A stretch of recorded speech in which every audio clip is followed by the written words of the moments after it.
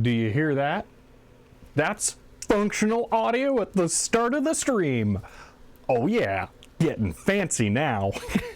Hello everyone. Hello Helen Croft, Commander Keen, Spies of Mud, Hans Feet, Lady Ironborn, The Alibi, a special hello since it's your first time chatting. Hello Nakalak, Dimitri's Hotspot, Torch Nova, Modern Vertigo, Retrotech Dan, and Nicholas Akos.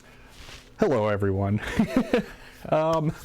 Yeah, so sounds kind of like it's peaking. Yeah, I wouldn't be too surprised. I can turn it down a little bit here.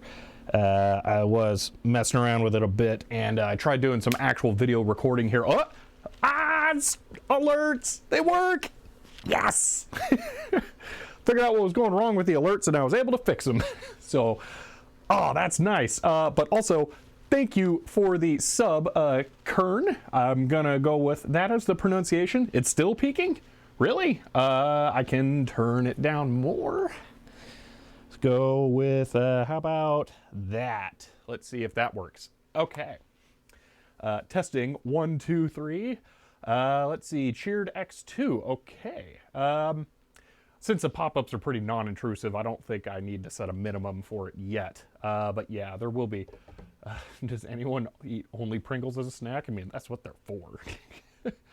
So, today's going to be kind of interesting and a little weird for the stream, because I know it says we're going to be doing the Compaq Portable, but we might be doing multiple things. So, first off, we're going to be doing the 3D printing of the supports for the display for the Raspberry Pi LCD on the 3D printer. So we need to be going for that. Hub, I can't really get into that on stream for several reasons that we'll get into in a little bit here. So we should probably really start that very quickly here. But I'm also going to be trying to record a video as this stream goes, so I'm going to be doing the awkward thing where I start and stop and I re-say things and I try and phrase things a little more clearly once I figure them out. So that might be slightly weird. I can do that. So that is the plan for today's stream, is because what Hub just mentioned there kind of threw me off for this week, and was a little bit unexpected, because I now own an Imzai 8080. this is a real one. This is not a clone. This is the real deal. I'm pretty excited about this. It's definitely one of those things where I never thought I would have one, and I'm touching it right now, which is kind of crazy, just incredible. So yeah, this happened 2 days ago now, and I actually got a bunch of stuff in here, and there's a lot to go through with this. It's kind of like the opposite but the same of the last set of videos I've been releasing, where I got a bunch of stuff from the late 90s, early 2000s. This, I got a bunch of stuff from the late 70s. So there's a whole lot to go over still. Yeah. So there's that. Okay, question, because this is an S100 computer. It was making me wonder, it seemed familiar. Did someone in the stream, I don't know if you might be here, we're kind of early in the stream, but did someone here ask me to do a byte break on CompuPro? Because I feel like I looked in byte for those, but I can't figure out when it happened. I looked through the stream logs and I couldn't see that. So I don't know if that happened on stream or maybe in a video that I don't remember anymore, but did someone ask me to look at CompuPro in there? Because yeah, it just feels familiar, but I can't find it.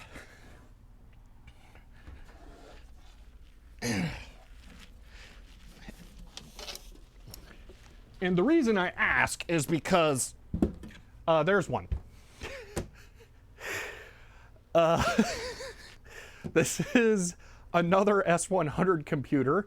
It's very similar to the IMSA, or IMSI. That's it, IMSI. Trying to remember how to keep the pronunciation straight. So if someone asked about it, we can now. Twitter's not a command? I thought it was. Weird. Okay, we'll fix that. So yeah, that is a thing now as well.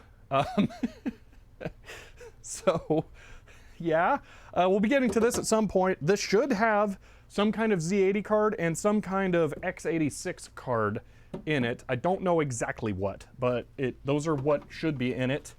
There are a lot of cards in it, so the chances are good that there's both of those. But yeah, so there's some interesting stuff going on.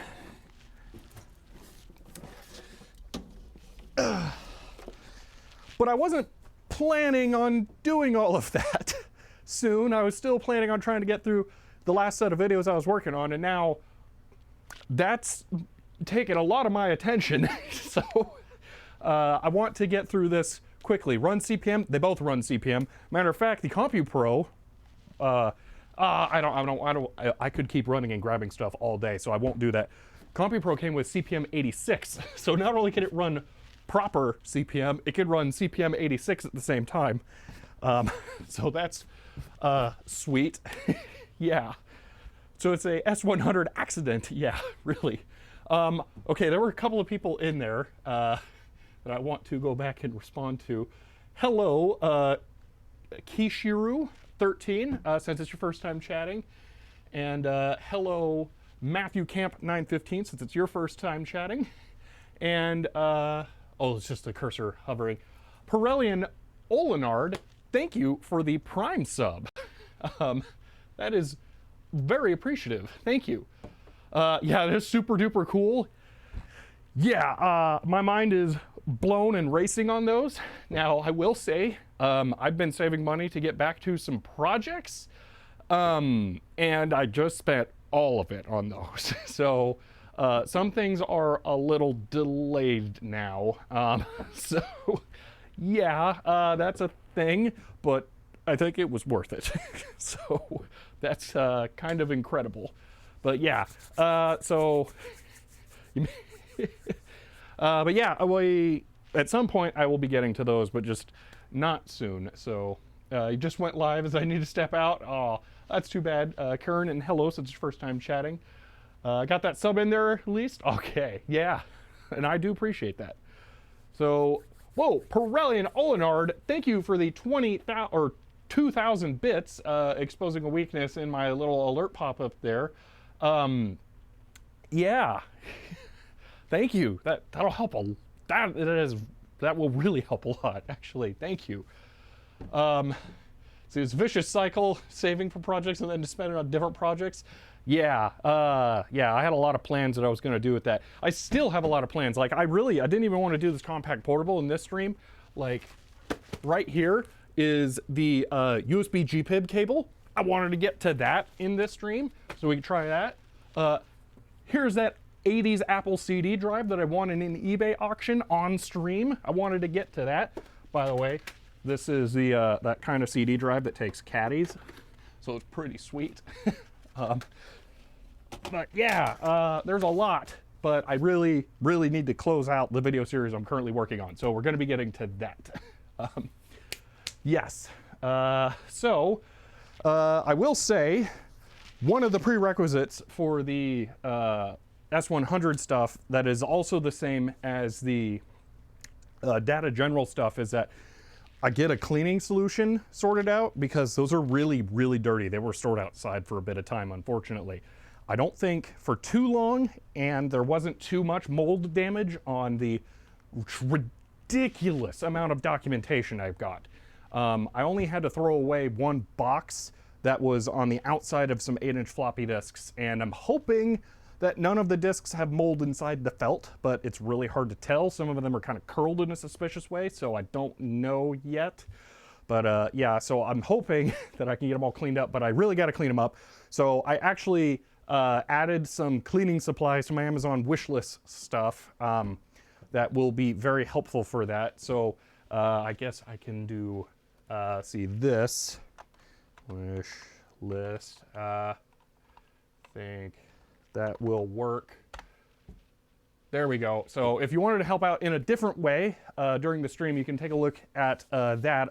So I added some stuff there last night. There is some ESD brushes, a roll of steel metal mesh for putting parts on and then grounding it so it can't generate a charge, and then what should be an ESD safe vacuum, and then I will be able to brush with the ESD brushes and vacuum stuff off. So I'm hoping to get all that so I can start working on this stuff. I will get to it all eventually if no one is able or willing or whatever, how you want to think about it. Wishlist stuff is weird. I'm still blown away that anybody wants to support the channel. So, but I will eventually end up getting it no matter what happens. So that is a thing. But yeah, so let's see, a whole lot of new meaning to disk rot. Oh yeah, man, I'm not sure what's going on, gonna happen with those.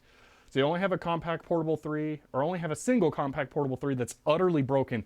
I'm a little afraid that that's what we're gonna find out today. So that's why we're doing a diagnostic stream, not like a, oh, we're gonna repair it or get it working stream, because yeah, I don't have high hopes. But I'll just spoil a little bit here.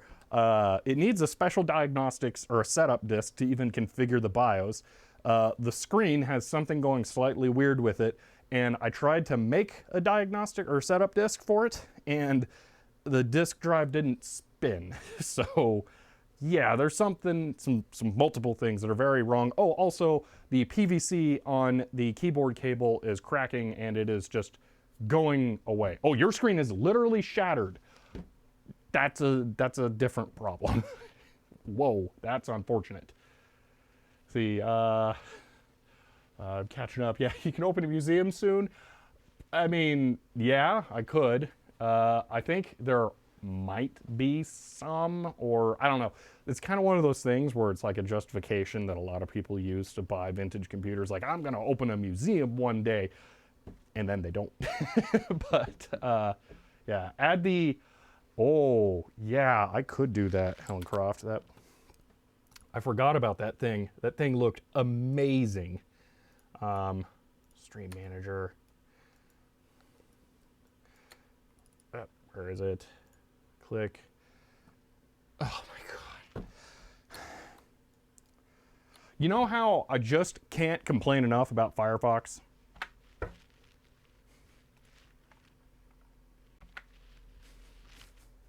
I tried to click your Amazon link. Yeah. Dude, Mozilla, what are you doing? Stop ruining your product. This is, I think, 3 streams in a row now I've complained about this. Oh, man.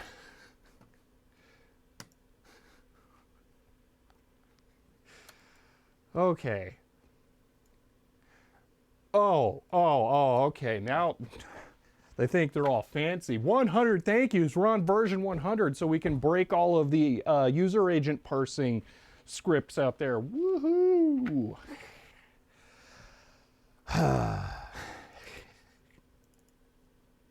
Anyway, in less bitter news, let me get that added. Just so frustrating. The other really annoying thing is when it does that restart thing, you're doing that when you're trying to open a new tab, so you're like clicking a link or typing something in. It doesn't save that URL when you do that. It says, oh, you got to restart, and then it's just gone. Like, it could easily locally save the URL that you're trying to open up, but no, it doesn't.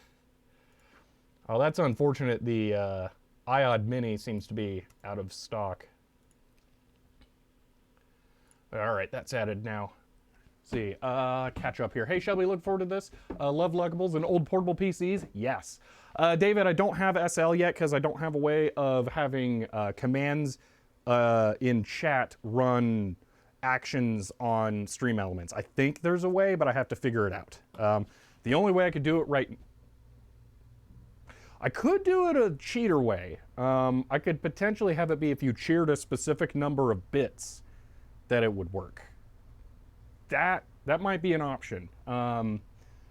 That's I don't like it as the pay option, but that would be the easiest way right now, actually, because I know that would work. But anyway, sudo apt install Chromium. Yeah, I'm not a big Chrome person, so just don't let Firefox update in the background, make it read only or something. I'm very tempted to. Well, David, so the way it works is you can have variations of your alerts when they pop up. Well, yeah, so Helencroft, the problem is that the channel point rewards don't tie into Stream Elements. They only tie into Twitch.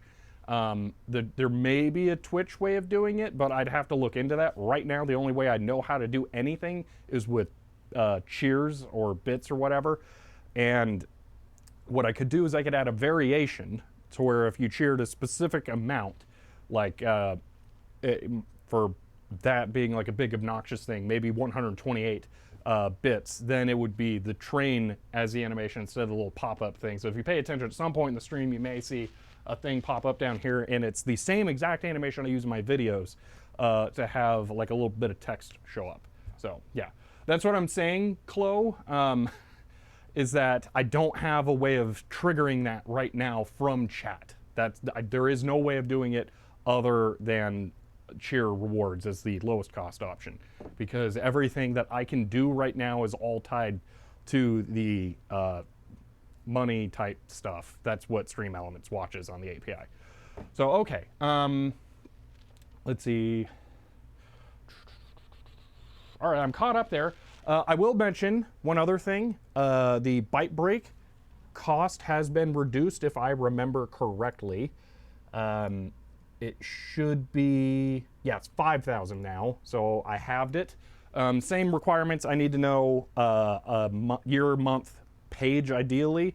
But yeah, I halved the cost because we end up not doing it, and it is fun, and I kind of miss it. So, okay, I think that is everything. Oh, we should start the print because the printer's sitting over there, and I don't know how long this is going to take, and I'm a little concerned that it might take an extremely long period of time. So let's do this. Let's go back to laptop and capture. See, only one K to change. Okay, we're apparently changing keyboard. That was meant to be for a vintage system, but I can't actually do that. So, okay, let's do this. So on my laptop, I'm currently using a Keychron K8, but I won't be anymore, I guess. So the first keyboard I have set aside is one that everyone should approve of. It's Model M. And I have an SDL to USB cable that I've had to repair multiple times. because unfortunately a rowdy dog jammed the cable and broke it. So yeah, that happened, but I think it works right now. If not, I will go get a PS2 SDL cable. Actually, I think I have one around here that I set aside, but I'll get that and a PS2 USB adapter because I do have one. So, okay, let's see if this works. I don't actually know. Oh, that's right, the SDL connector also got snapped. Man, this USB cable has seen some things. This is also my development Model M. So in the back there, you can see some wires poking out. Those are all connected to the PS2 lines on this so that I could externally send PS2 signals. So this whole keyboard set has seen some things. So let's see if scroll lock numlock will work after plugging it in. Bingo, it's gonna work. Okay, we have Model M. Yep, oh my gosh, that's so much bigger than the Keychron K8. Okay. Let's go back to here. Now you got this lovely thing with the laptop blocking up here. So yeah, all right, let's continue. I need to start the print here. This set hasn't seen things. It has personality, yes. Model M needs a wireless mod. Yeah, that's why I actually have the stuff sticking out. I was working on doing my own there. Yeah, at some point, I probably will. And yeah, no apologies on the change keyboard of ours. It's there for a reason to be fun. So, okay, let's look at this. Actually, I'm gonna go ahead and close these so I don't get random pop-ups. All right, this is the rest of what I need to print here. So there's a lot of layers that it's gonna have to print. What is my layer height set to? 0.3 millimeters. That's probably as much as I can get away with on a 0.4 millimeter nozzle.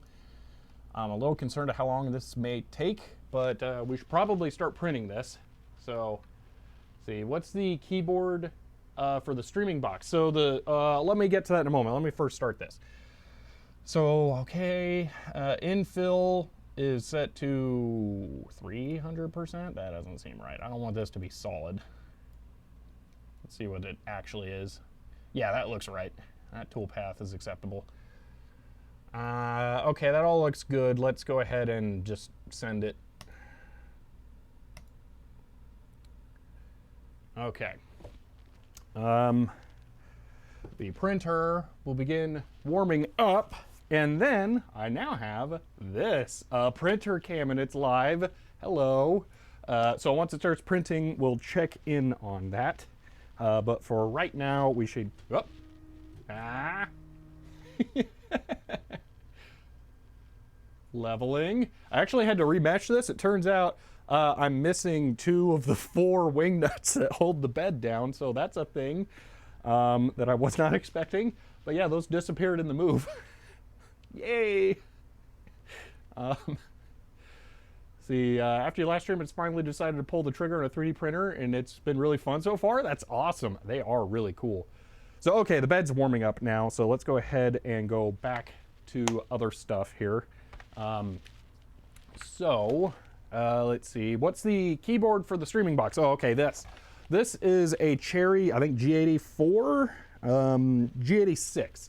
This is just a Cherry point-of-sale keyboard that has customizable keys on it that are basically firmware programmed to different macros, and I use that to control the stuff. So like I have 4 keys here with blue, and those all control that cam there. So A cam is this one, B cam is the Nikon camera that isn't currently on, C cam is the GoPro, D cam is up there. And I can independently rotate each of the 2 main feeds into those using that super quickly. So that's what that is. That keyboard is never on the table for being changed because I have to have those keys. So yeah, it's the extra keys that piqued your curiosity. Yeah, it's really nice for that. I actually keep meaning to try and get a different version of the same keyboard. They make one that has a, boom, popping down a first layer, maybe. There we go. It should be doing its loop. Yeah, it is.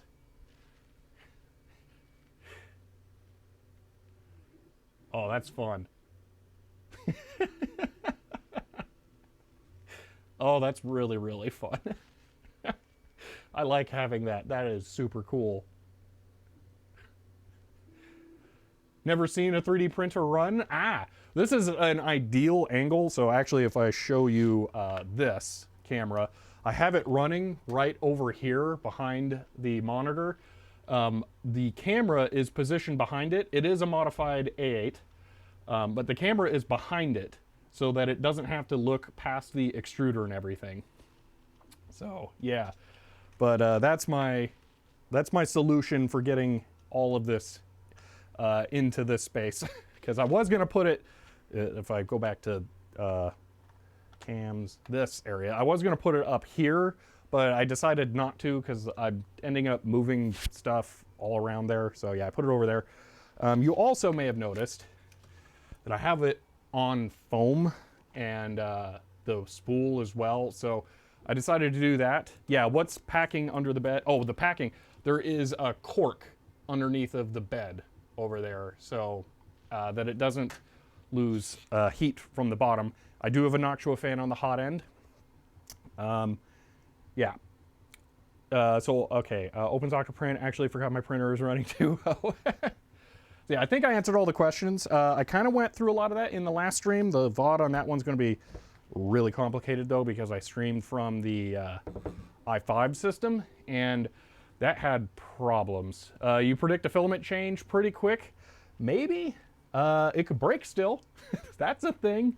If it does break, I'll chase out another one here. Where are they at? Should be back here. Oh, that'll take a moment. So, okay, if I have to do it, then I'll grab them, but yeah. 2,000 bits for filament change? We'll probably have to do a filament change, because the reality is it's most likely gonna break here. Because that is my very ancient spool of filament there. That is so bad we were doing a wager on the last stream as to whether or not it would actually last. So it's probably gonna snap or maybe run out, because there might not be enough there. But yeah, see, let's check this one more time. Why is it disappearing? Did I double tap it? That's web, that's not video. So yeah, you know what's really funny? This is the webcam that's connected to the Raspberry Pi that's being hosted over a web interface. And it's actually less, like if I do, I'm not sure how I can show this. Maybe if I go to this, you can see it there. It has less delay than the RTMP stuff I've been doing does. It's really annoying. But yeah, so that's trucking along there. Let's see, what is being printed? What is being printed is these, which are stands to hold up the little LCD that I have sitting down by the, oh my gosh, here. By the Pi, that's a big cable. So that thing there, it's a new stand for that because it's cracked. So yeah, very old, soggy PLA. It's very, very bad condition. Also, someone asked how expensive is the plastic? Like the last I bought, a spool is around $20-ish.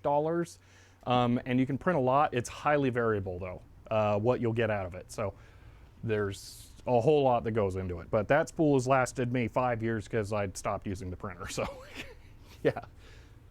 So, okay, maybe we should probably get to the topic of the video that we're actually trying to do here. So, this has been fun, but we do need to make some real progress. I'm gonna, oh, that's a, oh, no, it works, okay. I was gonna say the Model M doesn't have a Windows key, but I rebind caps lock to Windows key just in case I use a Model M. Which is weird, because now that I think about it, I never use a Model M on this computer, ever. This is the first one that's been plugged into that laptop. That's a little weird. Byte break. Okay, we're not getting into the computer yet. That works. January 1983, page 30. Get your points ready, chat. Oh no. What are we doing? Filament break? Will the filament run out during the print? Bet yes. um, that's my prediction. It's possible it won't, but I don't know. We'll do. I'm gonna keep watching it. We'll do 2 predictions, okay? If it does run out, we will also do a prediction of whether or not I can successfully change the filament mid-print, because that's gonna be a thing. So, okay, byte break. January 1983, I will be right back with that.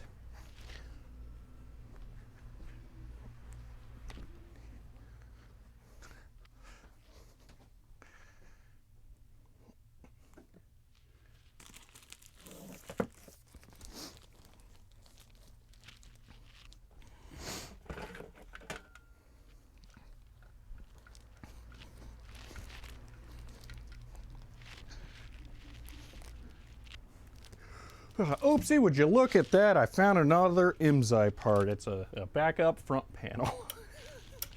I got a lot of stuff with this, so it will be really cool to get it all working. I also have the Mylar overlay to go with this. I'm probably going to be able to build a complete second unit if I can find a reproduction chassis, but I have to get that to make it work, because I don't have a complete second box. But I do have that and the overlay. Wow, the panel comes with the magazine. Is that what this issue is going to be on? Because I don't actually know. All right, let's do this. 5-minute timer. Okay, 5 minutes. Okay, we are going with Byte 1983, and we are looking at page 30, which is not too far into the issue here, and I am now realizing I have not moved this in a while, and it's fighting me to rotate the camera down, so I don't think I can. We're gonna do this as best we can. All right, that'll have to do. So page 30 is pretty quick into this. This is one of my rougher issues, unfortunately. So, okay, page 30. We have, is this what you're looking for? Rana Systems disk drive.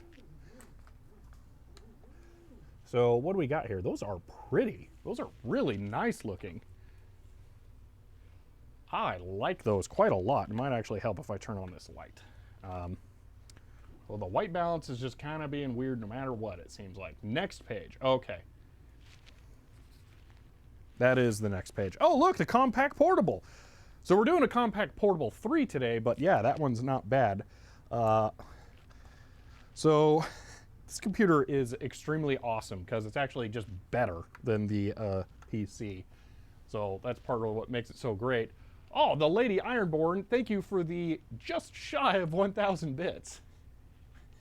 What a surprise, yeah. So I am curious what they get into on this one. Oh, they do open it up. Excellent.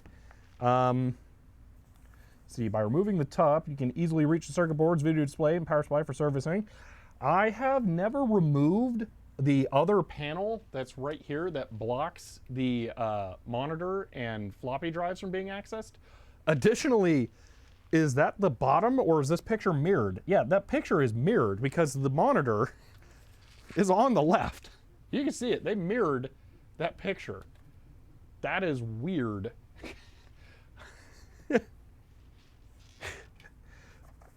Huh. Oh, interesting. Was this supposed to come with a right angle power cable or did they swap that out? Because mine doesn't have that. Mine comes with what feels like a very vintage cable, but I'm not sure. Compaq floppy disk drives have major advantages, including 320 kbytes of storage capacity each. Isn't it 360K? Or am I... That's strange.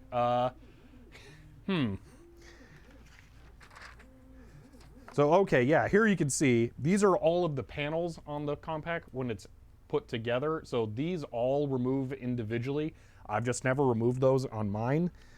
It does make it, like Pirellian said, they're phenomenally easy to service. It is really cool. Whoa. The Compaq Computer Corporation was founded in February of 1982 by 3 former TI senior managers. Rod, that's their names. Okay, James, ooh, this page is in rough condition. Compaq has raised more than $10 million in funding from major venture capital firms. The lead investor was someone else, and then that guy. Okay, there's mostly a lot of names in that. But yeah, that is really interesting. So yeah, the arm that the GoPro's on is not made for this. I actually keep meaning to bring some lubrication for it because it'll make it better. Ooh, look, CPM 86. Yeah. Let's see. Oh, is that it? Or okay, so I think that is it for the Compaq Portable. They don't make it very clear when these run out. So with monochrome and color graphics on one board, you get the best of both worlds. That's a little bit disingenuous since it can technically display CGA on the display, but that's a monochrome monitor that's built into the thing. Yeah. So the other thing is that the Compaq Portable is extremely PC compatible, and that's one of its big benefits is that a lot of clones, like there was one coming up in a couple of pages like this, I mean, whatever we got, yeah. IBM compatible, go with your first class peripherals. Okay, so it was one more page. This, IBM personal computer, yeah, said to be, if that is meant to be PC, I bet it's nowhere near as compatible as the Compaq Portable is. So, yeah. Let's see, what's the cooldown? Wait, is the cooldown only 20 minutes for byte breaks? It shouldn't be. Let me check that. Channel points, manage, byte break, edit.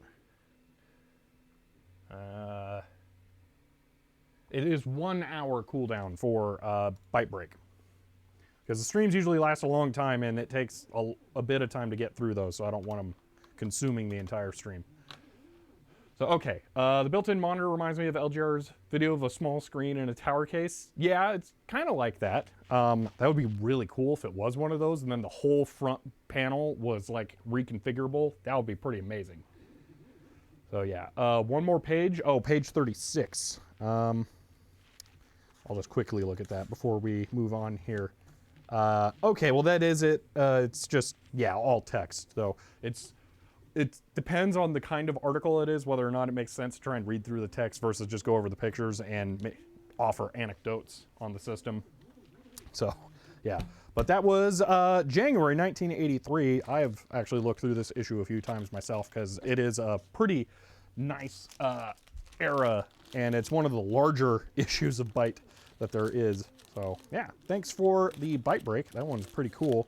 And we should probably get on now to looking at the computer we're going to look at today, which is not that Compaq Portable, but one of its successors.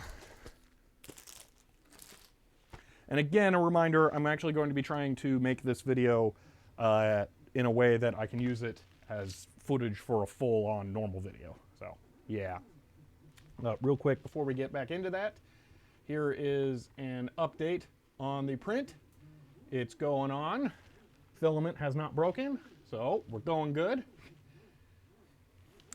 Oh, okay. Let's get this started proper now and get to working on the actual subject that I'm here to work on only 40 minutes into this. So let's see. I just got my Compaq Portable 1 in working order. Got it for pretty cheap because it wasn't working. Turns out only dead capacitor on the video card. That's nice. Mine has some looming issues. It smells a little funny when I run it, but it's not too bad yet, and it's a little dim, I feel. But yeah, so all right, let's get started on this properly now. So let's do the intro here. Hello, today I have a actually, no, that's right. I'm going to be using the intro that I already recorded, so a little behind the scenes thing. I recorded the intro for all 3 videos from the stuff that Casey gave me at once, so I actually don't need to record an intro. So, let's see. Oh, all right. So we can just kind of get right into this. Okay, so this is the Compaq Portable 3, and I'm actually recording this video as I'm doing it as a live stream because I just picked up some other interesting stuff that I'll give you a sneak peek of here a couple of days ago that is now very distracting for me, and it turns out this computer may not be too easy to get working. So I want to just take a look at what it's going to need to be made functional and kind of get a feel for how bad off it is, because it has some issues that I know I could fix, but I'm gonna have to order some parts for, and some things I'm not sure if I'm gonna be able to fix. So let's go ahead and get into this. All right, let's see here. I don't really need the laptop here right now, so I'm gonna go ahead and move it off to the side.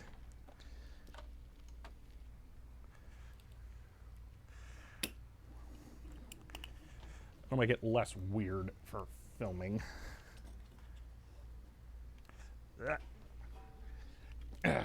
Okay.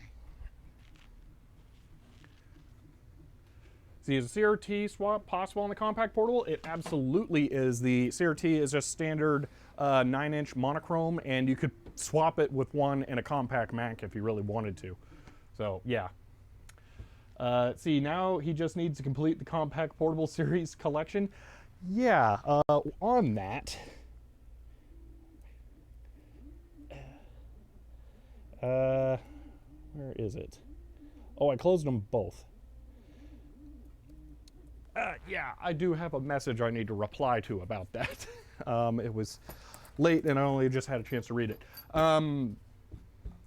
Yeah, let's see. Not on. Oh yeah, not on the Portable 3. We're about to see. Portable 3 is kind of a whole separate beast. So, okay, let's do this.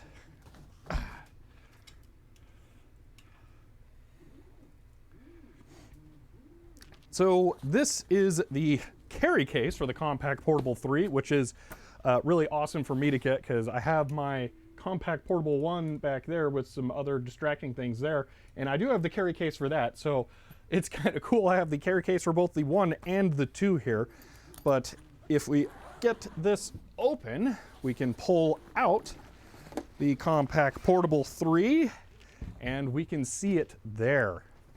Now this system is more of a lunchbox. Let me redo that here. This system is more of a lunchbox computer in the style of the Sharp PC 7000 that I previously did a video on. And there are some other similarities right off the bat to that one. If we get into here, we can take a look. Actually, let me turn this light on.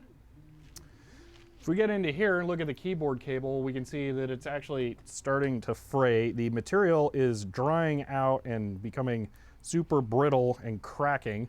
So I'm going to have to replace this cable, which means that I'm going to have to find a cable with a sufficient number of conductors. It looks like 4 plus 1 ground wire. Yeah, previously red, green, white, and black, plus the sleeved ground there. So I'm going to need to get that, and then I'm going to need to coil it, which I have done with the Sharp PC 7000, and I do actually have a better understanding of what inverting the coil means, so that will be easier to do. Yes, this is, yeah, I'll get into that now actually. Get the cable from an old keyboard. I could, but this is also a really tight coil. It's extremely small. So like actually, let me see, can I find, here we go. Here is the actual SDL cable for a Model M. Look at how much chunkier that is. The size difference between the two is pretty enormous. So it has to be a really tight coil. So what I'll do is I'll actually use, the reason I knew where it was, that metal rod I have holding up the spool on my 3D printer. I will coil a cable around it and then hit it with my heat gun, which I have right there. And then I can get it tight. It just has to be held in place for long enough. So let's go ahead and continue this here. Now, unlike the Sharp PC7000 I have, this has a very interesting screen, and it's not just because you pop it out and have it tilt up like that, which is pretty awesome by itself, but that is actually a plasma screen, and it is really cool, but not totally perfect. Okay, I need to get this plugged into power now, and I'm now realizing I didn't set a power cable aside because I was doing so much rewiring. Oh yeah, this, before I could actually get this stream going, I had to rebuild the HP Z820 computer that I took all the parts out of. So I'm back to streaming on that. So yeah, that was fun. My whole morning was 2 hours of swapping parts around and rewiring all the streaming stuff again, just to get back to where I was before. Looks like we're doing okay. Haven't dropped any frames this stream at least, so there's that. Let me grab a power cable here. Got them strewn all about. Oh, wait, I have one on a clip right here. That was another fancy pants thing I did. Also, okay, it's RGB, not VGA for video. See, no more crashes then? Yeah, probably. I'm not going to say that it's crash proof, but yeah. See, does RJ11 phone cord have a shield in addition to the 4 conductors? There was a reason I didn't want to use a phone cord in the last one. I don't remember what it was. It might have just been because, oh, excuse me, it wouldn't look right, because this is the like really nice, thick, coiled type of thing, but phone cord would probably work. But yeah. So, okay, let's see here. All right, I'm going to get this powered on, and let's see. You can see that delightful orange glow there. Oh, yes. It passes the RAM test up to 640K. I don't know if that's all it's got. And then we get to this screen, which shows us a couple of issues.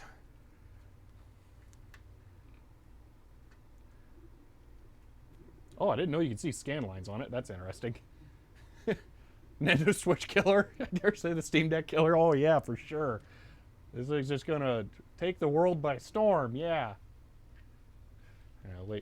Let the jiggle pass. It's got a lot of jiggle to get out. Let me get a poker or a spudger. So first off, it's saying error 162, system options not set, and it wants a diagnostic disk. So there isn't a BIOS configuration utility built into this computer in a ROM. You actually have to load it off of a floppy disk, which is kind of really dumb and cheap. That's really annoying. That it can't even just be set with dip switches on a little panel that you open in the back, but oh well. So I didn't get it with a diagnostics disk, so I'm gonna have to make one, which won't be the biggest issue. You can actually still download the diagnostics disk from Hewlett-Packard, which is kind of crazy. They bought Compaq and were responsible for their support for a while. So yeah, they may even still make them, but they're definitely not like a full-on computer brand. They're probably mostly rebadged computer stuff. But that's one problem.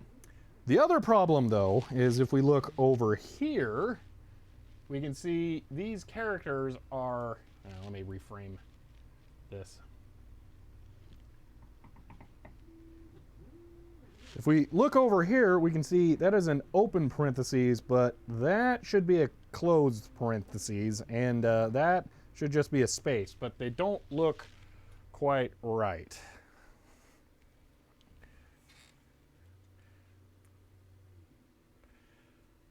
Now, I'm not sure if this is a panel problem or if this is something with the character ROM, but I do actually have a way of checking that we can try here. So if I take this cable and plug it in back here, I should be able to do some stuff off camera for a moment. Let me just go ahead and do this while I do things. Boom, boom. Okay. I gotta push some buttons. Where am I at? Video. What is this? Where is that? I don't remember anything. It goes to probably 2, or is it 7? I don't know. Hold on. I'm trying to plug it into my CGA to VGA adapter, but I don't remember what the routing is back here. So give me a moment. Okay, that goes to 7. And then this should come back, or hold on, that goes to that goes to 7, and then, okay, so I should set 7 to 1 and 6, enter. See, does that work? No. What is going on here? Okay, let me catch up here. A portable PC looks awesome. It's pretty great. It is really, really cool. Let's see, the panels often have issues with faulty lines across the display. Would need to see more stuff on the screen to pinpoint it. Yeah, well, that's why I want to try and connect it to basically an external monitor, but I'm going to do CGA capture. So it's a 286. It could theoretically address. Yeah, more RAM. Let's see, the ROM should be fine as the is on the last line. On the last line is fine. Yeah, it does. I don't know. I could see it being, well, okay, so the ROM should be fine. You're right, because the spaces are all good. Oh, and there's the other open parentheses. Okay. But it's not totally, I don't know. We'll see in a moment here. See, how's that TV light been? Wish it wasn't just yeet LEDs in this TV case and call it a day. Yeah, I haven't had a chance to use it too much, but I suspect I'm going to be using it a lot in the future soon, because I need to start scanning a lot of documents, and I'm going to want that for some stuff. But yeah, it does work. It's just, yeah, I need to have specific uses for it. Say input, video presets. Why is this not working right? Let's open my CGA profile. Okay. Yeah, I'm not getting video for some reason here. Let's go 2 to 5, enter. What is going on? Input, okay. So it should be 7 to 5, and then this is 6 or 8, 7 to 5, and 8 to 1 and 6. So, okay. 8 goes to 1 and 6, enter. 7 goes to 5, enter. No. Is it not working? That's weird. Also, I'm not sure if that's normal. I just noticed while I was underneath, there's a really bright line up in the display. I don't know if that should be like that. I've never had a gas plasma display before, so I don't actually know. But yeah, if that's it, like burning really bright up there, that could be a problem. But yeah, I don't know why it's not giving me video. I would think it would be. I wish I could easily try, oh, I guess I have the other Compaq portable. That outputs CGA when Planet X3 is running correctly. See, it's Compaq Portable 3 enable external video by default. I don't know. I think I need to try that.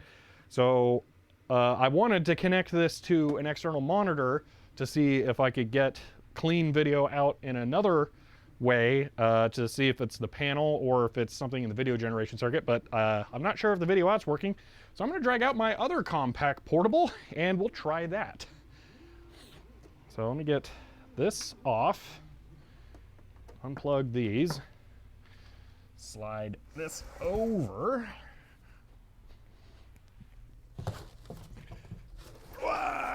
Pop this out. Okay. Read the article and we get to see the real article all in one day. See, does the Compaq Portable, oh, okay, yeah.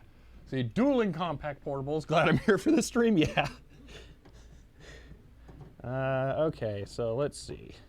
Boom, that's video. Come on, power. Power.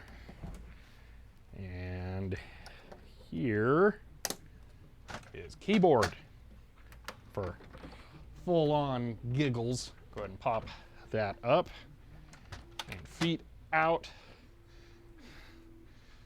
This is still, without a doubt, one of my all-time favorite computers. This thing I always get a kick out of. That just turned off that monitor when I turned it on. That's a little scary. I am running everything here off of one outlet, which I'm really concerned about overloading. I probably am, especially with the 3D printer. I'm a little concerned about that. Speaking of which, let's check in on that.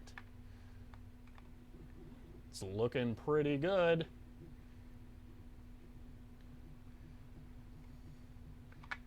All right, back to this. It's booting up.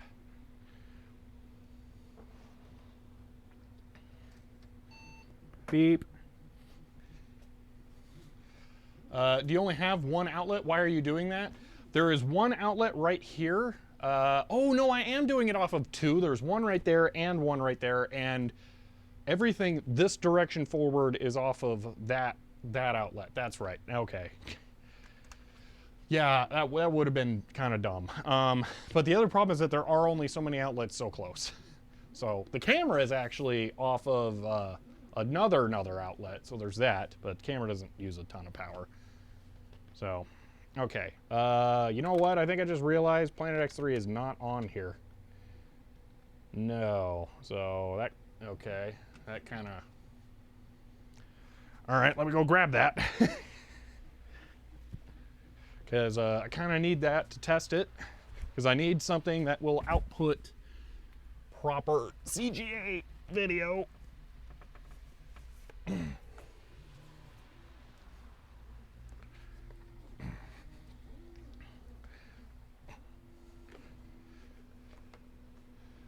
Running off of an XT-IDE card? I am indeed.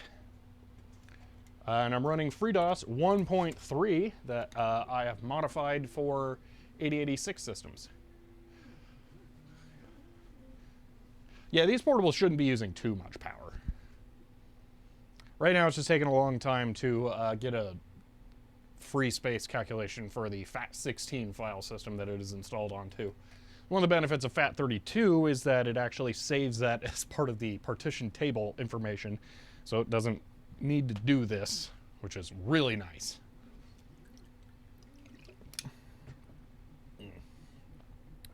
Okay, I'm going to mkdir px3 cd px3 copy a star.star. Because I do just want it on the drive. Let's see, how's the compatibility with the Portable 1? Been wanting to get an XT-IDE for a while, but apparently only compatible with one of the BIOS firmware. I don't know. I am using normal XT with it, but I've not had any issues at all. It just works for me. So I don't know. I would say it's pretty compatible. So, is there any other DOS OS that are currently updated besides FreeDOS? Not that I'm aware of, but I wouldn't be surprised if there's something else that's kind of like a Unix-y type thing that you could get going. I know there are some really tiny Linuxes that are still updated, but yeah, I don't know any offhand.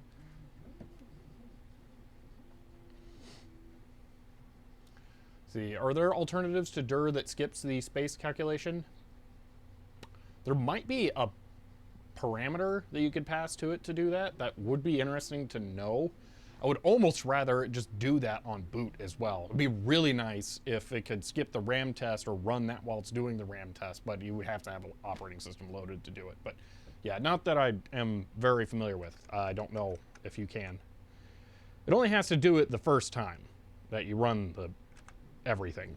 So, or the first time that you run it. So there's likely a FreeDOS fork. Yeah. Small embedded systems like stuff. Tiny Core Linux is more popular. Yeah, exactly.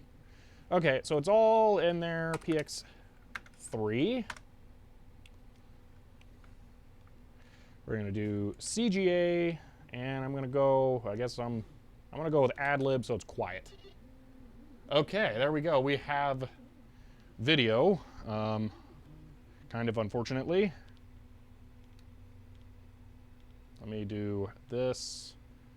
Window capture. VCS. Okay.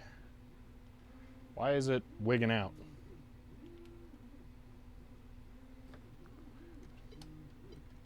It's working, but why does it keep...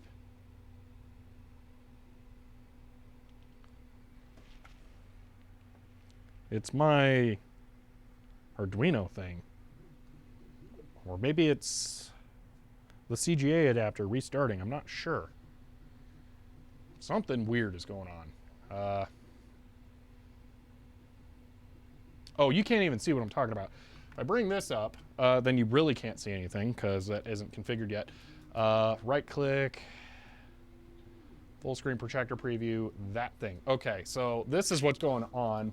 The video keeps flickering out for some reason on the composite or CGA to VGA adapter. So yeah, just found out too that K-Panic output, hold on here.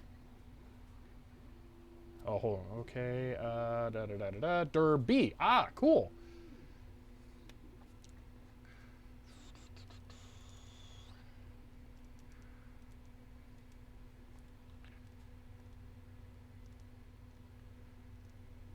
Savic, yeah, you're right. I could add that to AutoEXEC. I'm tempted to. But yeah, I don't know why it's flickering here. I think I may need to bypass my my VSync adapter box. I think something wonky is going on with it. So 7. I want to go directly to 8 and 6. There we go. Bypassed. That Extron was so much a good thing to have bought. Seriously, that is phenomenal. I can just push a couple of buttons, signal rerouted. That was great money spent. Let's see. I don't know why the image is so small though. It seems a little weird.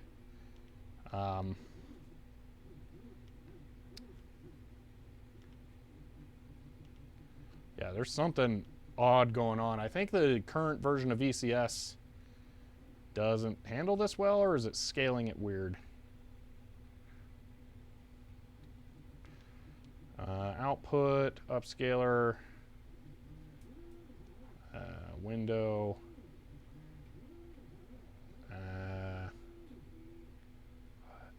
dialogue, resolution, relative scale. Aha, there we go.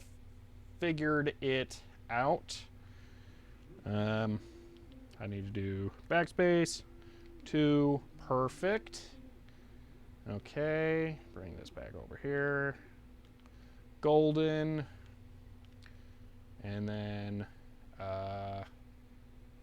this I want to do transform, edit, bounding box, stretch to inner bounds, close. Okay, now that should work all a little better. Okay, so I can go to capture, and then I want to adjust this slightly.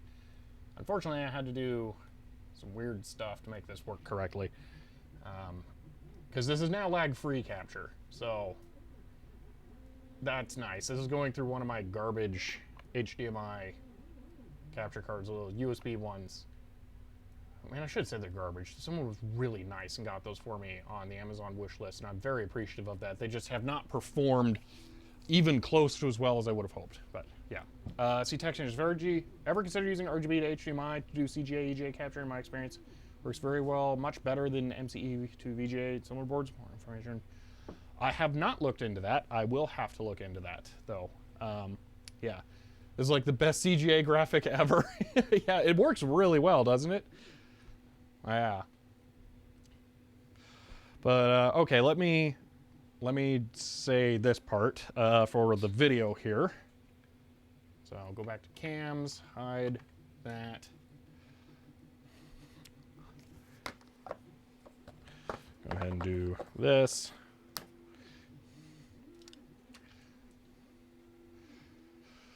Let's see, best brow. So I'm doing multiple things right now, actually. So the main point of this video is actually testing this computer over here and trying to figure out what's wrong with it.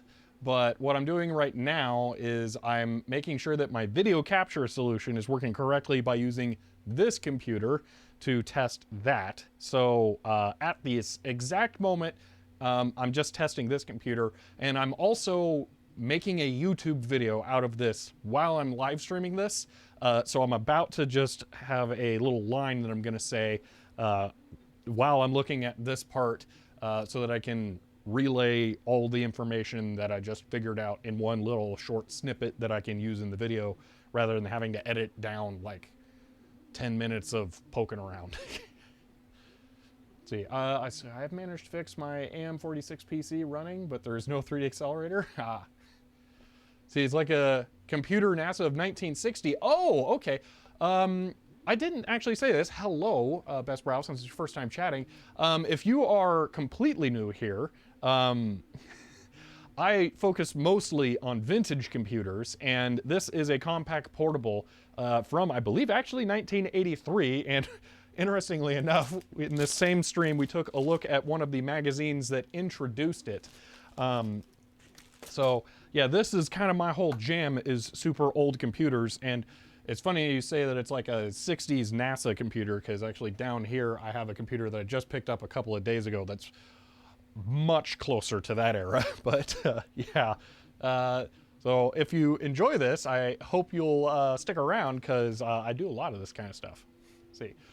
Your portable has 2 floppy drives. I'm presuming it has no hard disk. Mine has 1 floppy, 1 20 meg. So my portable has, it is a dual floppy system, but I put an XT IDE in it that's booting off of a Compaq flash card. So it does have a hard drive. How much does it cost? Well, when it was new, I can tell you, because I actually have it right here. I didn't think to look at that. That would have been interesting to know. So let's see,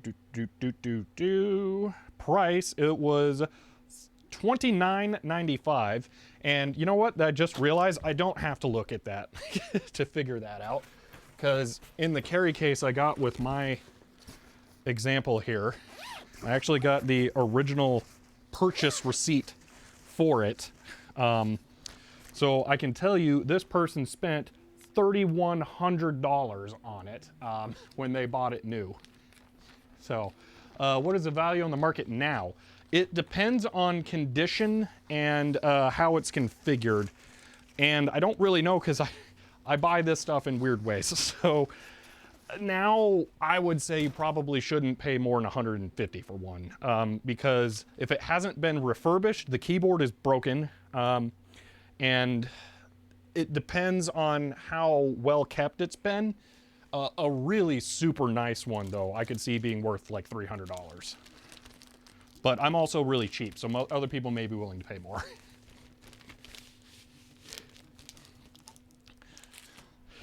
Also, Brian, I don't know if you are on Twitter, and you may not have had a way of catching this, but I got an MZI 8080 down there, and that's a CompuPro, but I got that a couple of days ago. I'm pretty darn excited. Let's see, is it a real portable? Can you show it? Well, the thing is that it's a portable in that it has a handle on the back of the box. So, yeah. It's, I mean, both of these are technically portables. Like, I can show you a little bit easier on this one. So you fold that down, and then the keyboard will actually, come on, snap. The keyboard will slap onto the front of it, like that, and then you just pick it up. It is huge, but it's technically portable because everything is self-enclosed. So that's what their definition of portable means. Because I have the other one all wired up and turned on right now, I don't want to try and do that. But yeah, that's their definition of portable then. Yeah, Brian, I figured you'd enjoy that. I'm still like on cloud 9. I can't believe it. So you have the same cord damage I have? Yeah, I have to get this fixed at some point there. So yeah. See, have you ever thought about trying to get onto LTT to show off your old computers? Yeah, actually, it's funny, Law, you mentioned that, because I actually met Brian at LTX 19. So I kind of was on LTT. I don't think I recorded a video with them directly for the channel. I was actually in a video with Linus, but it was a sponsored segment for VR experience company. So yeah. Yeah, I hadn't seen you on Twitter, Brian, so I figured you may have missed it. But yeah, I'm super excited. I got a lot of S100 stuff all at once for it. Let's see, I think, yeah, all right. Oh, that's right, you did it with me, didn't you, Brian? Yeah, okay. I forgot about that. Yeah, the VR was really cool. See, I was there at LTX. I talked to you for a few seconds. I remember spending like 30 minutes coding on the pet. That's awesome. That is really cool. Okay, so let me just quickly do a bit here to get this part done so we can get back to the portable 3 here. Yeah, that was who it was, I believe, Brian. So, okay. I fired up... hold on, let me think about this. All right, so since I'm not sure of the Compaq Portable 3's CGA port even being active, let alone working during the boot, I connected my Compaq Portable 1 here to my CGA capture system, and I can actually show you. It is working, so I know... Oh, you know what I should do? I should probably record this on the capture computer too. Start recording. There we go. So I do know that the CGA capture system is working, so it should theoretically be able to capture video from the Compaq Portable 3, but it could be like the Compaq Portable 1 here, where if I restart it, the video is going to drop out and it won't actually activate until it gets a proper CGA output, because it's really weird in how it handles all that stuff. So as much as I would like this to be a good test of the monitor, this may not be. So, okay, there we go. Let's see. Can you change the brightness of the monitor? You can. If I go back here to this, there's a knob on the front. The display is currently off, but yeah, you can twist the knob, turn it down or up. The thing about monitors, these old CGA monitors like this, and Linus almost got this in his video on that 3090 Hot Wheels PC. No, it was on the Trinitron F900W whatever thing that everybody wants so badly. It's the lights that I'm using to film that are activating the phosphors on the CRT and making the CRT itself really bright. So it looks washed out on camera, but it's not that bad in person. You wouldn't have this much light on in person. If I turn my lights off, you can see it's actually pretty good. It looks fine. So it's just because of how much lighting there is on here right now. Let's see. Linus has done a few old computer vids. He did one with an old Compaq laptop of mine. A Hot Wheels PC, yeah. See, I'm going to be so confused watching this new YouTube video. It's hopefully going to be in a couple of days here. I'm hoping to have this video out Friday. Because I want it to be the 3 videos all in a row on this set of computers I was given. So, yeah. But all right. So that's that sorted. Let's give this one last try with, on camera the lights off make it blurry because it gets so bright. Exactly, yeah, it's actually pretty good. If I really wanted to, I could get this in there and close, and we could tune the brightness to be even better for the camera here. So if I turn it down more, you can get it dialed in there pretty well. So yeah, it's not bad at all, and it has a lot more to go than that, as you can see. So yeah, but I do think it could be a little brighter.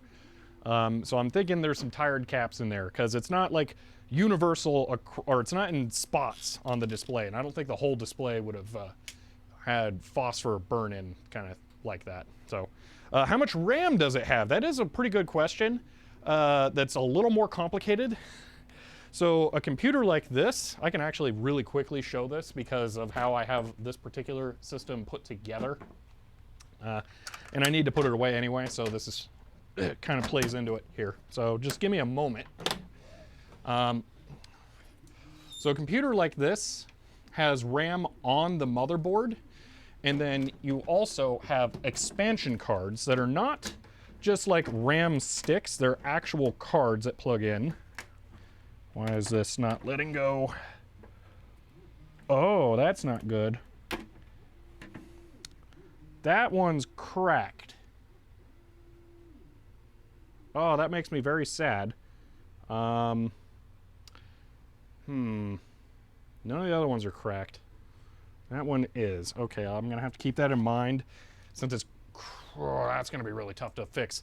Anyway, back here, there are cards that add memory, and here is a card that has a field of chips on it.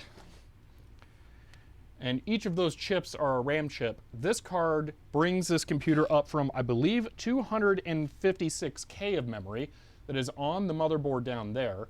And this brings it up to 640K. So it has less than a megabyte of RAM, only slightly more than half a megabyte. But it's added as individual chips. So you might be able to tell that the chips on the right over here are a little raised up, or they look bigger. That's because they're in sockets. This computer might be available with only 128 kilobytes of RAM, but there have been more chips added to the motherboard to bring it up. So yeah. Yeah, well, this computer is now smart like USB pen. Yeah, it's a pretty nice system. I also have some weird things in here, like a modern card that lets it boot off of a Compaq flash card like you would have in a camera. Because these types of things are still being supported today by people who want to use them. And I've even just done a really in-depth video on YouTube about this card, which gives it a USB port for plugging flash drives into it. So it's a pretty cool system that I've been building up for a while, and I'm really happy with.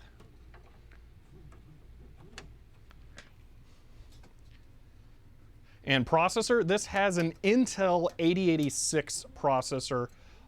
It is the processor that kind of started the PC revolution, although the actual Intel 8088, or I should say the IBM PC that this is a clone of, has an Intel 8088, which is just slightly different, but this has the 8086 in it, which is pretty fancy.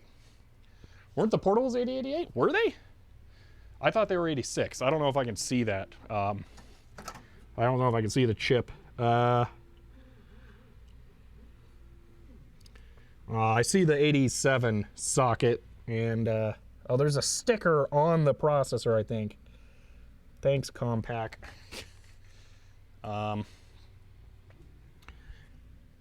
Oh, it does have an 8088. Okay, I stand corrected. Wow, no wonder it's so compatible. Well, that explains a whole lot. That's cool. Okay. I now have to remember to be extremely careful. Oh yeah. So I don't remember who said it here. Someone mentioned this is super clean. This thing is absolutely insanely ridiculously clean. It lived its whole life in that carry case, and every single thing about this computer is still here. Like the configuration sheet here that has actually information that I probably shouldn't show. I think it has like customer addresses and stuff. So yeah, it's pretty awesome.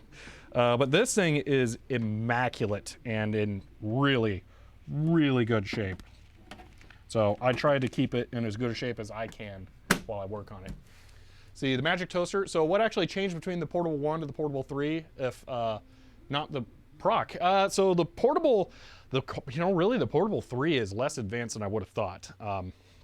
The Portable 3, mine here, we can talk about that as I put the one away here. This one has a 286 in it, which is not that great. This was also available with a 386. This particular Portable 3 also has a 360K floppy drive, and I think only one. That's not a hard drive bay, that's just a blank bay. So someone got like the lowest possible spec Portable 3 when they bought this thing. But this could be equipped with a 720K 3.5-inch floppy drive, if I'm remembering right. So it could be, and a 386. So it could have a 386 and a 3.5-inch drive, but this one is like really, really bottom of the rung. But it also has the gas plasma display, so it's a lot smaller. But then on the other hand, I don't think it has any ISA slots, so it's a lot less configurable. So yeah, Portable should have a 1.2 meg drive, should it? Oh, that's interesting. Okay, well, that's good to know. The setup disk for it was 360K, which was part of what was making me think that it was the low density drive, but okay, that's good to know.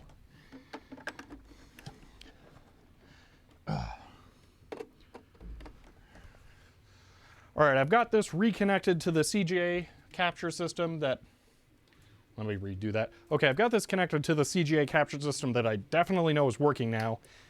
And we'll see if we can get anything out of this. And no, I'm not getting anything on all of the capture hardware over there. So this does not do video out, or the video out's broken, which is possible. So yeah. Let's take a look at that drive though. It's asking for a disk, and if I give it a disk, like, where'd those go? They're over there. One moment.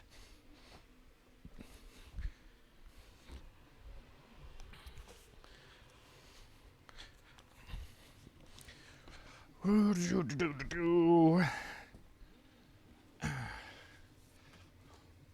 whoa. The Magic Toaster, thank you for the Prime sub. That helps a lot. I appreciate that. Best Brow, there is no battery. It plugs into the wall to be powered.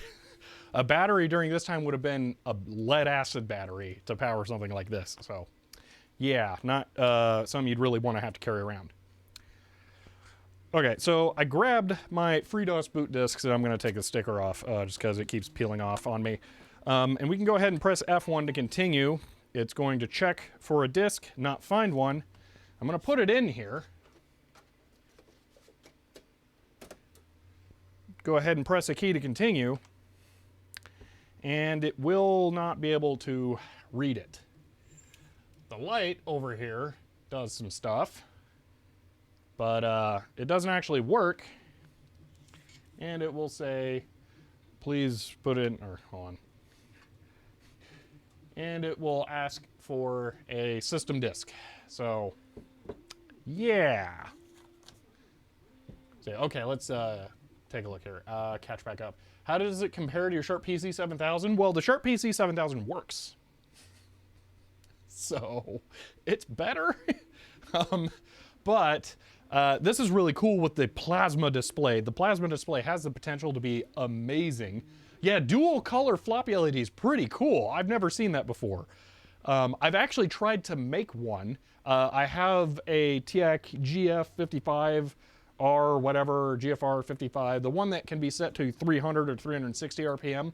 And I wanted to have it change the color of the LED depending on what RPM it was being run at.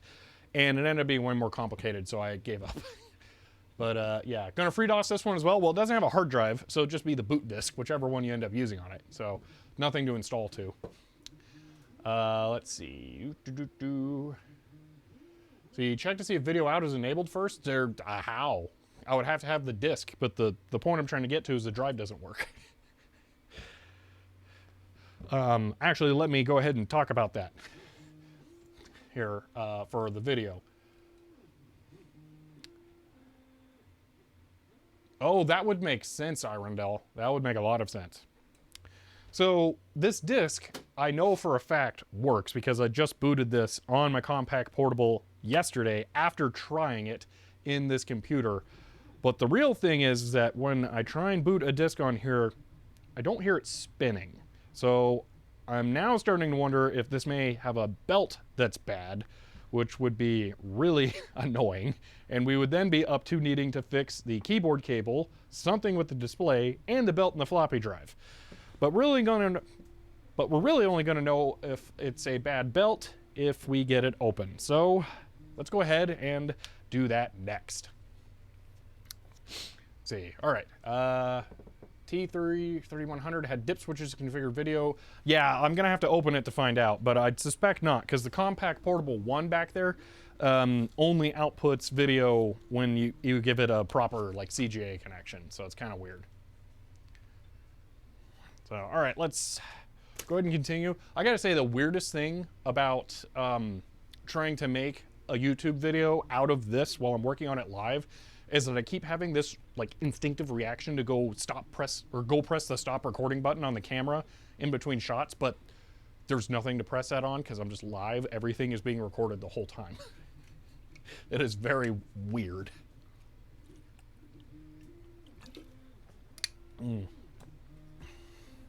Yeah, the other thing is Seagal. This has a, if I go ahead and Control Delete Reboot here, this thing wants a software configuration disk that I don't have, and I don't think it can even boot right now because the drive doesn't work. So here it says System Options Not Set, Run Setup, and Insert Diagnostic Disk. So if I had that disk and the drive worked, maybe I could use that to change the video out settings. Because I know my Sharp PC 7000 actually has a BIOS menu built in. That's part of it. Actually, let me rant about this a little bit. As I'm doing this video live on Twitch here, I had someone ask me about trying to set the video out, and I'm mentioning again that it has the diagnostic disk for configuring the settings, and it's really annoying. And you might think like, oh, it's an old computer, so you know it wouldn't have had a BIOS menu built in. But my Sharp PC 7000 does. And it can be run at any point while the computer's on, not just during the boot up. So there really isn't an excuse for this thing to need this. This is Compaq cheaping out on the computer through and through. So yeah, it is very annoying that it needs a diagnostic disk to be able to change system settings. It's, yeah, just really annoying. But yeah, that's the thing. The Sharp PC 7000, it's better. You know what? Should I just go get the PC 7000? I have it here. I think I should. I'll be right back. Also, 3D printer's going. There's still a lot of filament left on that spool. Oh, you know what? I should look at Octoprint now that it's going and see how long it thinks it has left. 4.5 hours. Hopefully it calculates that based on layer time, because the upper layers are going to be a lot shorter. Oh no, I'm not down for another 4.5 hours.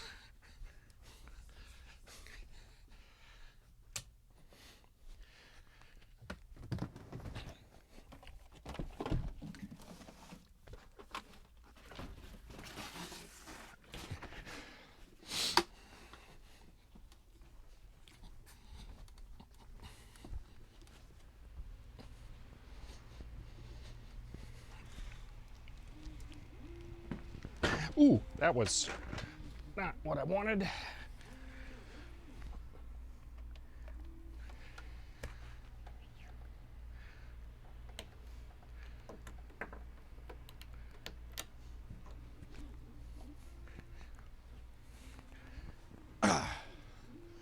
See, Octoprint really doesn't know anything when the layer time changes dramatically. Yeah, okay. Drive looks standard enough, height form factor, but it would look out of place. Yeah, see, I think you need to set switch 7 to boot CGA mode, which likely enables the external port as well. Okay. See, apparently Portable 3 does have dip switch. Oh, that's excellent. Okay. We'll get to that in a moment here.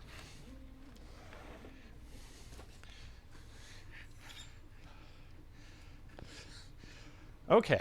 Let me position the camera here. You think that bad? Technician, I have a 3D print project I'm going to be doing that has total print time of 10 days. Are you setting it to like an insane layer height? Because I can't.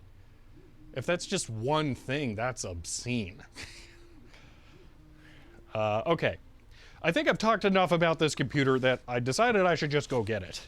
This is the Sharp PC 7000 that I have, and this is a much older computer, one that I actually had to make a custom cable for, just like I'm going to have to make for the Compaq over here, but this system is much older, and now that I'm seeing it again, it's way cooler. This thing rocks. I forgot how much I like this thing. But this is an 8086 system. It is much older. It does have CGA capabilities, and it should boot up, and then I can demonstrate to you the menu that it has, which is better. Although the display is horrible. It is awful. And did the backlight die? I think the backlight died. What?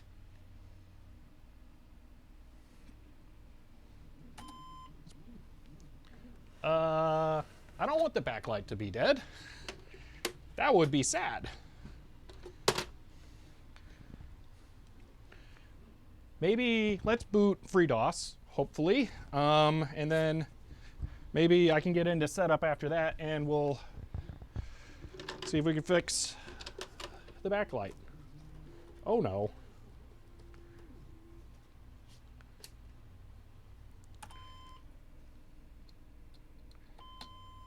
I did insert a disk. Oh, that's another one of those weird ones.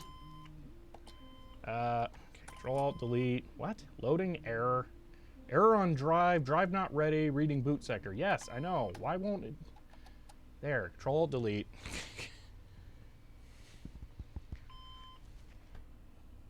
Loading. Okay. Or am I wrong and it's just weak? Oh, it's just really weak. Okay, good. We can fix the contrast slightly here. I cannot overstate how terrible this monitor is. It might actually be impossible for you guys to see it. It had an error on loading the disk. I'm not too surprised, but okay. I'm not sure I'm actually going to be able to do this on video here now. Let me turn off the lights. Yeah, you won't be able to, I think. All right, now there is one clear advantage that the Compaq has. The display is much better. But if I try and bring the camera in here, oh, you might, oh, I don't have a lot of free cable. Oh man, you really can't see anything. You know what, Nikon.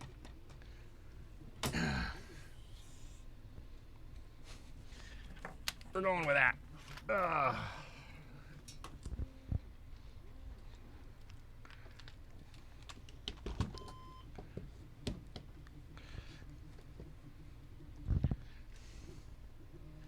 Man, it's okay. Does anyone know, should the backlight be, or backlight, should the black level be that bad on the plasma display? Because I can't get it to go down by adjusting the brightness. It only adjusts the active portion of the video signal. Also, props to the face tracking software that it can sort of track me when it's this dark. Well, it gave up there. That is pretty typical? Okay, good, because I've never seen one in person, so I wasn't sure. This is my macro lens. I'm gonna have to change this out. See, so that's flat panel. Yeah, this, well, the other one is the Sharp is an LCD. It is a kind of flat panel. It has the problem that the Game Boy does. The polarizer is set up in the worst configuration of the two possible ways they could do it. So, all right, here we go. Let me rotate this as much as I can.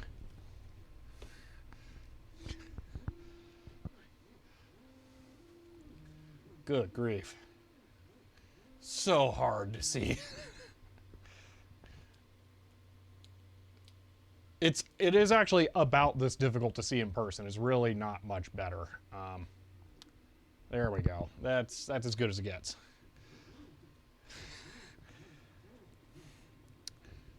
Okay, so let's see here.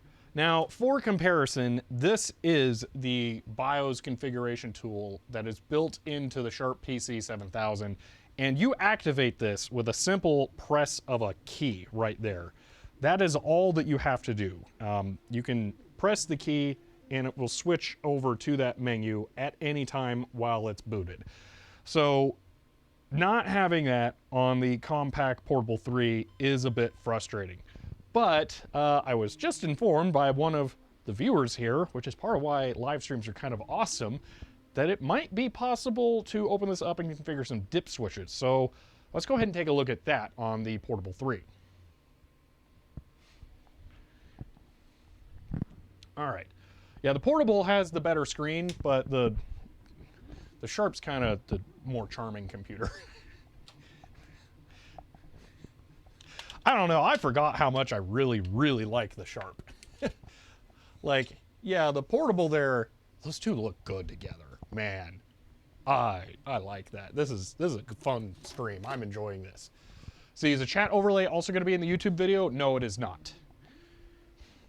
So one of the things is that every single one of these camera sources is being recorded individually to my SSD that I record everything onto.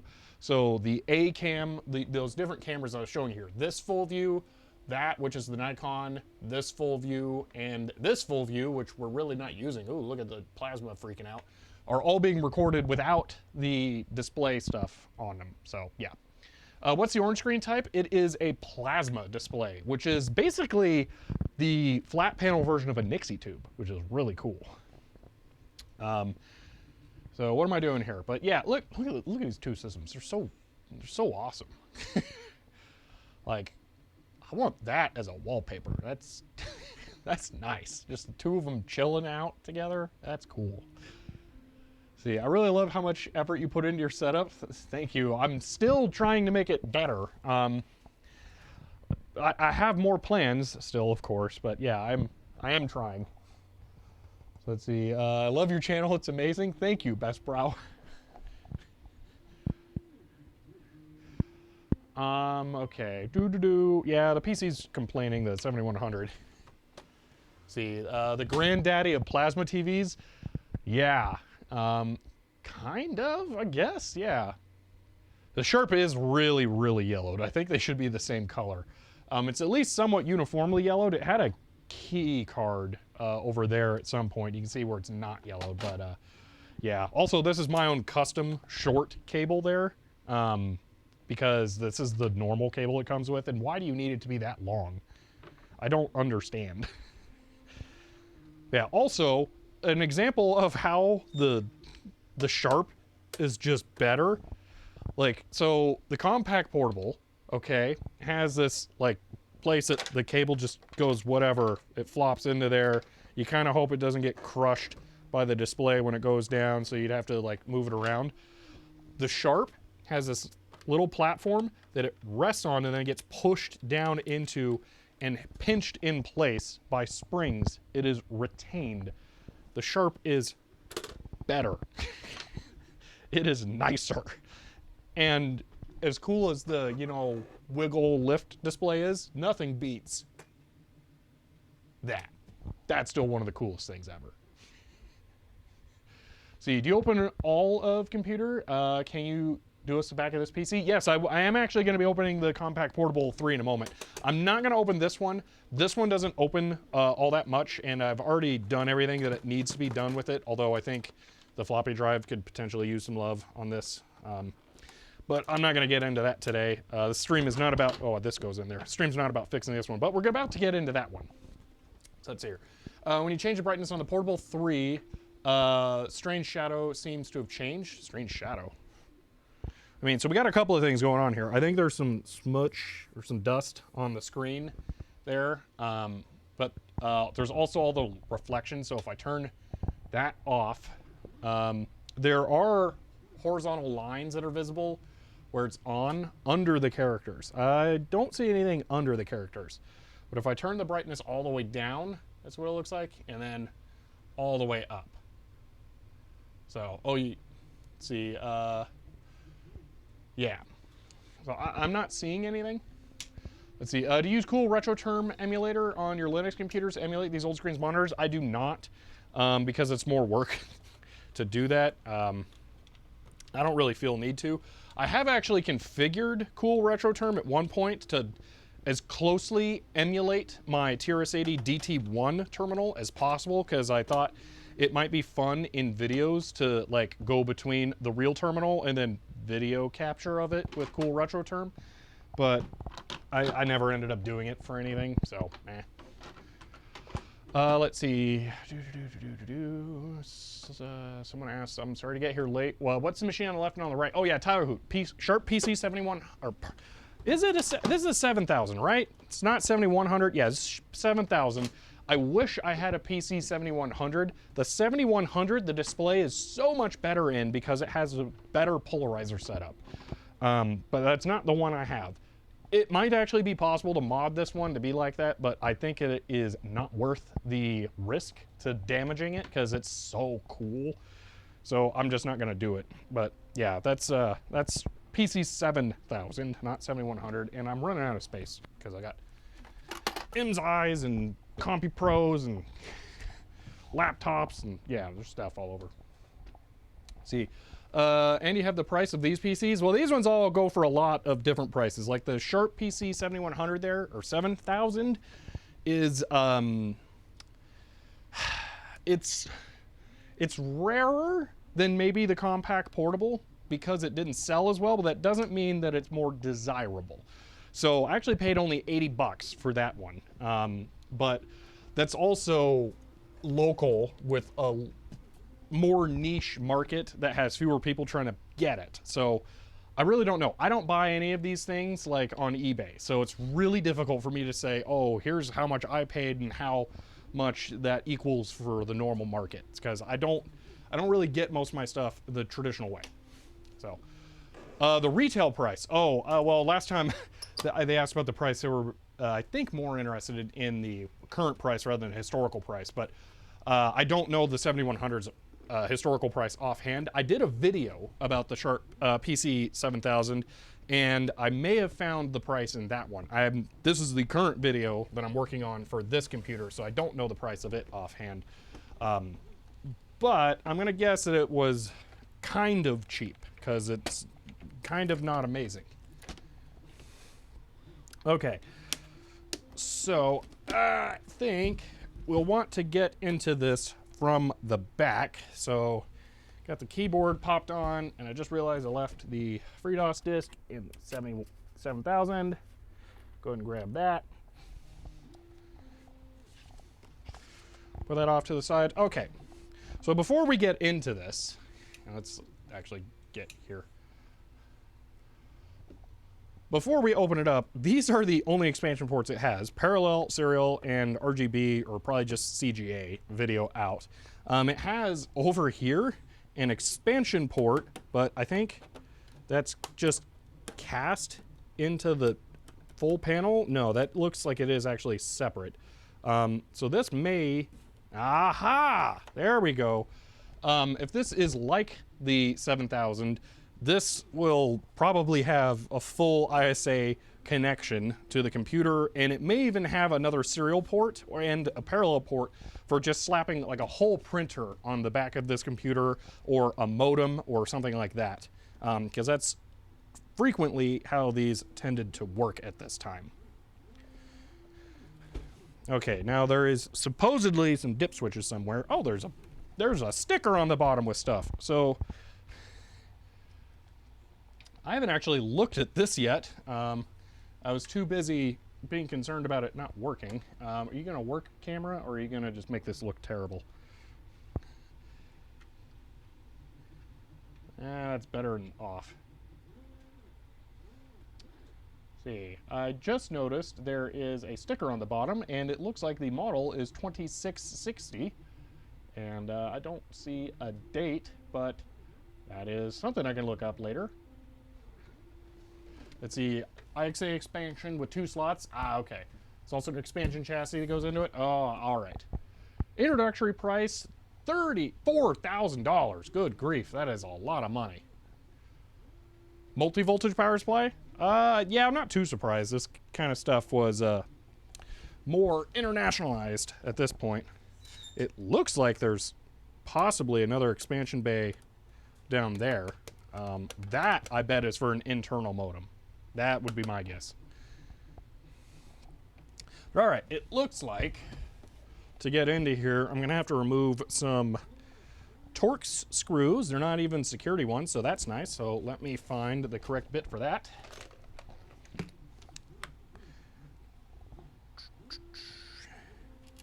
They're even knurled on the outside, almost like you could take them off by hand. That's weird. So you connect to the back port of floppy player to insert the OS. That is a fairly valid question, because Apple computers did that a lot at the time, but PC stuff generally doesn't have external floppy connectors. Some of the really old cards do, but most of them don't. So no, I can't do that.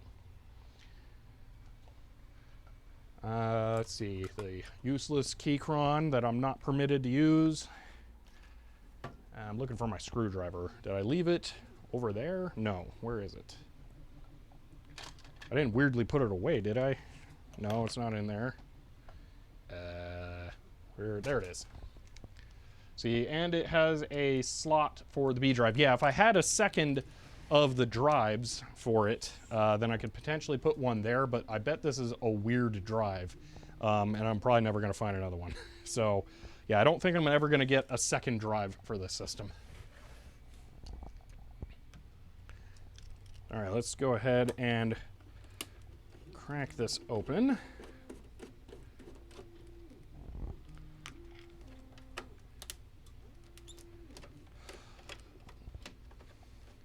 So Best Brow, they're, ooh, whoa, okay, that's good to know. That's a substantial screw.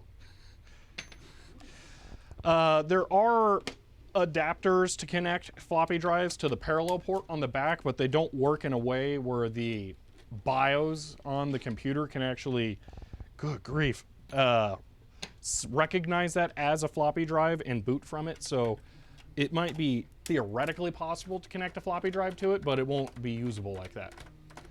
Are those half height or quarter height? I think they're quarter height, like maybe like third height. I don't know, they're weird looking.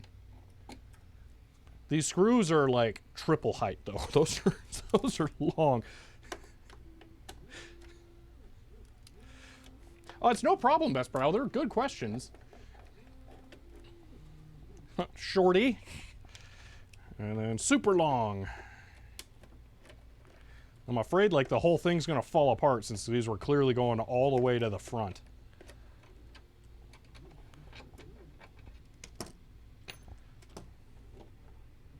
That came off like I suspected. And if we get in here, we should be able to find the 286, I bet. Although I'm not seeing it. Is it that or is it that? Well, I see Intel right there on the side of the chip, and I'm not willing to peel off the sticker that is from Compaq on there, so I'm just gonna go ahead and leave that, but yeah. So, let's see, maybe the bay is a height 3.5-inch drive like a GoTech. Yeah, Hellencraft, you were saying I could put a GoTech in there. That is a very good idea, and we might do that. So, okay, this is interesting. Looking down here, we can see there is another expansion bay chassis. And is that a keyboard connector that's just XT? No way. Does that cable just come out and it's actually XT way in the back? How do I get to that? Also concerned about how this is all going to come apart. It looks like not too badly. But that's weird. I would also almost think this is a battery bay, but it's definitely meant to hold slots for cards. So you could put some kind of cards in here, because if we look in here, you can see there's some grooves, and those are clearly meant to hold cards. You can see them there, and then this pops out from the front. So that's an interesting card bay. Again, I suspect a modem would go in there, but I'm not sure why you'd need two cards unless the modem's just really tall. See, GoTech was planned for mine. I think the 286 is below the 287 socket under the shield. Oh, that's the 287. That's right. They're kind of funky sometimes being stuff. Okay, so unless I need to get under that for the dip switches, which I'm guessing not, because I see some stuff over there, then I don't think we'll end up seeing it. That's also annoying. No 287 in there. Wait a minute. I have a 287. One moment.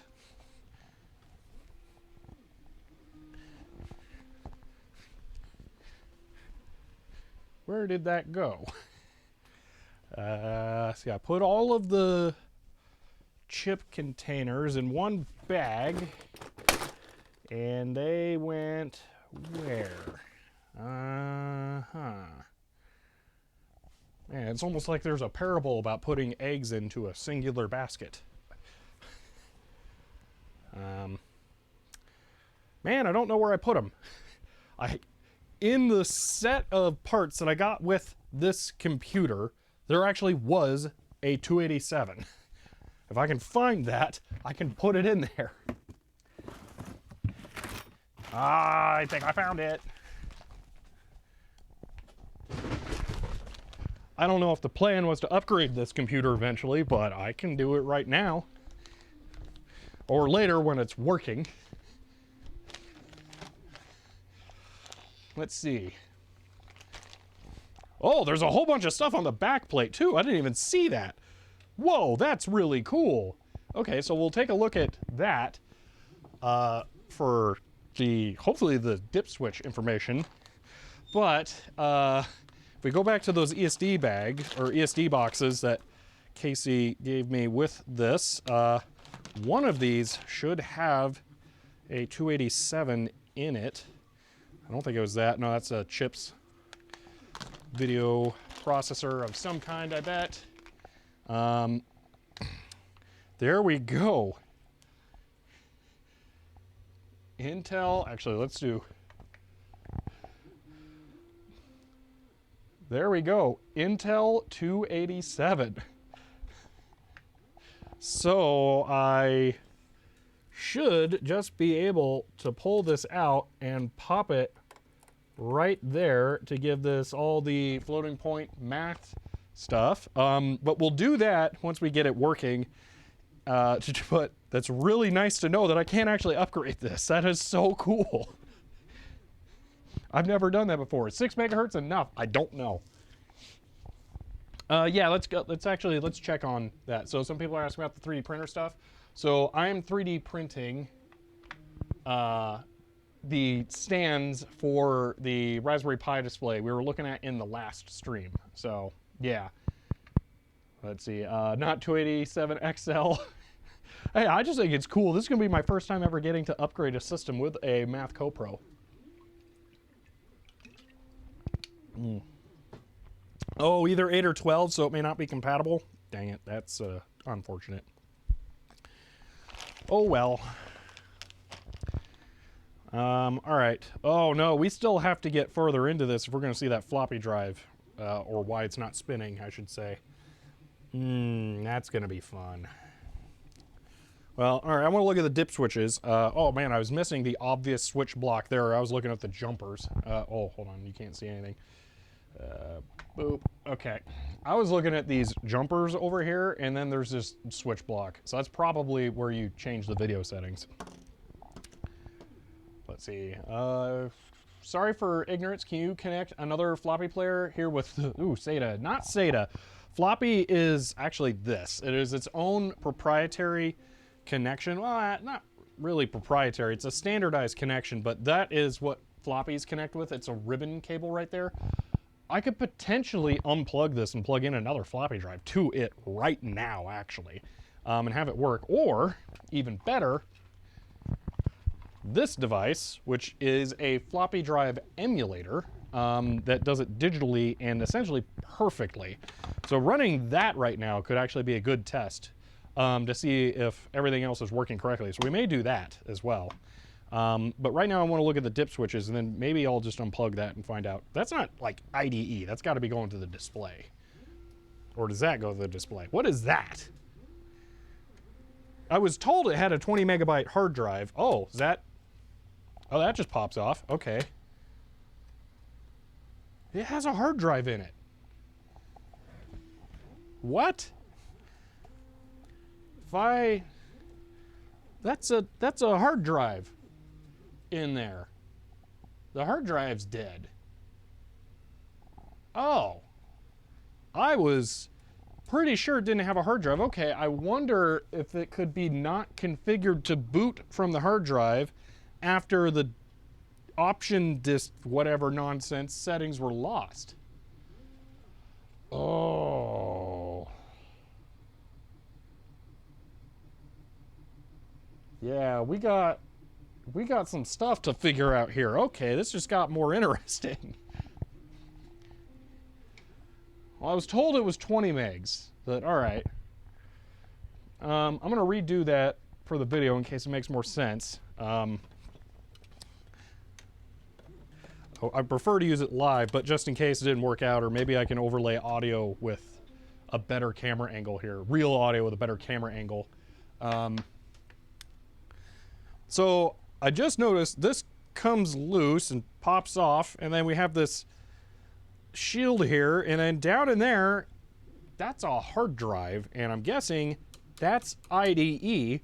So this thing probably has an operating system on there, and that makes sense because I believe Casey told me this was a 20 megabyte hard drive in here. It just wasn't trying to boot from it at all, so I figured it didn't have one and maybe should have had one, but yeah, so I'm not sure what's going on, why it's not even attempting to boot from the drive. We might need to make a configuration disk and have it load it.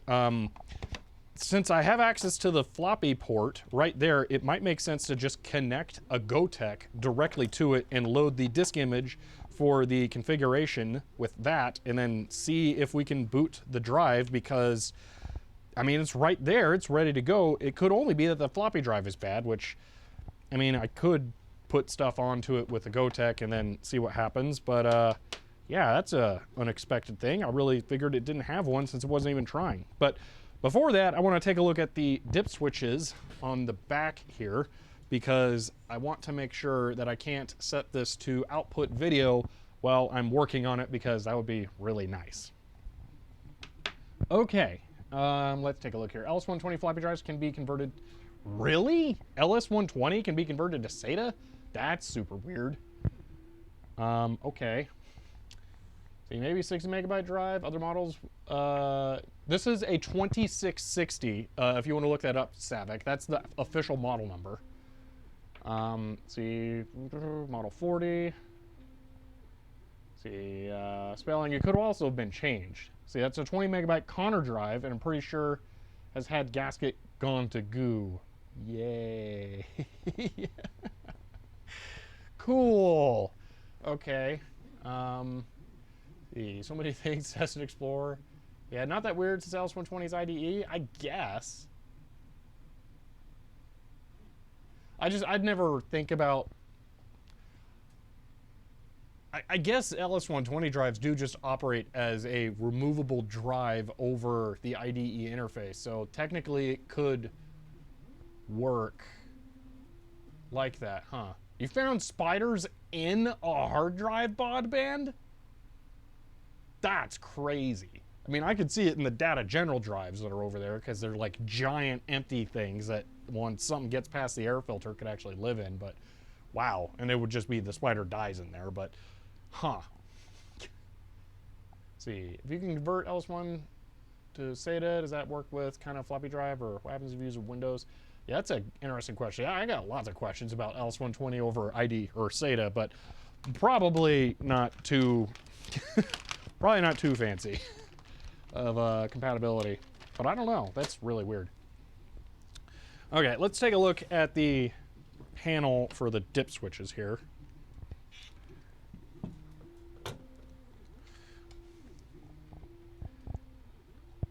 Ooh, that's not a bad shot.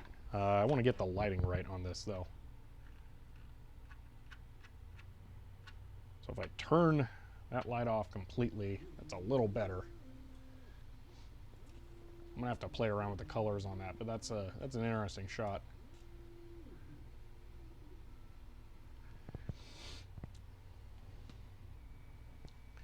See, we need to go get that 16450 out of the motherboard and replace with 16. Get FIFO buffer.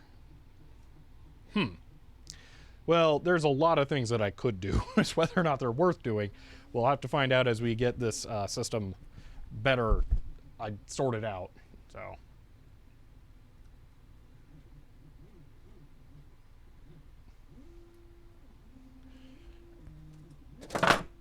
Thanks. Stuff. Oh man, that Extron is really warm down there. My knee just bumped up in the front of it. This thing just does not want to stay in place. That's annoying.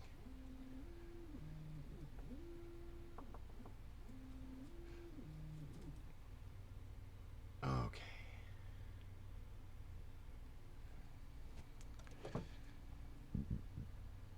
Now, this is really cool. There is a jumper block. Now, this is really cool. There is a jumper block right there, but the settings for it are all on the stickers in this back panel here, which are really handy. So you don't need a manual to reference while you're working on this. And it's also interesting. This thing you can see here is bare plastic, but then this is a metal coating. So this is probably like I'm not sure what they would have sprayed this with as a magnesium alloy material coating. It's for radio interference stuff. It's kind of weird. But I want to see if there is a video output option here. So let me see. CPU speed, serial port, modem, serial port, modem, serial port, printer interface, primary address for disk drive and fixed disk. That could be worth looking at since we now know there's a hard drive in there. 16 or 32K ROMs, that's weird. Enable ROM set 2, that's also weird. No extended memory, that's something. Select address bank 1 and 2, address bank 1, 2, and 3, that's weird. But nothing there seems to be video related. Let me look over here because this talks about the jumpers that are all right there. See, memory expansion board installation. Oh, okay. So that could also be what goes down here in addition to a modem. That would make sense. Modem installation, mass storage device installation. So that would be the hard drive. Here we go. Set switch 1 bank, switch 1 bank, switch 5 on the board to enable or disable the fixed disk drive. So 5 is up, which is enabled, so that confirms that the hard drive should be active. See, set jumper E1 on the system board to set CPU speed during diskette drive A access. I don't understand. Why would you want to change the CPU speed while reading the floppy drive? Set both E8 jumpers on the system board to select primary or secondary addressing for diskette drive and fixed disk controller. That is even more confusing. Why would you want to have the floppy drives at the secondary controller address? It's super weird. Display controller jumper settings. Okay, here we go. Primary address, secondary address. What? How do you have two addresses for the video? That is weird. Okay, memory expansion, something or another. You can have 1 megabyte or 1 megabit of memory, it seems. Okay.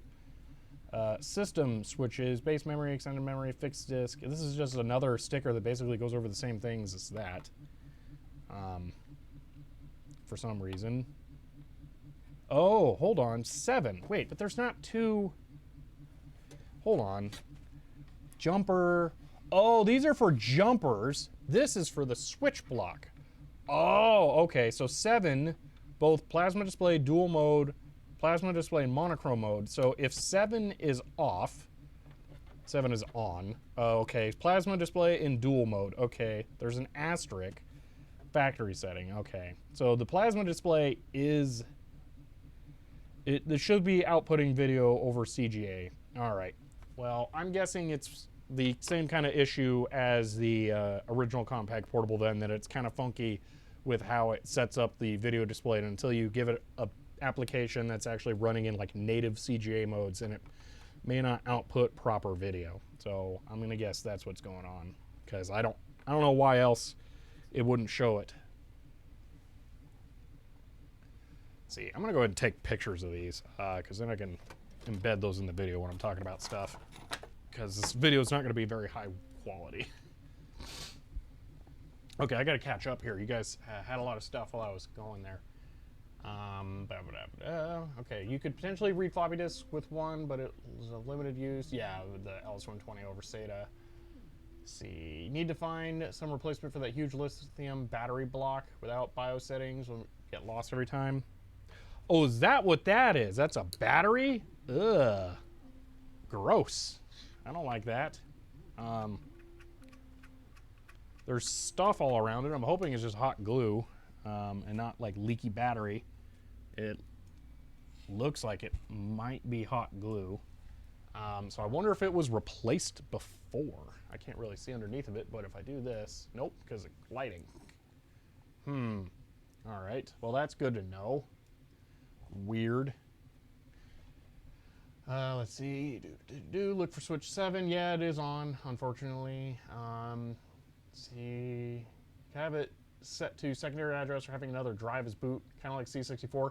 The alibi doesn't really work like that with PCs. Secondary floppy address is basically useless unless you have a BIOS chip that can remap it or something. Like, you need a special driver to access them at the secondary address. So if you had a video card, hard drive controller to the expansion case, you'd have to change the internal ones to secondary address so they don't collide. So would it natively change stuff then? Because that's really weird. Huh. See, you can pull the battery right off. It's plugged straight into the board. Is it? But it's glued down, so that makes me... Well then, that was easy. Okay, let's just not put that back in. Well, they can leak, but far less likely than an iCAD. My rule of thumb is never have batteries in old computers. I would rather have to launch the configuration utility every single time that I start this computer up, rather than have the risk of there being a battery in there that could go bad in another decade. So that thing is just never gonna have another battery there again, as far as I'm concerned. Yeah, I'm fine with that, Irondell. I do not mind having to launch the configuration disk every time if that means it'll never have a battery leak. What am I doing with the phone? Pictures. I want to photograph the stickers in here. Even then, it may not boot normally. A lot of Compaq needs working battery. That'll be really frustrating.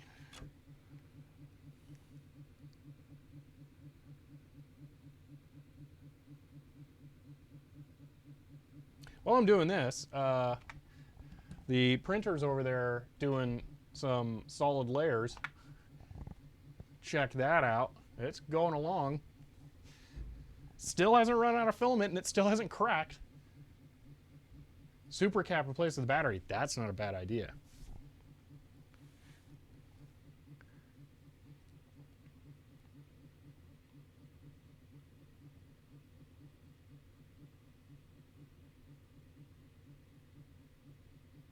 Okay, there's good pictures there eventually.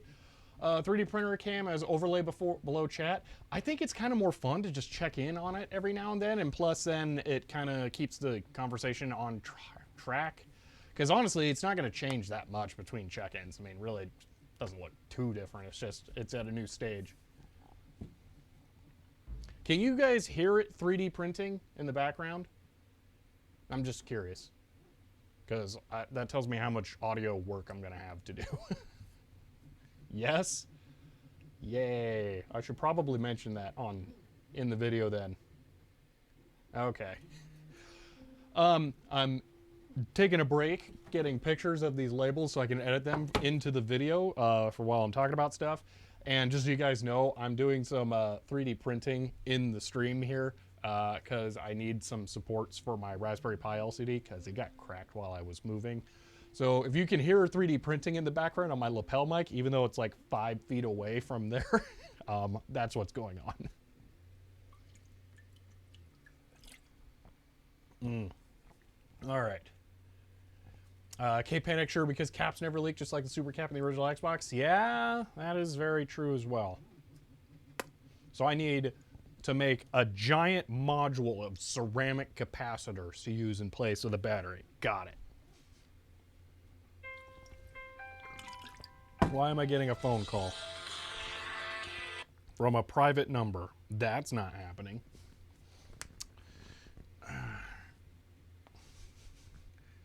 What does it print? Yeah, so it's a an LCD mount here. Let's see if I can kind of get the camera over there. So if we go back to cams, disable that, go to this. Right down there by the printer, there's a little LCD that's got some brackets on the back, but it's very exposed and fragile, and I'm trying to make a better stand to put it on so that it doesn't get damaged more than it already is. So, let's see. Compaq Portable Extended Warranty. So you're to say I kind of like the 3D printing sounds. I find them calming. They're pretty good, yeah. See, capacitor box the size of the portable 3 perhaps. The expansion module is nothing but ceramic capacitors, just a giant box screwed to the back.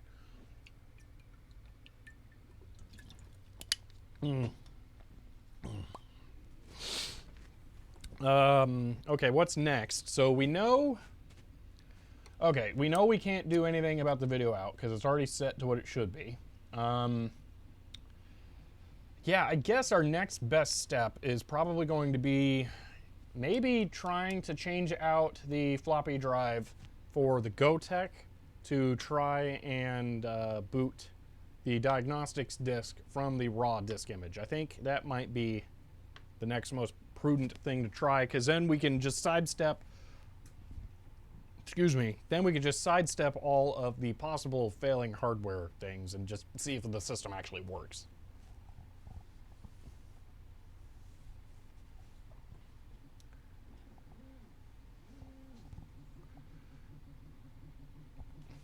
Yeah, Best Brow, it's really not terribly exciting. I mean, I guess I can, give me a moment here. I kind of moved the laptop off to the side since I was filming other stuff. But really quick, that is what I'm printing. Where'd that mouse go? There it is. So it is a just a couple of mounts that the LCD is going to mount on in between, and then use that to hold it up. So that's all it is. So nothing too exciting. It is going to be a little tall. So as it finishes up those bits, it's then going to have to start printing straight up. But yeah, that's all it is. Nothing terribly exciting, not a vintage type thing. And I think I got a voicemail from whatever that weird phone call was. I did. Oh, it's just missed call. Okay, maybe a voicemail will show up later. I don't know. All right. Why does it look like there is text on this piece of foam? I think it's from the foam. It's not anything fun. Oh, okay. I know what it is. I was looking at this bit of foam here. You can see it has an indent of stuff on it, and it's actually from the battery being pressed up against it. That's the only thing that has indented text on it. Kind of weird. All right. Let's try and get the GoTech connected to that. Well, let's not try. We're going to be able to. I'm actually going to need the laptop now so I can stop hiding it on the floor. It can be formally introduced into the video. Oh, man.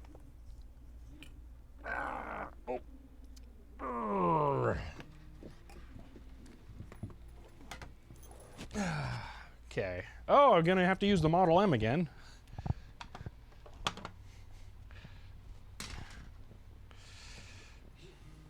Super long screws. Right there. See, these luggables are such an interesting form factor. Yeah, it's weird. I don't know. They're cool. They have some quirks. They're definitely cool overall. What do I need? Actually, probably. Oh no, I just need the power supply. It's grabbing the stuff for my CryoFlux setup over here, but I just need the power supply with the Burge thing.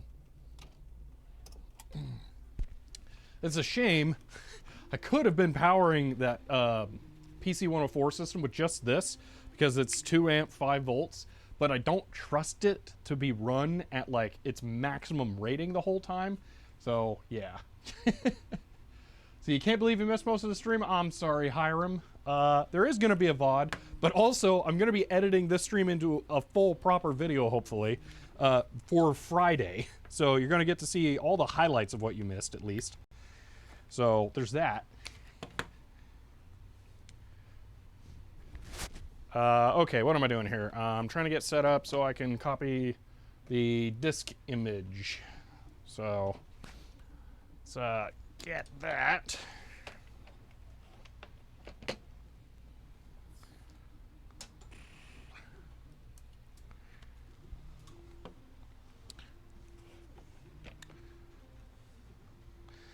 Can I easily remove... Man, this microphone's driving me crazy. Oh, man. So one thing I've noticed is that the cable for my lapel mic is actually starting to get rigid just because it's touching my skin so much. It's absorbing oils. So it's starting to lose its flexibility, which I was not expecting. Okay, this cable, okay, there is some slack. I was afraid that this cable was going to be really hard to move, but I was able to pull some slack out, so I should be able to just pop it out then.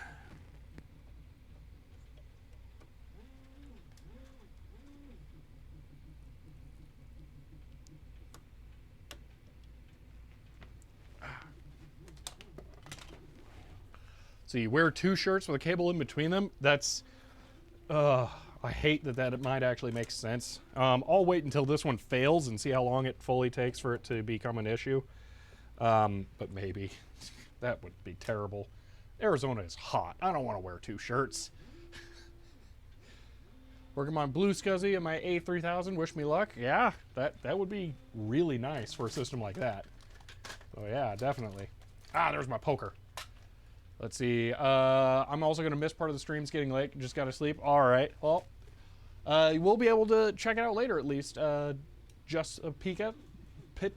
Just a Pitka? Trying to get it there. Sorry if it's really wrong. But yeah, I'm glad you're able to check out at least part of it. So let's see. I want to be careful I don't crush those glass diodes. Trying to wedge this out. So I don't have a whole lot of space to just yank on it here.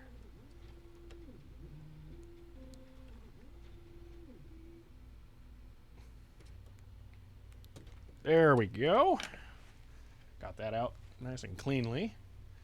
See, it's nearly 90 in Indiana. You're melting. It is... How is it only 83 here and 90 in Indiana? What? That makes no sense. That's hilarious. But okay, it's apparently not that hot. All right, so we're going to connect this, the GoTech, to right there, which will be all nice and handy. And I'm going to go ahead and take the drive out here and put the diagnostic disk image on it.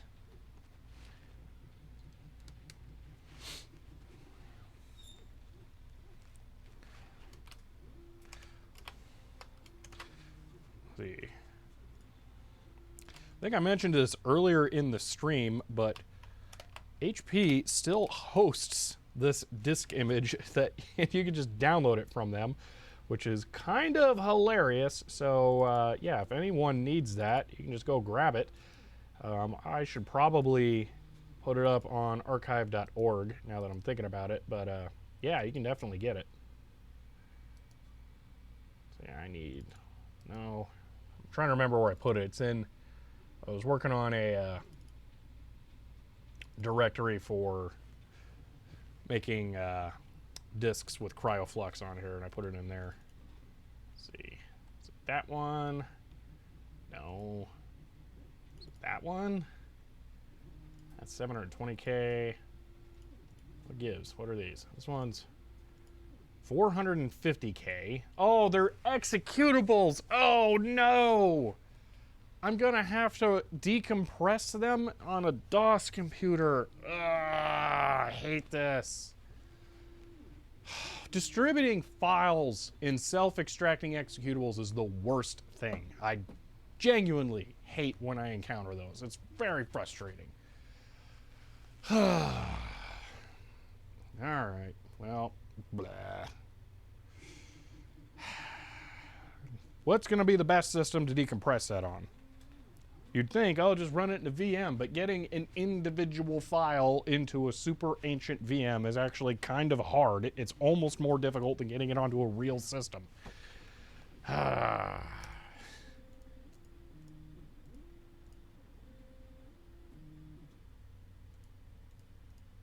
It won't, I'll try running it in Wine. Let's see if that works. Compression method not supported. Wait, it's not going to let me decompress a zip?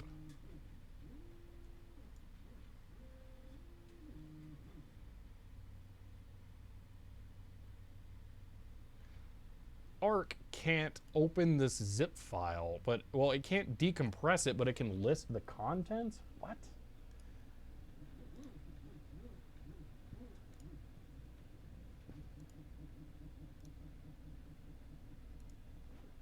That is super weird. All right.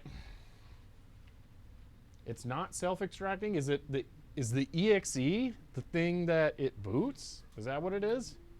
Oh, wow, it is just flinging that filament around over there. Good grief.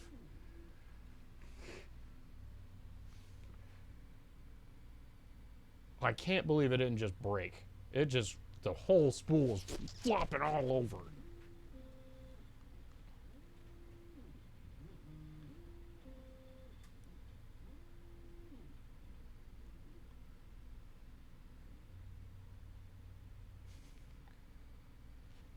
Anywho, the exe utility that writes the actual floppy, oh, it gets even worse then.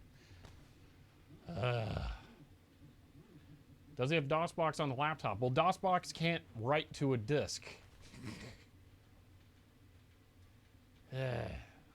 I could write a disk image with DOSBox that I could then put on the GoTech, but we're just getting dumb then.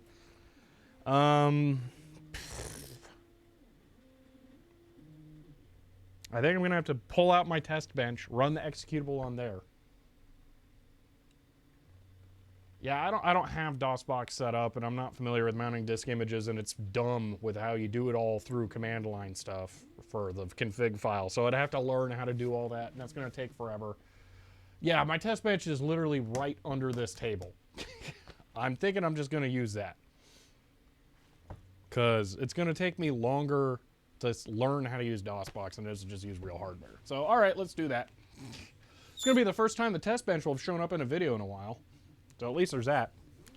I actually had someone asking, I don't remember who. Oh, it was on Discord, I know who.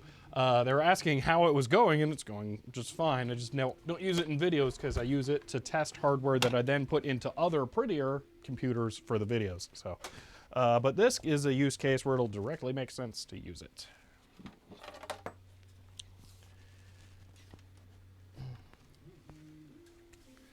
See, archive.org already has a disk image for the Portable 3. If you can link that, I can skip a step here. So if you have that, I will try it. All right, let's do that. That looks like a thing.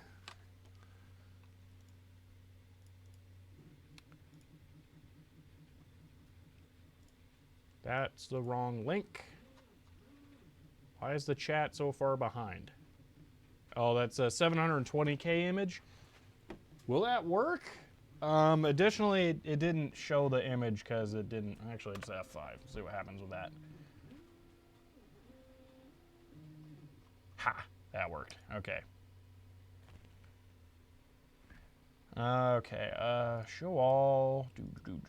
I have a 720K image already, so it's probably that.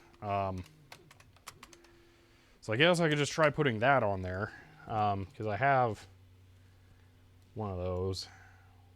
All right, we'll see if it can boot that. I mean, I think theoretically it should. I just never try 720K stuff on that. So, all right. I'm putting a 720K disk image onto the flash drive for the Gotek that may be bootable on here. I think that's a 1.2 meg drive from what I've heard, so it should theoretically be able to use a 720K disk then. So let's find out. Both low density, so it could work. Yeah, it should work. Why is it 720K? It sounds like 3.5 inch. Well, these were available with a 3.5 inch. So, am I gonna need to change jumper settings?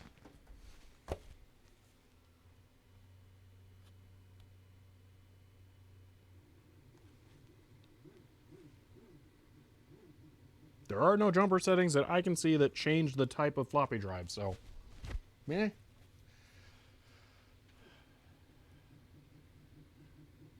This is the wrong one. Okay. Is there anything bad? Anything interesting happened since you found the hard drive? No. It's all been wasted time. Yeah. I'm about to try and boot it from a Gotek, I think, is what we're doing. And it's most likely not going to work from the sounds of it. So I'm powering the Gotek separately. It's grounded through the floppy cable, so that's fine, whatever. I'm not worried about that. I'm gonna give power to the Compaq, and we'll see how this goes.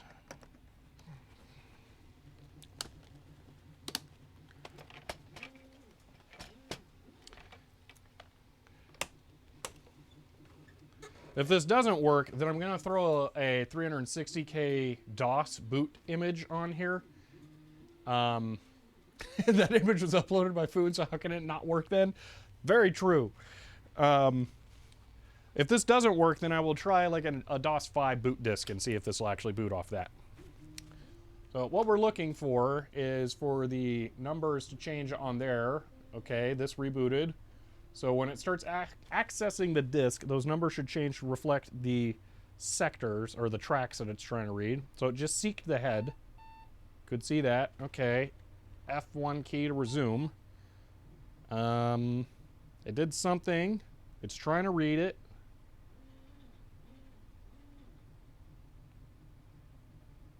Load failure. Well, that's new, at least. I like new. But that's not working. But I do like new. Let's try a DOS boot disk. Or you know what? Let's try the FreeDOS disk image.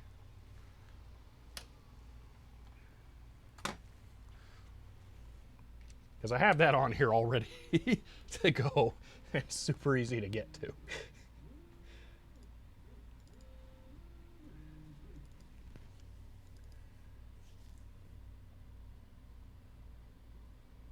Or so I thought.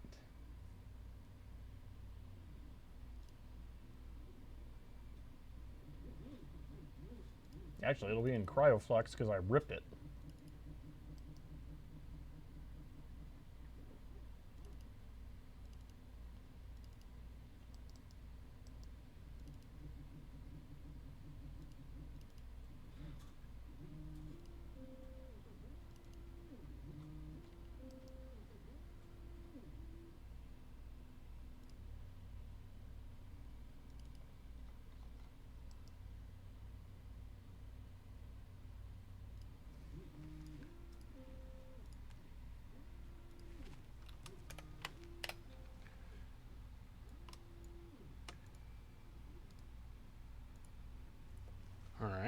see if this works.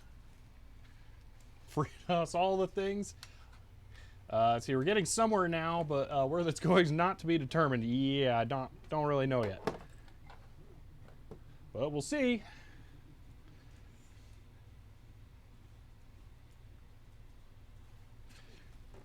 Tip that down, maybe. Oh, that's better.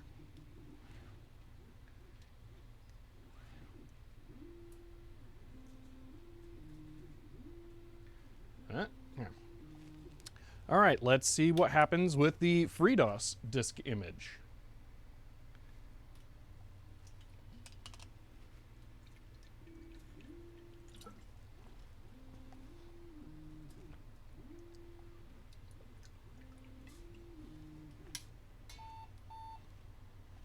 That's expected. Beep, beep. I like beep, beep. I really like seeing periods. That's booting. Error.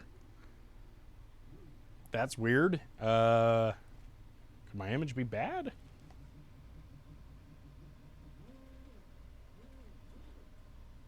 Let me do this. I'm gonna put a different one on there. Let's see.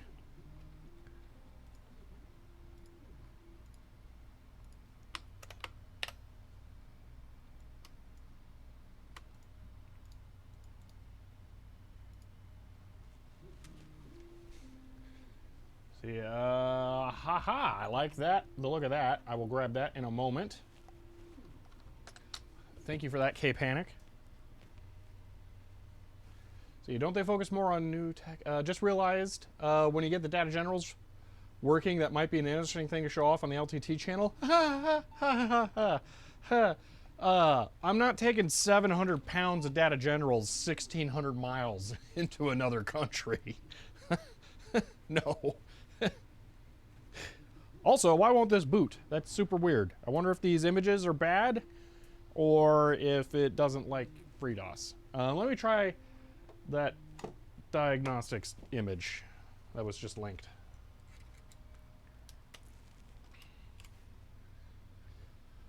You'd get them to come here. Oh, actually, you know what? That's pretty fair. They would probably do that.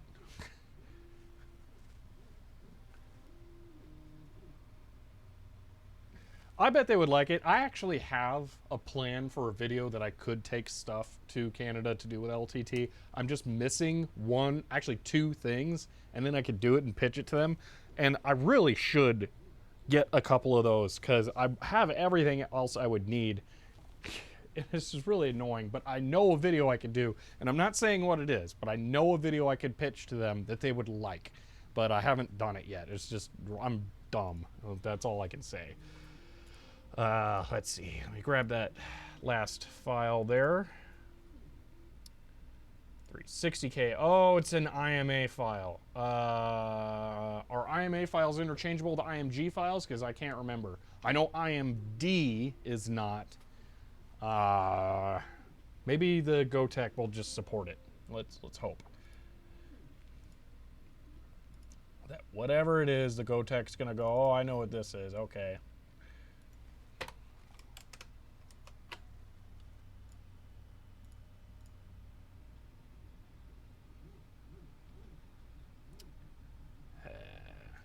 There it is. Okay, GoTech. So delete the non-functional FreeDOS images for some reason. Very strange. All right, try this. IMA can be renamed to IMG. It's the same, only different name. Okay, good. Hopefully this will just work with it. And then if not, I'll rename it. Let's see. Also, LCD has done videos on old computers, especially without butchering them. 1930s calculator. Yeah, I was really surprised when they did one on the Frieden. It was really weird, actually. Okay, F1. Beep, beep. That's a good sign? Yeah, it's trying.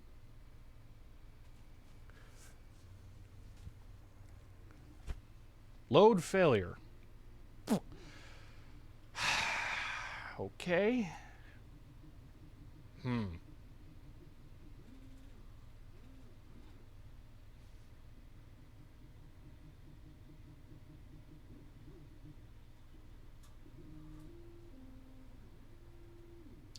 trying to load into RAM for some reason. Yeah, I don't know what's going on. This should be pretty bulletproof here. All right, I'm going to put a downloaded MS-DOS disk image on here that is not imaged from anything else, and we will try that.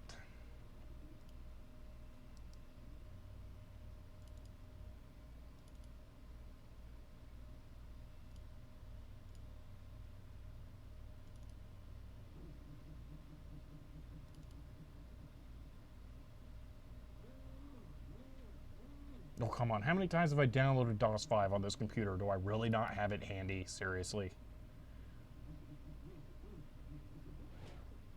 Whoa. It was over there whipping the bed around, so much so I feel like it could have skipped some teeth on the stepper and be wrong, but I think it's all good. Oh, while I'm looking, you guys can watch that for a bit.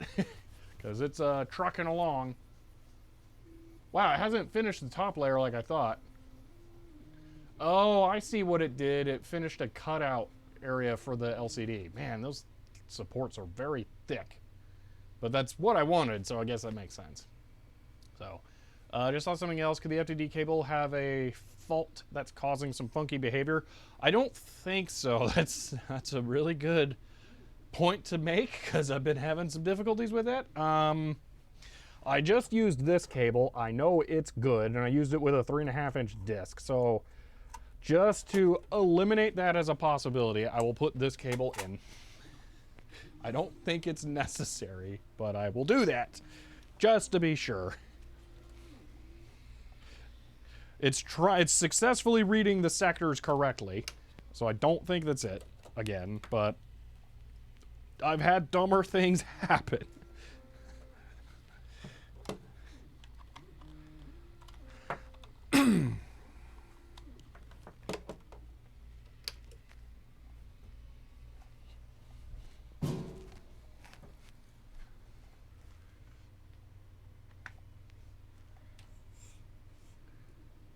Just in case this works for some weird reason.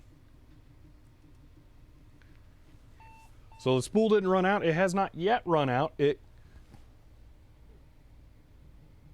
think I see black. I think the spool's getting close to the end. Oh, yeah, it's very close. There is not enough material on there. Oh, no. I am absolutely going to be doing an emergency filament change. Oh, no. That's very, very bad. Ooh. I have never done that. Oh, man. Hiram, I'm just finishing up the 3D print from the last stream where I needed to make a mount for my LCD. But, oh, man. I do have an FF config file on the stick, yes. Last chance. Okay, we'll try that one. Let me try a DOS 5 image first, because that should work. Oh man, that thing's making me nervous over there. I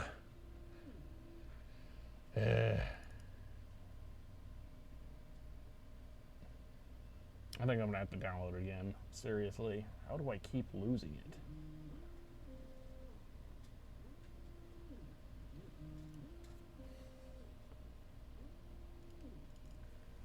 Projects, CryoFlux, no, it's not going to be in there, computer, software.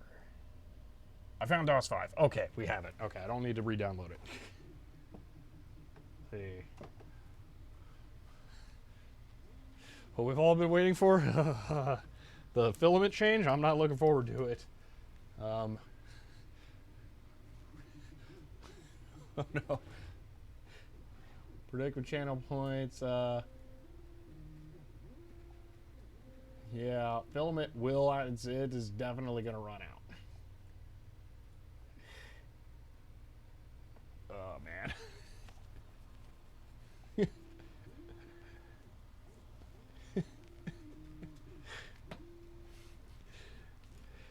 Okay, let's put the file on there.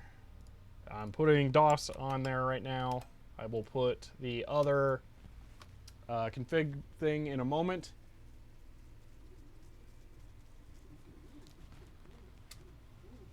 Okay, try this. Okay, if this doesn't work, then there's something else wrong with the setup, because this should work.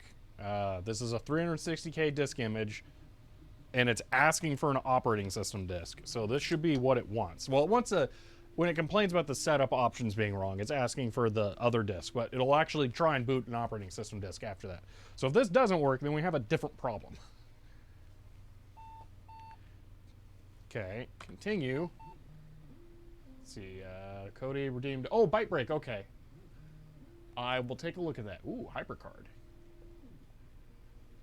Non-system disk. That is absolutely a system disk. What are you talking about? Okay, there's something funny going on here.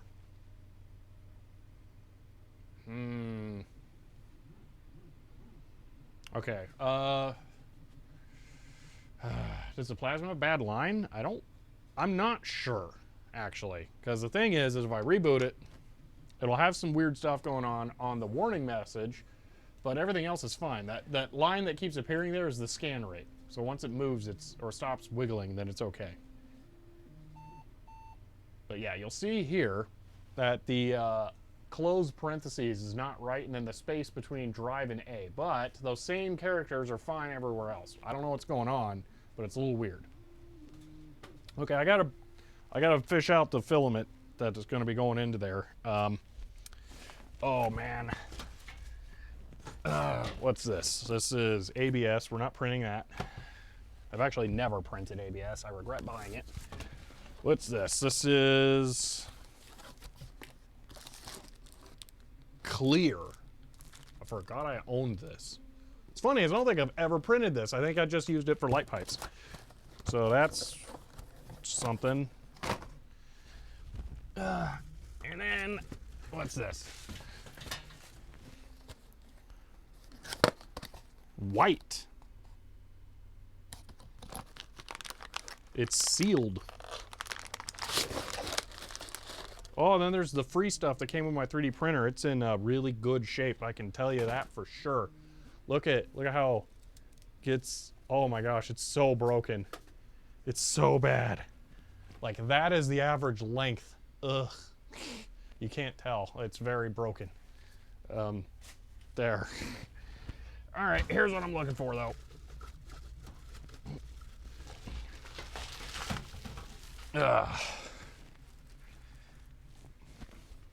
Big old bag of filament and desiccant. Okay, get those points ready again. Filament changes. Filament change speed run. Refill during print easy. Refill fail print gone. It is not going to be easy for me to replace it during the print. I'm just going to tell you that right now. You saw how long it took me to do a filament change when it wasn't running before, right? See, what do you think? Is that enough filament to finish it? How much is left to the core? Not a lot. What do you think? 2 filament changes? Let's go.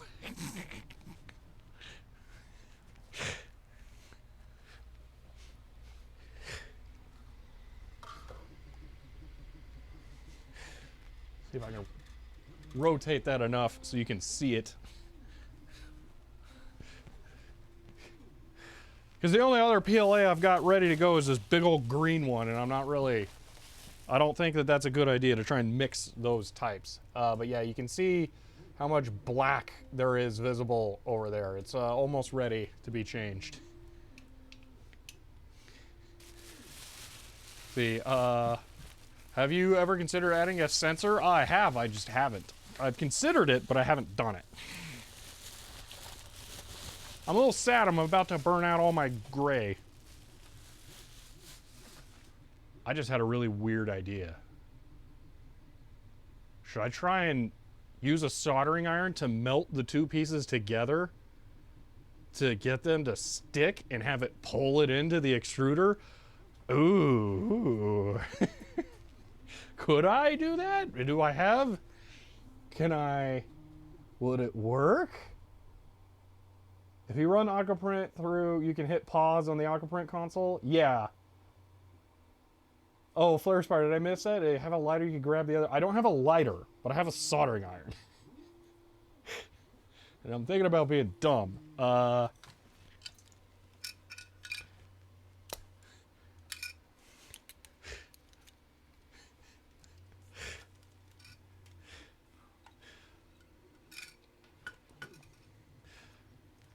If I'm gonna do it, I need to do it sooner while I have enough filament that I could at least potentially reach over here.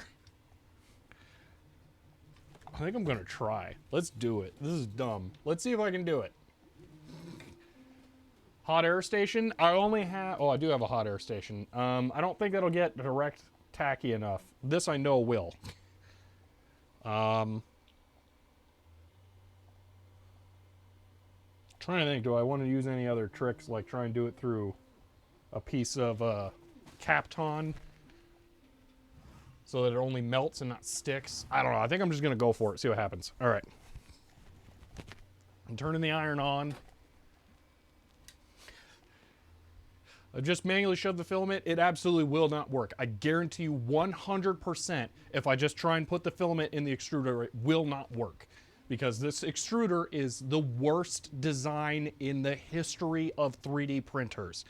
If you tried to come up with your own extruder using parts you found around your house, it would not be as bad as this one is.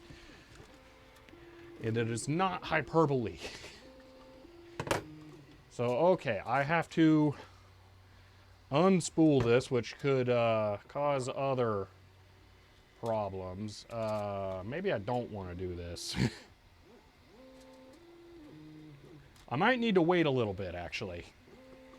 Okay, let's... Oh, no, what have I done? I need to get away from it. I'm going to let it do its thing. It needs to print a little more still before I can easily get out the parts.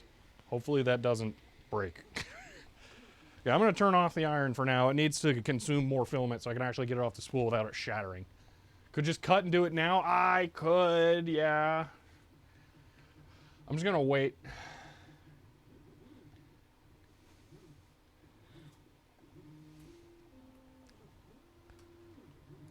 Yeah, I want to consume this filament. I don't want it to... I want it gone because it's in really bad condition. So there's no reason for me to save it. Just let it use as much as it possibly can.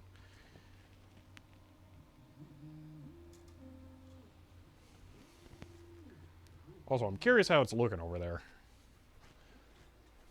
I haven't been paying attention to what the print has been doing. It looks fine. Yeah, it looks pretty good. There's a pause button in Octoprint, so I can pause it and have all the time I need. So there's no rush on the actual merge change thing. So, yeah. Trying to delay the inevitable. I'm not trying to delay it. That's really not what I'm trying to do.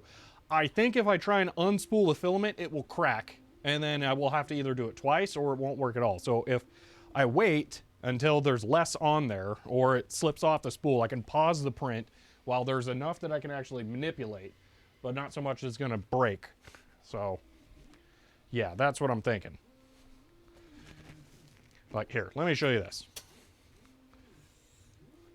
This filament should be in similar condition to the other one, and this was in or somewhere else where it was almost being kept better.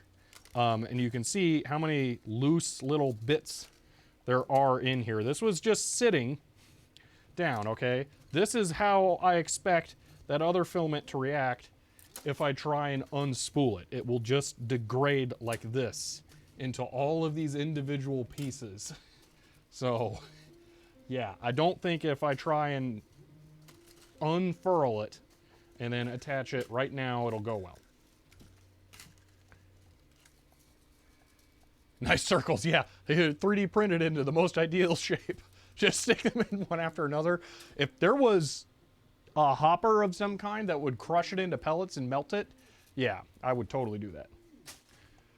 So yeah, I just, let's see, what an odd shape for a pie case. Oh yeah, well it's not a pie case, it's the LCD case. Yeah, that's what it is.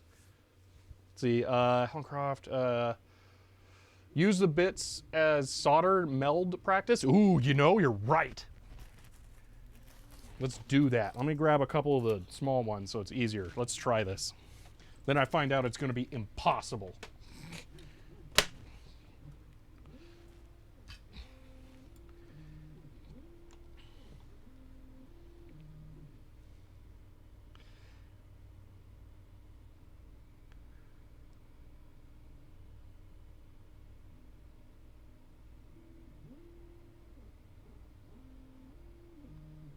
Actually, that was surprisingly easy. Oh, you missed it. It was off camera. I joined him. That worked. I'm gonna pull it apart. I'll do it again. I'll cut them so it's fresh. But I think this is gonna work. I think this is like the easiest filament change method I've ever found, actually. And I might do this every time in the future. So, cut. Okay. Watch this. Put them on the sides of it. Okay, get them nice and sticky, and then just push them together.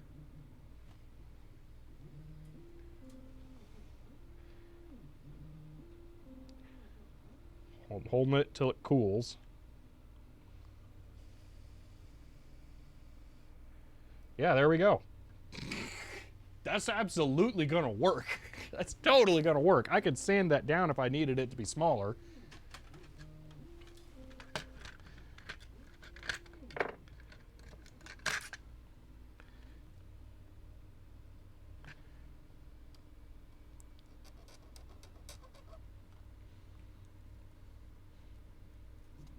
Yeah, I have complete faith that's gonna work. Knife to cut the sides off? Yeah. Maybe. Let me see here. I may not have to smush the other one as much, or I can practice a little more here.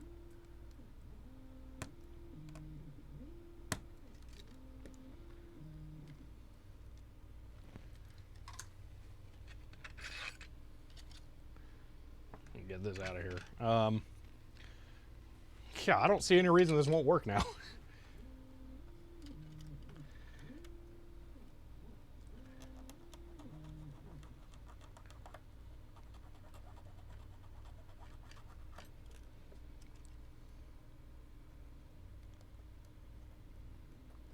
So I'm just gonna have to pause it and then take a moment. Wish you could change your vote now? I mean, I might still totally screw it up. I'm gonna keep it interesting by waiting, so I might like forget and get distracted and do something else and then miss the opportunity. Or it might snap off at the extruder when I'm trying to move the filament around and then not have enough space to join them together. So it could still go awry, don't worry. Or the other filament could be even worse condition and I don't know. Pausing counts as fail? No. I'm pausing. I'm not.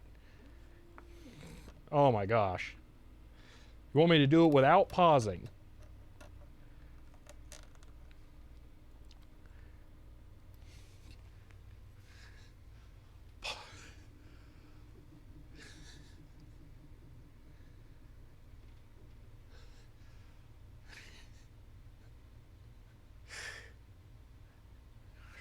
Man, you guys are mean. No pausing. I've changed the outcome by practicing. Should be easy if there's enough slack. Well, the thing is, will the slack crack? That's the problem. So anyhow, this is now the most interesting part of the stream.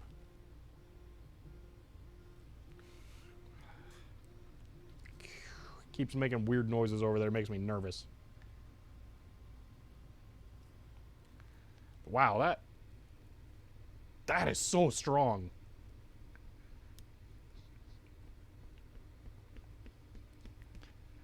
Holy moly. Forget the finished computer, we're slamming plastic together. Yeah. Wow, okay. I was not expecting that to work out that well.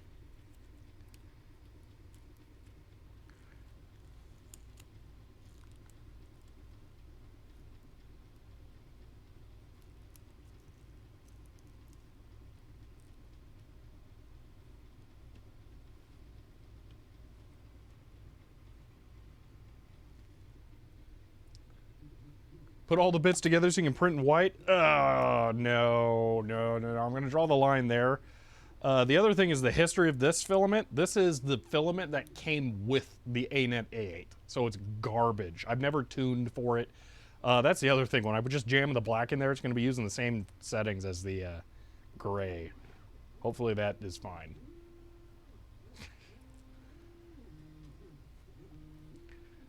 See, it's almost like PLA was made to do that. Yeah, really. But all right, that'll be interesting when we try that for real. I'm super curious how well that's going to work now.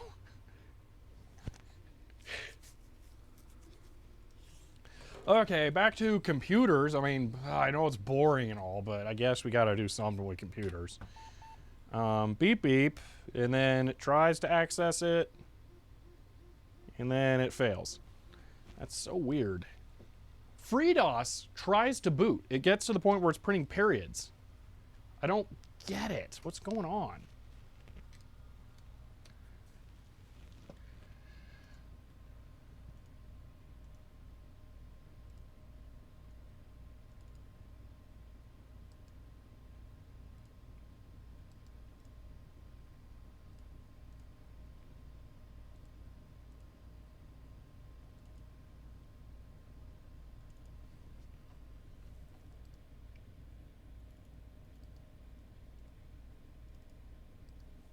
Also trying to figure out where my good files for the FreeDOS minimized are. Here they are. Okay, so I'm going to put a different FreeDOS file on here and try and boot that, just in case that was bad.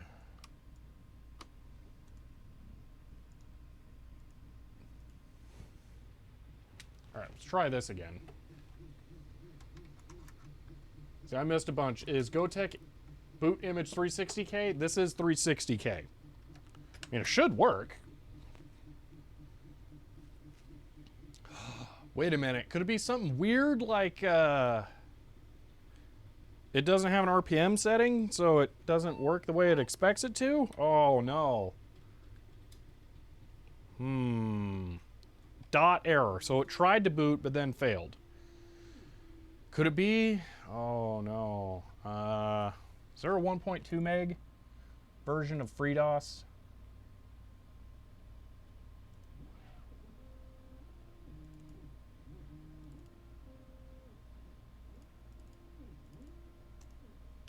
There's a 720K version of FreeDOS. We can just try putting that on there. And that's the official distribution file. I mean, theoretically, we could probably also just put the 1.4 meg one on there. I mean, if it's a 1.2 meg drive, I think it should be able to do 1.4 meg, but we'll just go with this for now.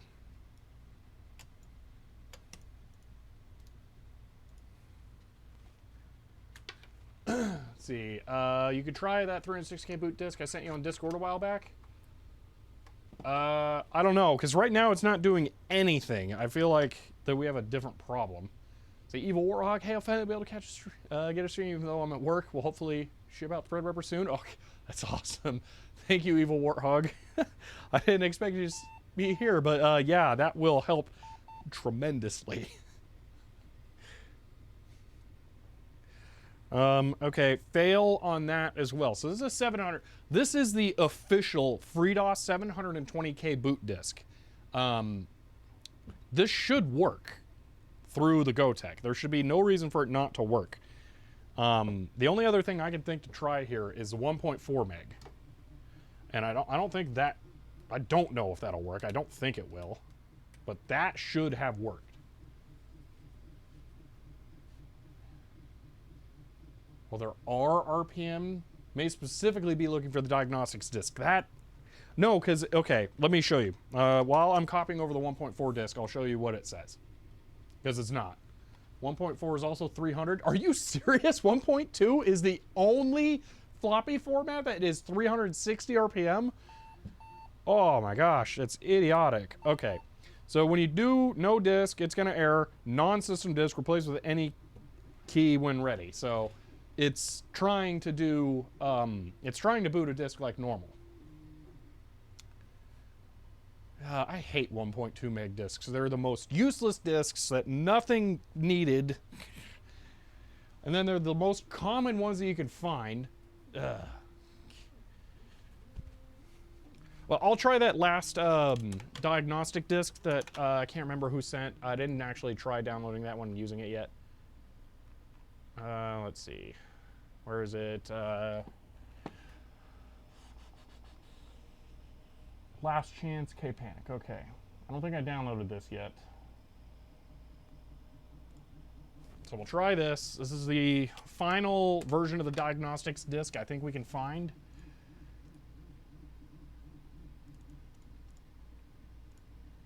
So this is our best hope for something that might actually work, maybe, other than... I mean, I might be able to find like a 1.2 meg version of DOS. Ugh. That might be on WinWorld somewhere. If this doesn't work, I'll try that. And then we'll... I don't know what we'll do, actually. This just doesn't work. Kind of weird. You love 1.2 used to format them to 144. That's possible? I did not know that. That's pretty interesting. What is this? This is diagnostics disk. Let's try and run this. Okay.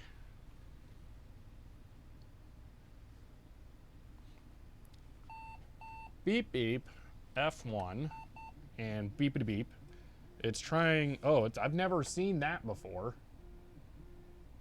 I don't think that thing's happy. Let me make sure the disk copied correctly. Oh, it's .360, not .img. Okay, hold on.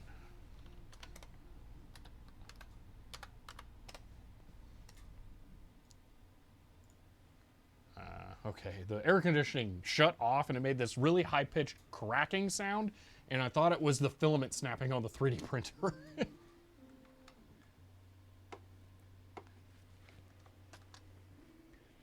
Okay, try this again.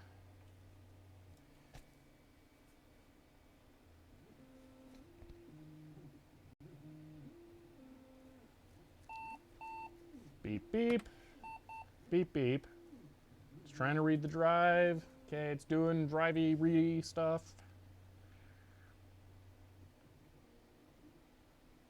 It's stuck on track 2. Load failure. All right.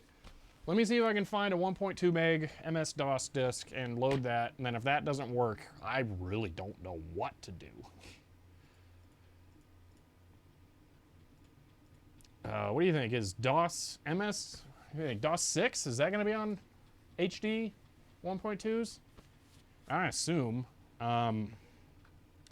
Or DOS 5, WinWorld. How about we type in the address bar?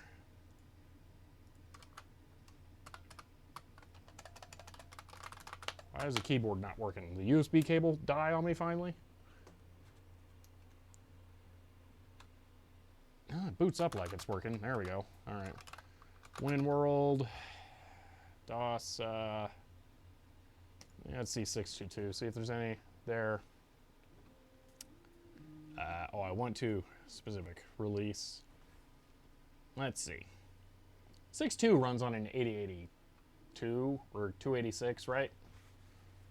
Let's see. It does have 1.2s. Okay, let's see. Let's download that. 5 1/4, 1.2 megabyte. Okay, let's download. Go.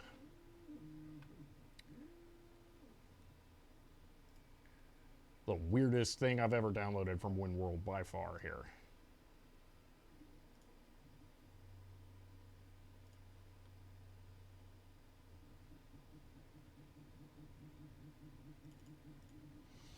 Okay.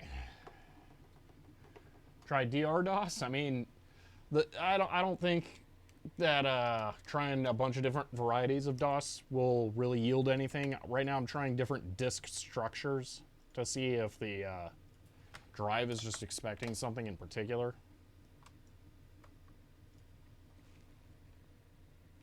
So that's all I'm really doing right here.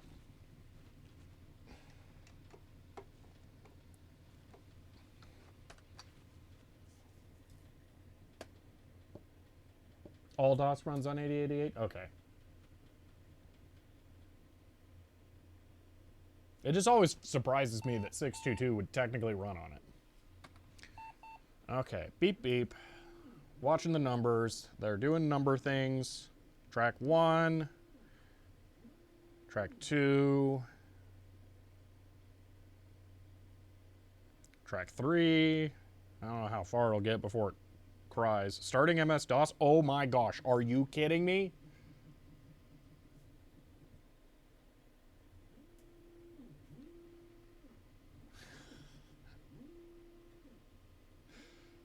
Dr. Stoffel, thank you for the 200 bits. And Cody, I just realized I never did your byte break. But whoa, here we go. Okay, it looks like we have a dead vertical line. Oh, that's weird.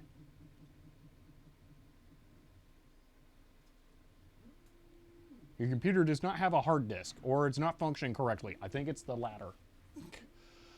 Wow, that is so weird. It had to be a 1.2 meg disk. That is the weirdest thing I think I've ever seen for a floppy problem. What?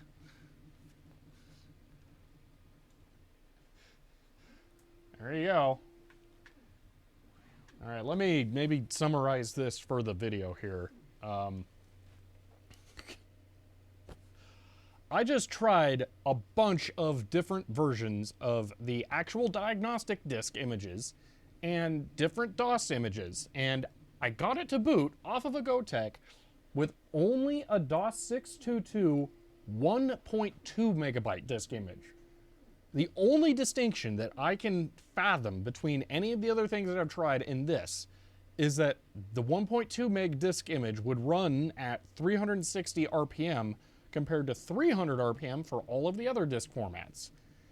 So apparently there's something wonky going on with this thing where it only wants to boot off of 360 RPM disks, which is just really weird, and I've not encountered anything else like that. Unfortunately, DOS 622 here is not detecting a hard drive, so let's just, for giggles here, see if we can run fdisk, and if it will detect any hard drive that just needs to be formatted, or if no fixed disk present at all. Okay, so that hard drive that's in there is apparently not showing up at all. So we really need to dig into the whole drive area and figure out what's going wrong in this, because some stuff's clearly not right. Okay. I'm going to do Cody's byte break right now, and then we're going to take a look at some stuff. Must be fallback configuration of the software, setting the drive as 1.2 meg, but a 1.2 meg should still be able to boot a 360K image. It's just so weird. LOLXD, is that like official or something that was just announced? Because that'd be pretty amazing.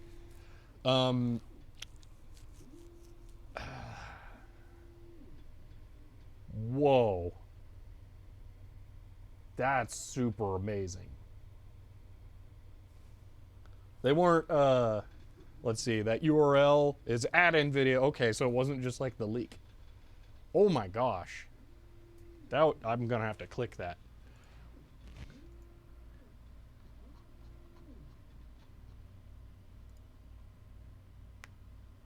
Two days ago. Whoa.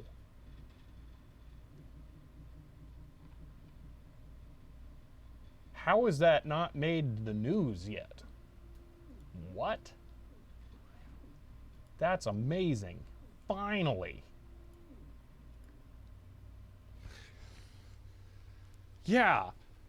3D Movie Maker is really cool, specifically for one person, and that's really impressive and great that people put that together.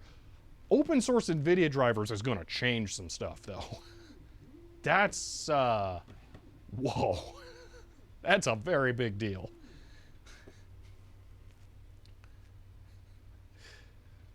What made the news? Apparently not NVIDIA drivers being open sourced for Linux. The kernel module drivers apparently, yeah, I'm not sure if it's any more of a blob. I'm going to allow that. Valiant Steed, I prefer you not do that, but I'm going to allow it. Wow. It was posted on Hacker News 10 minutes ago, but the repo's 2 days old. It's not the 3D stuff? I don't know. I haven't looked into it at all because I'm like live. So I will have to read more later. But interesting. Huh. Okay. So where are we at? We need to get into those drives because there's super strange stuff going on. Yeah, I don't know what's going on there at all.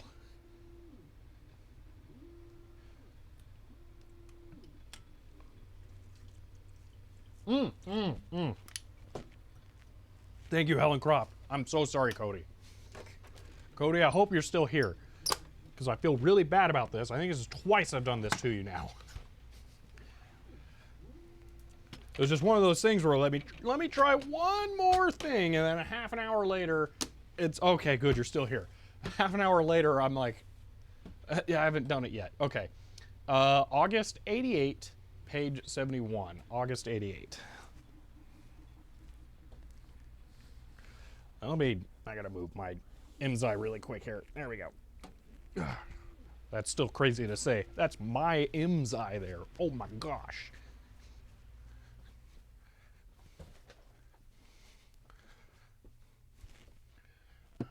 August 88. It's down here. Whoop-doo. Got it. That cover is disappointing. That is really bland.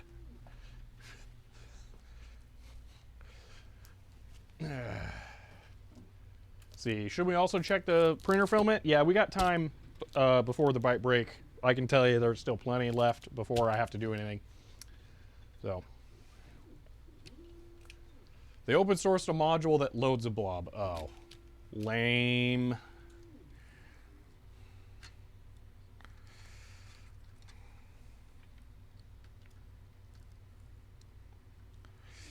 Okay, stupid camera stuff. All right, this is about as good as it gets. Oh, they made a press release. Okay, well, I'm not gonna look at that right now. 5-minute timer. All right, 5 minutes. All right. Starting now. We are going to page 71 here to check out Sprint. That doesn't make sense. What's going on here? Oh, is this it? What is this weird yellow? No, that's not a hard card. Hold on. August 1988, page 71. 71. August 78, 71. Or August 88, 71. Cody, is this correct? HyperCard. Oh, you're looking for HyperCard, not hard card. I was looking for hard card. Is it nearby? Network stuff. I don't like this weird yellow stain. What is going on there? Serial mice, postscript, video. Did I give you the 8808? Yeah, 25. Oh, Max supplement. Okay. All right. Pause. We're pausing here. Okay, we're about to look at a weird thing. You're about to learn a weird thing about Byte magazines, and I didn't think about this. All right. This is 2 magazines. This is not 1. And I didn't think about this. I didn't realize they restarted the numbering one. No, well, they did actually make multiple magazines in some months, and they started doing this later on instead of the other thing. So here we have normal Byte. This is just regular old Byte with apparently the adventures of Borland Turbo Man. What? That's weird. But anyway, partway through this magazine, it's going to reset and become, where is it? Come on.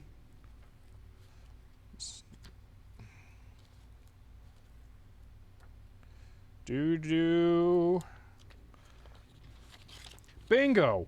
Byte again in the exact same issue, special edition, and this is essentially an entirely additional magazine jammed into the back of the other one. So it's like you could split this in two, and it's two separate magazines. It's super weird how they did this. I don't get it. Some, especially for IBM stuff, this would actually be a separate physical issue that you would have to get. But this is a completely separate issue that's written differently, has its own ads and all that stuff. And it's just, it's really annoying. So anyway, you want 71 in this. And now that I know you're talking about HyperCard, essentially a precursor to rich web pages. Yeah, kind of. HyperCard, there we go.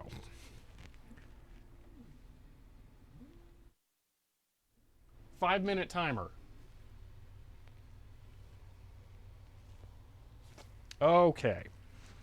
Now we can continue. I don't know how action-packed this is going to be, because this is a written article. So let's see if they have any demonstrations here. They do. Okay. So this is around the time period of my General Magic data rover, and this is really giving me some data rover vibes with the overly gooiness of it. Torn scraps of paper and memo pens look so realistic, as it's just like the monochrome Apple screenshot where it's like barely anything going on there. Oh, that's hilarious. Then we have Rolodex card file notches really add to the understanding of the information. Oh, that's hilarious. So what do we got? Other stuff here. I've never played with HyperCard. Oh, that is kind of wild to see. So like a dental examination program for marking things that have been done to your teeth. This would be your dental records as a HyperCard application. That is super cool. Fun fact, your dental records are mostly the track of like what your fillings are and maybe x-rays of your teeth, but that's not really as useful of information.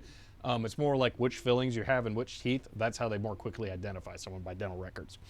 But that's weird to see it as like a HyperCard program. But then it's programmed as like almost basic. I've never seen this. How's the 3D printer doing? It's still going. We'll get to it after the fight break here. This script's typical Macintosh reminder so I don't forget to save my changes. Oh, that's hilarious. So on close card, no. I've never looked at HyperCard. This is really like basic. So it's basic, but for a GUI. Ooh, that's really cool. This makes me want to actually check out HyperCard. There's a lot of writing about HyperCard. Oh my gosh, look at that. There's a schematic editor and signal processing for Mac. What? Dude, I want that. Anyway, back to HyperCard. Okay, this is it. Whoa, that thing's amazing too. We got it. You can't get distracted. Okay, so HyperCard. Oh, these are stacks. So these are like programs you could get that run on HyperCard. Okay, so HyperCard itself is only $50. That's a really good deal. You can confuse with AppleScript. Oh no, okay, someone else. Yeah, Mist was originally HyperCard as far as I'm aware, which I find confusing. Was this also for color stuff? Or was Mist originally black and white? Because black and white Mist would be kind of weird. So this routine gets the real file name out of a full file path. Oh my gosh. This whole script, this routine gets the real file name out of a full file path. This is base name. The Linux command base name, but as like a whole script in HyperCard. That's hilarious. This script creates an employee card by hiding and showing a card field. Okay. So they're like different labels and stuff. On mouse up, set lock screen to true. Edit the employee data button. This is weird. I really don't know a whole lot about HyperCard, so it's hard to like mention this. If I remember correctly, Mist started out in HyperCard, but the release version was not HyperCard. Ah, oh wow, that sounds like a data trove to try and find. So let's see. In a short lifetime, HyperCard has become the standard against which all others must now compete. Its ease of use and intuitive interface have captured the imagination and boosted the confidence of many novice programmers. But we must remember that HyperCard is the latest in a long line of authoring systems. Many lessons have been learned over the years, and Stackware developers should strive to consider issues, both good and bad, that authoring systems raise. Okay, I thought it was going to be more like how it compares to other things. This is really weird. I definitely need to look into HyperCard more.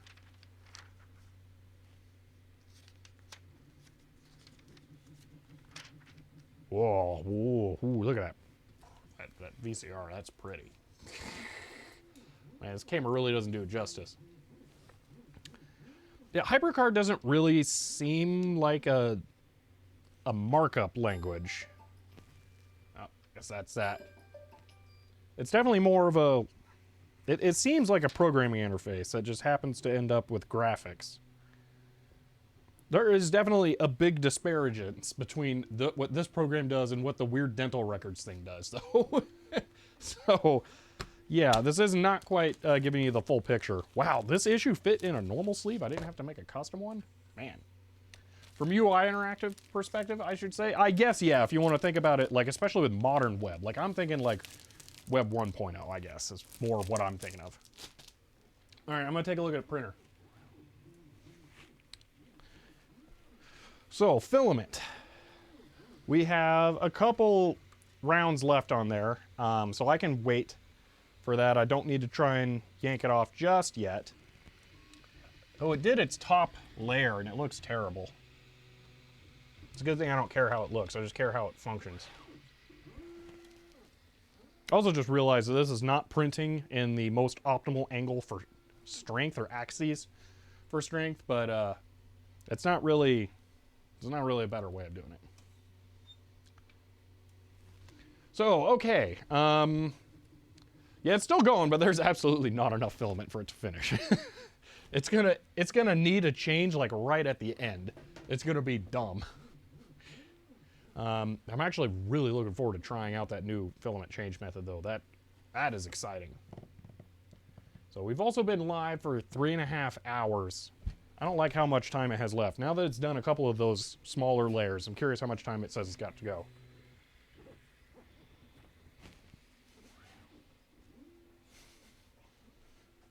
It says 2.5 hours. I don't want to be here for 2.5 more hours. That's a lot of stream. That would be 6 hours of stream. Hub, it's the stand for the Raspberry Pi LCD. Yeah.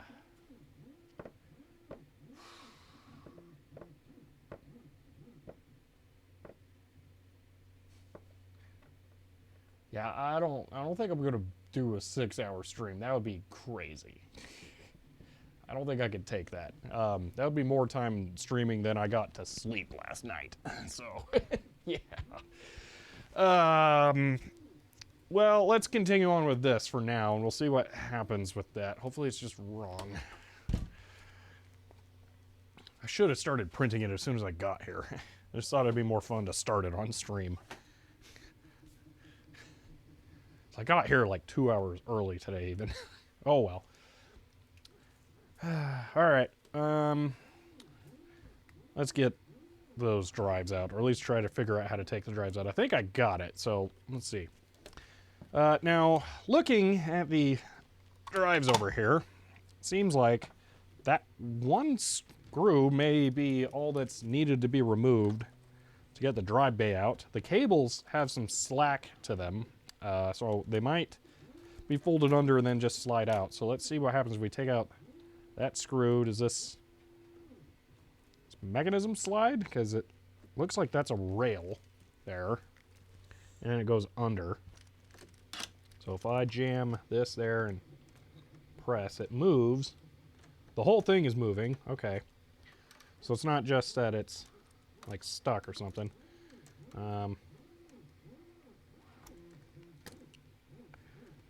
Good that it's moving? Is it just really heavy? I don't know. It looks like it's been yanked on before like this, though, so I'm not the first one to do this.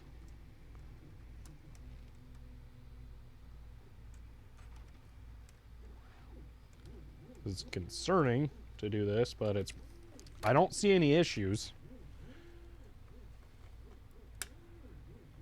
That definitely seems like a rail, so that's a little weird. So I think you need to unplug the two smaller cables. Where are the smaller? These?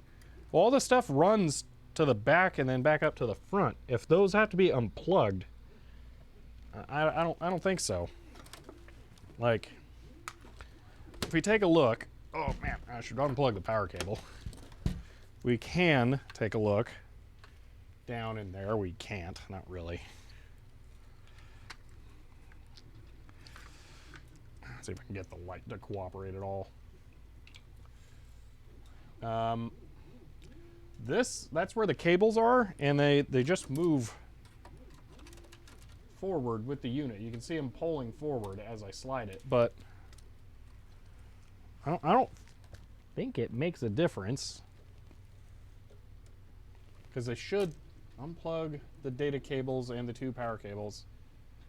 All right.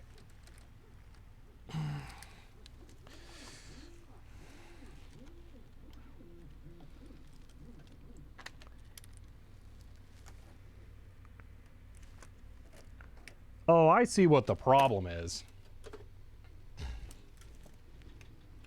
It's the way all the cables were crammed in there. The power cables are going over the ribbon cable, which is folded all weird, and the metal is being bent out because there's so much pressure pushing up on it. So the whole cage was taken out at one point, and then the cables weren't put back all flat. So that's what it is. So I can unplug them. It won't make a huge difference, but the problem is that they're wedged in there like that. Well, I'm glad the streams work for that, Grisgore.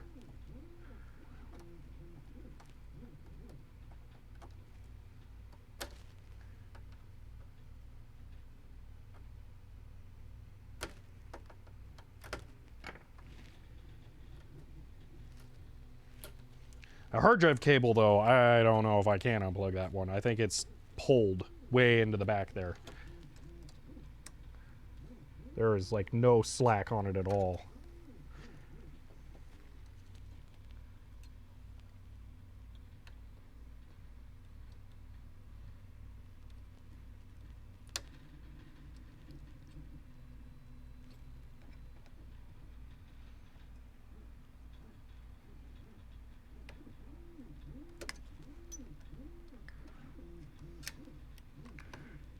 Oh, that was not easy.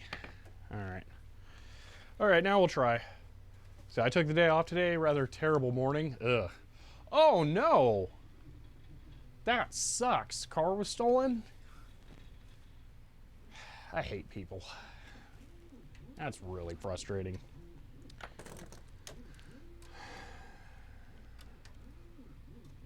All right, let's try to keep this going.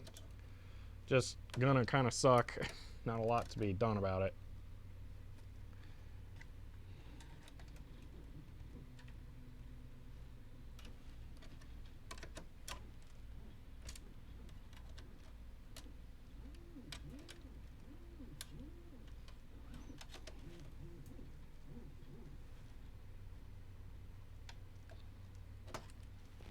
These cables aren't really sliding with it all either. If I can get them slightly off of each other, and it may... Yeah, there we go.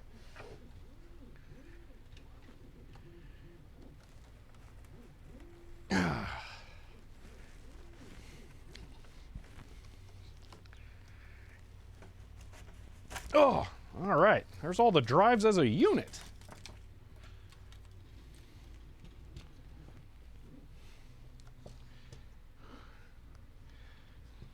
Interesting. So that, wow, that's a Canon floppy drive, and it was supposed to be kind of gray. You can almost see on top that it's a different color than the front. But yeah. Evil Warthog, thank you for the Prime sub. Let's see, that HDD cable is mangled. Yeah. Oh, whoa, it's all chewed up there. Yeah, so that hard drive cable might not be doing so great. That's unfortunate. I don't really have a good tester for that, but the sniff test says it's broken. There's a lot of damaged insulation on it for sure. Yeah, well, that does not explain the floppy drive being bad. The floppy cable actually looks pretty good, thankfully. It could be weird configuration with the 1.2 megness of the drive. I don't get that. But what I should do right now is, while this is all outside of here, try connecting the hard drive with a different IDE cable and then seeing if it does anything. Because, yeah, that would be the easiest test. I'm going to go grab an IDE cable. There's a printer filament that I don't have to worry about that, so I'll be right back. Oh, and I've got my ribbon cable box. Oh, there's ribbon cables all over. I dropped it. Oh, no. Well, easy to find one. Just gotta pick one up off the floor, I guess. Oh, I even found one that's got only 2 connectors. The only problem is it's like twice as long as the other one.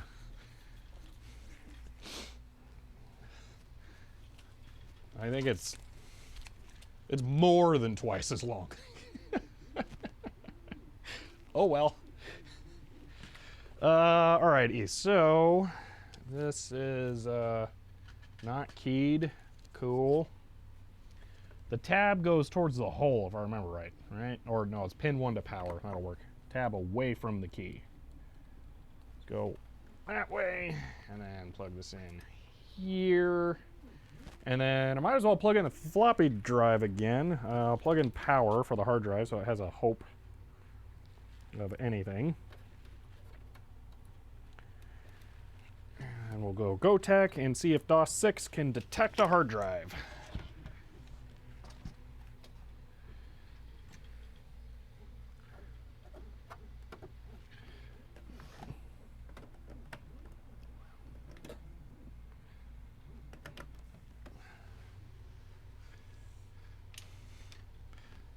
I have a lot of long ribbon cables for my in-wind cases and things like that that are super tall. So just they've built up.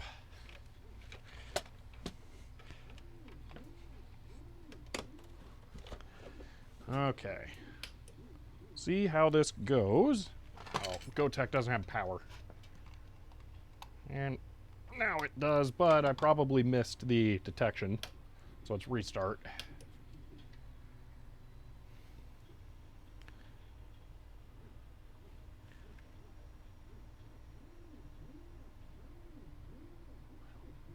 I don't think I feel a vibration on the hard drive, so I'm going to guess it's toast. Oh, never mind. I definitely hear it. Beep, beep. GoTech. I think it's booting. Okay, so we'll see if the hard drive gets detected by DOS. BIOS is not set up for hard drive. Yeah, how am I gonna do that?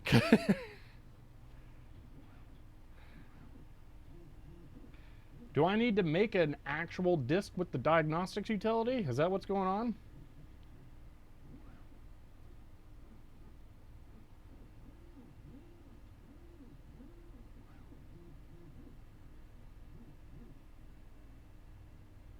Cannot install. I don't think it's seeing the hard drive, but it's very fair that it's not detecting the hard drive.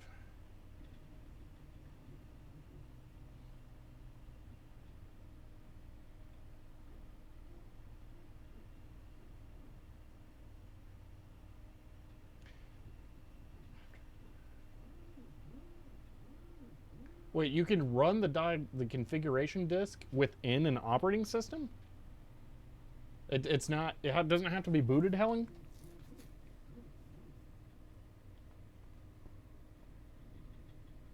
you have the correct soft pack exe, you can use it to create the 1 point. Ooh.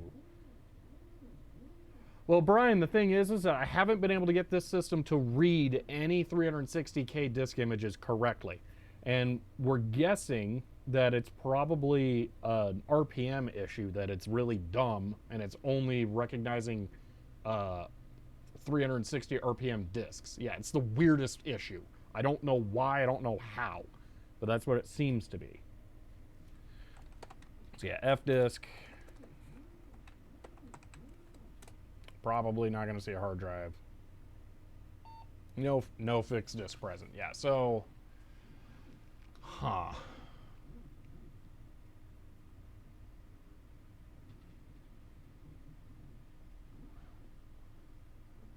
let's put it in the diagnostics disk, see if it'll do anything. I'm also trying to watch the filament in the background. So we can do our crazy live change.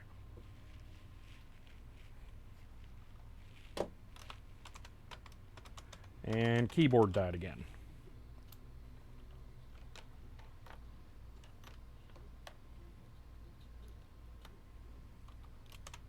Unplug and plug, and it's good. Weird.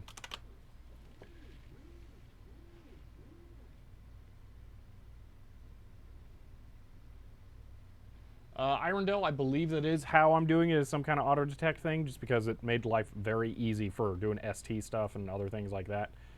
So that might be a way to do it, but I don't know yet.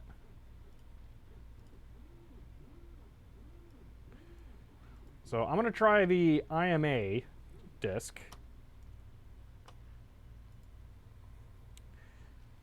So I'm putting that on there now. Eject. Okay. So, I think this will be, no, that looks like that's different. I think that's type readme. I think this is the setup disk, or the diagnostics disk, the Compaq disk, failure reading drive A. So, RPM issue again, probably. I bet it was able to read the table of contents. I don't think it's going to work, Hellencroft, but we can try. Set up. Let's find out. I bet it doesn't work. I think it's only reading the talk. Yeah. So it reads the talk, which is probably close enough to size and speed that it's not an issue. This is the dumbest, weirdest problem ever. Alright, so there's a softpack exe that can potentially do away. I was able to boot from the Gotek Spies of Mud, but only with a 1.2 megabyte disk image. And even still, trying to put in a 360K disk image after the fact does not work.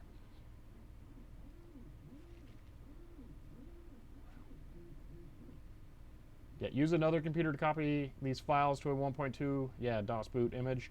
Here's what I'm thinking. I'm wondering if I should make a real DOS 1.2 meg boot disk and put it in, or make it in with my CryoFlux, and then make a real 360K disk, and then maybe the drive will handle the change, and that's the issue, is that the drive has logic on it to change the data rate to the computer. Because that's the best idea I've got right now. And I also could put a different 1.2 meg drive in there if I really need to, if that drive's bad.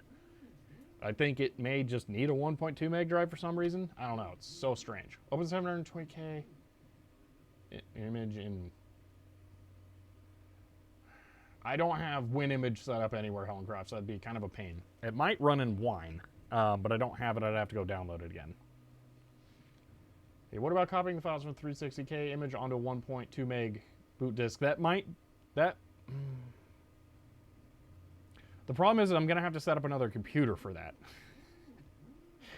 I have my test bench down there. It has a 1.2 meg drive in it, so it could be used to do that. So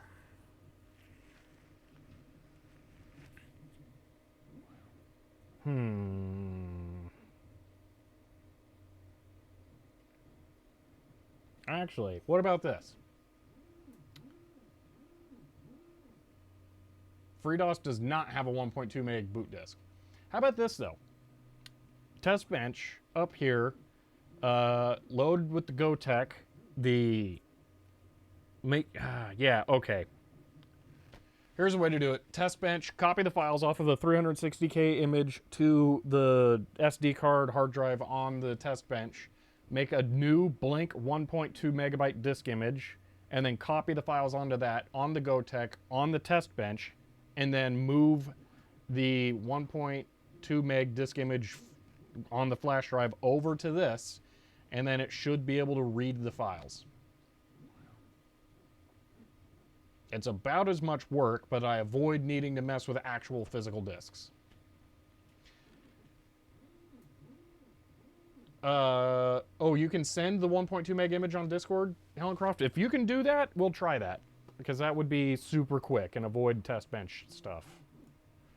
Let me get Discord relaunched.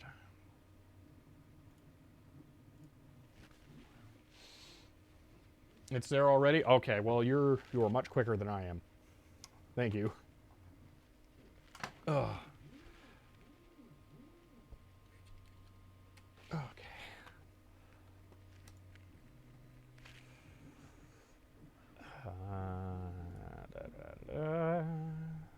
Where is it? Click. Download.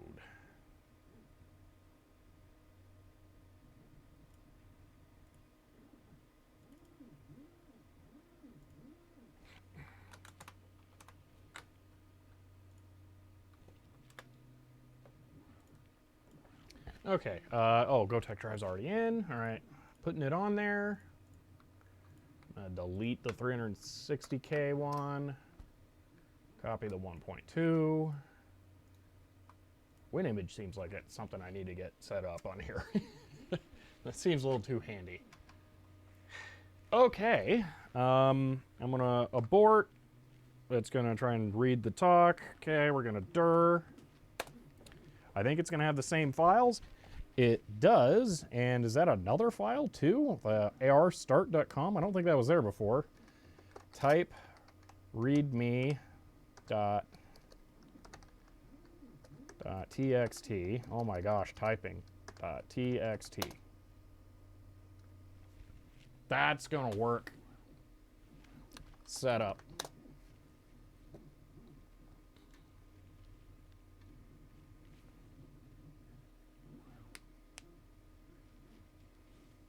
Boom.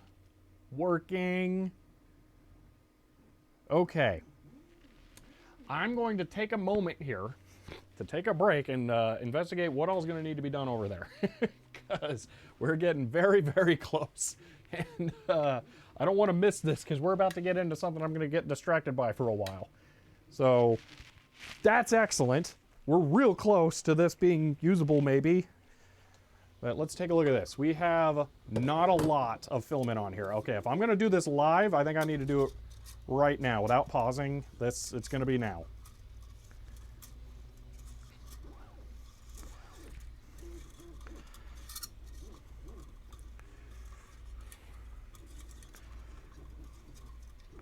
Because I need time to be able to sand it too.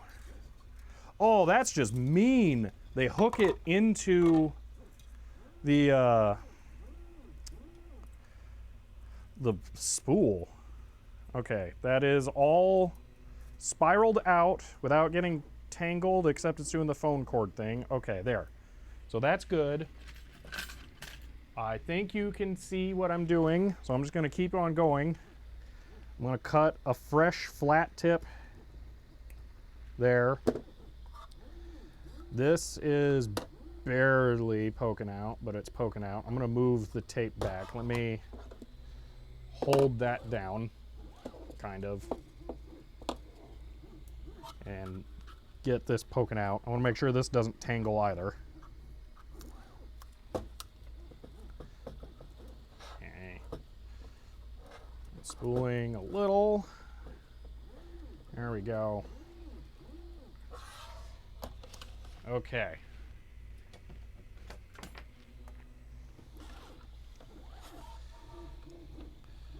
So I'm gonna double check the camera angle before I do this. I think you'll be able to see. Okay, this cut is already flat, but I'm gonna cut it again just to make sure that it's fresh material that'll work well.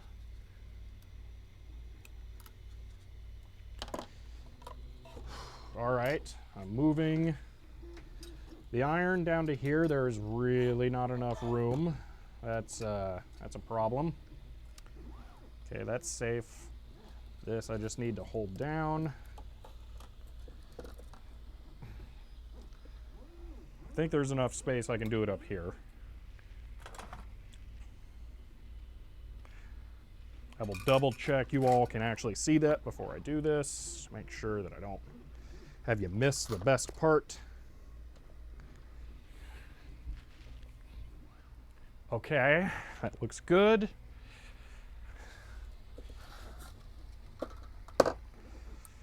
So there's that filament, and then there's this one, and we're gonna try and join.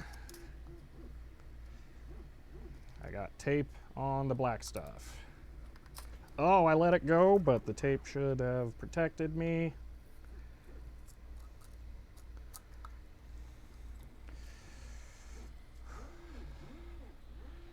All right, you guys ready for one of the weirdest things I might do on a stream?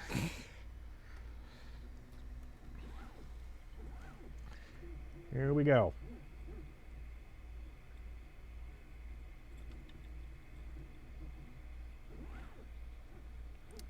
They're stuck into each other.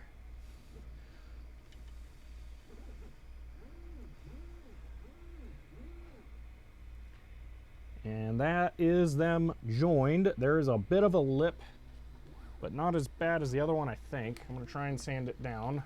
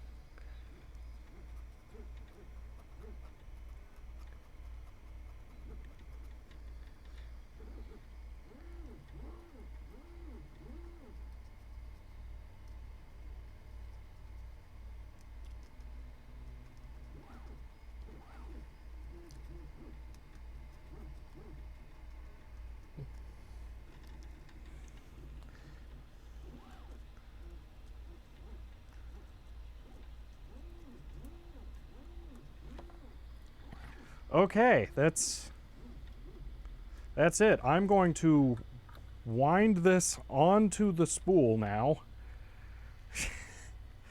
and hope for the best.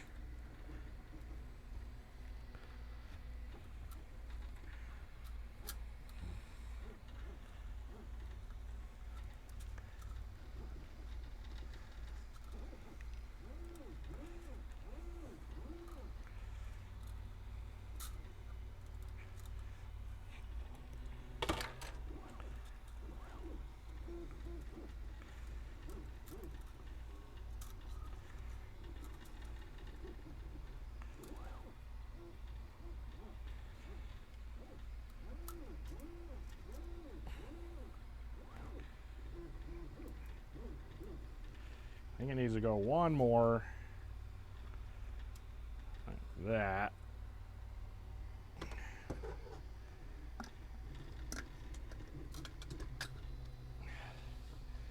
And that might be a successful filament change.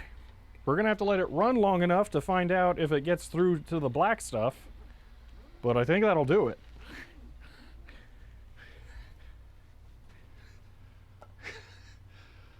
Huh. Prediction outcomes can't be altered.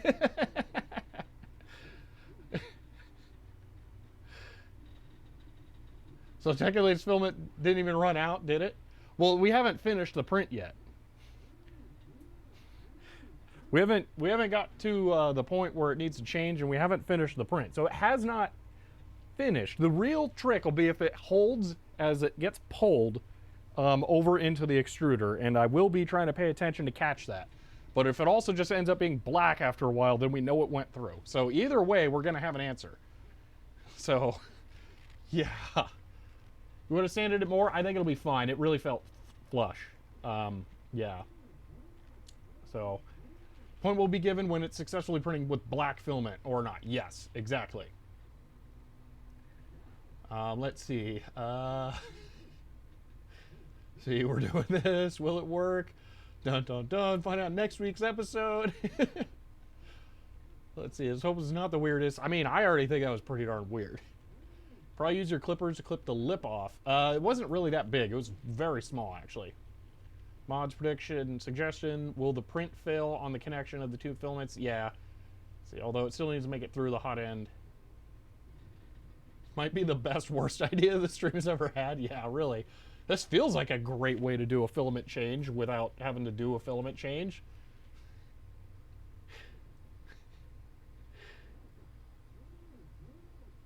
But there we go. I even did it live, no pausing.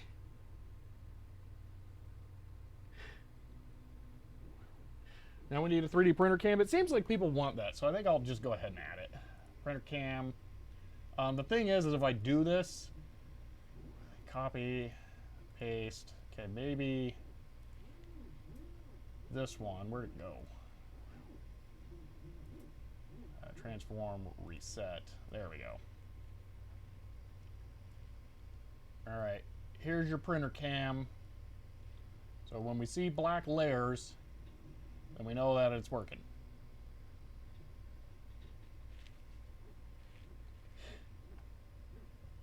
You know what I might even do? I think I might crop it to just that area, because that's where we'll see it. And we can make it bigger. So when we start seeing black there, that'll be it. What'll be funny is if it breaks in the gray filament before it actually runs out of gray. If it just snaps somewhere. How long before we know it's successful? Not too long, really. How many loops are left on there? There's three passes of gray filament left on there. So yeah, not too long. Again, I'm gonna try and watch it as we go to see when the black filament starts to come out, and then we'll switch the camera to that. So if it does end up snapping, you know how to fix it. Yeah, really. It's the weirdest thing.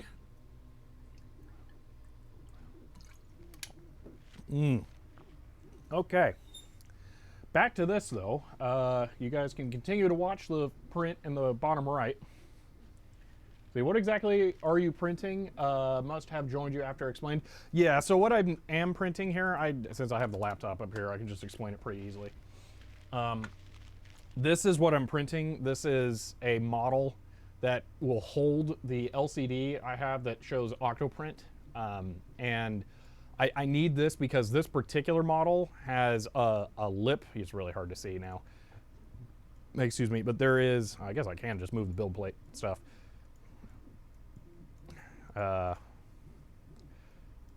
on, stop doing the thing. Anyway, there's a lip right here that will go around the LCD, because the corner of the LCD for my Raspberry Pi, there's just a thin piece of glass glued to the front of it, and it shattered off. So I want a really big frame that holds the LCD, which is touchscreen, so that the jagged glass is not exposed. That's basically what I'm printing. It's just something to do that. So I hope that explains it. Yeah. Oh, this is exciting. This is one of my favorite 3D printing things I've done. So you saw screen artifacts in other places as well. Actually, no, it's perfect. It works fine. The glass is extra around the outside, but it did shatter. So, oh, you're talking about this thing? Yes. So it looks like it's a screen artifacting going down the middle through about 3 characters worth, which is not good, but it's not too bad. I don't know what the issue will be. System options not set. Okay, we're continuing on.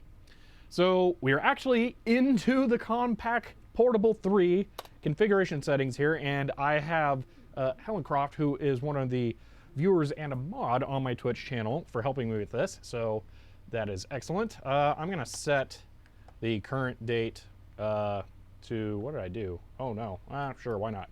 Oh, hello, choose which drive. Oh, okay. Well, that could be interesting. Caution, proper selection of diskette drive type for this drive is critical in order to retain the ability to boot from the disk. So I'm guessing that if I set it to anything but 1.2 meg, then I could boot off of 360K disks. I'm gonna leave it at 1.2 meg for now, but I know now that we can boot this and potentially fix it. So that's nice. See, Mon Twitch 005, hello, and a special hello since it's your first time chatting. 144 will fix your GoTech issues. It will, but the thing is will that work with the 1.2 meg disks? That's the problem. Can I use 1.2 meg or 1.4 meg as the setting and then still be able to use 1.4 disks? Because I don't think so. This display is unbearably delicious. It is very gas plasma. It is really nice. It's very pleasant. Oddly, it even looks like it on camera. It seems like this area that's dark there is darker than that. Although maybe it has like a blue background. That could be why. See, I smell a point of no easy return. Oh no, it's very easy, Valiant Steed. There's no battery in this, so whatever settings I change here will not hold. Let's see, data rate is the same. I'm just gonna set it to 1.2. We know what the problem is. The hard drive is the biggest issue. So fixed disk not installed. That's what we need to change. Let's see. So we need to go F4, change information. How do I F4? Fixed disk drives. Fixed disk controller, fixed disk 1. Type 0 indicates no new drive. Press F1 for list of drive types. I'm gonna do type 2 since so it's weird. It has specific drive types that it wants you to set. I'm gonna set drive type 2. Oh, that's way better. I'm gonna set drive type 2 since I was told it's 20 meg. So I don't know. Yeah, that's what I'm guessing. I don't know if I can see that from here. It's definitely Connor. Oh, 3041. It's a 3041. So that'd be the 40 meg drive? No, there is no 40 meg drive. What is a 3041?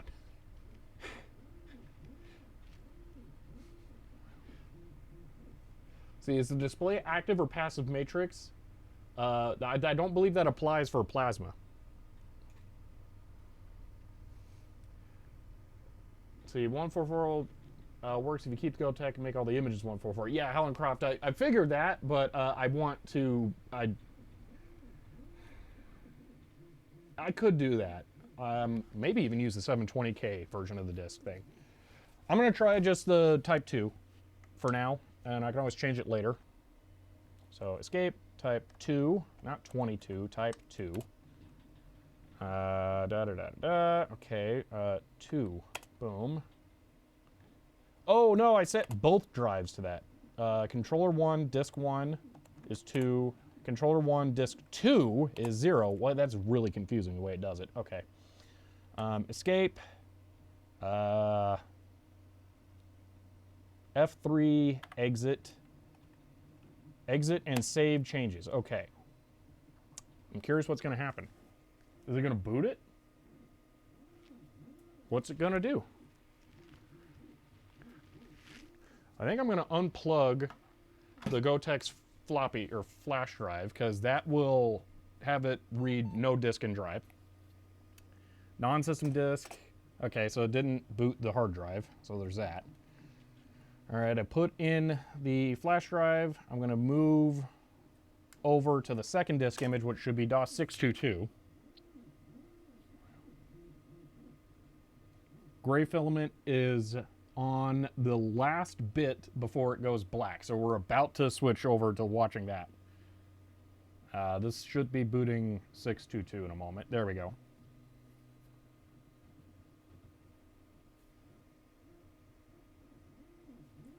Type 22, no idea if it'll take it. Oh, diag image should boot now? It should, yeah, but I don't think we need to yet. I want to see if we can recognize the hard disk at all. And then if we can't recognize the hard disk here, I'm going to boot, or I'm going to run the setup program again and see if the settings do not persist. Oh, no. I'm going to guess the settings don't persist beyond a reboot. That's a problem. That's a big problem. F-disk.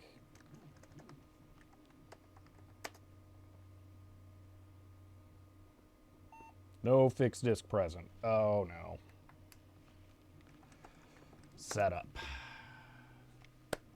40 meg, and yes, typically type 22. Interesting. I do believe we need to switch over to watching the 3D printer now, though.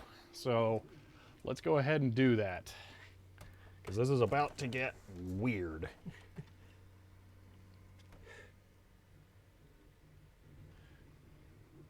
Sierra 2032, yeah, maybe. The black filament point is right there. So it's about to take it off of the spool.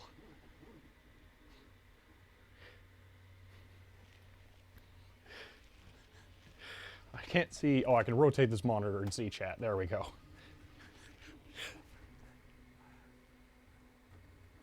I don't know how fast it's consuming the filament, how long I'm going to be standing here. But I think the point at which it takes it off of the spool is critical enough that we should watch it, see if it snaps. So you can use two CR2032s in series with a diode. Is the voltage too high for a single CR2032? Is that why? There it is.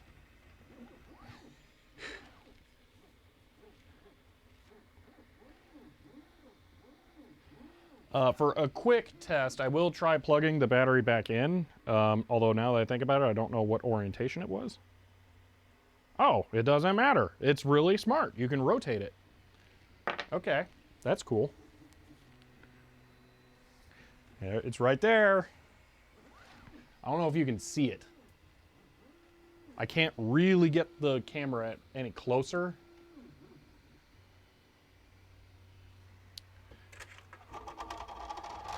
You know what? I'm going to do this. I'm going to move this light here for now. And you might actually be able to see the, yeah, you can see the color change point now. Right there. I can't get the camera any closer. It's just, there's no cable left or any of that stuff. Good thing print head isn't moving far. Yeah, really. At least you still got the close-up view from behind. That'll kind of get you it. Digital zoom? That'd be a lot to mess with right now. I'd rather not.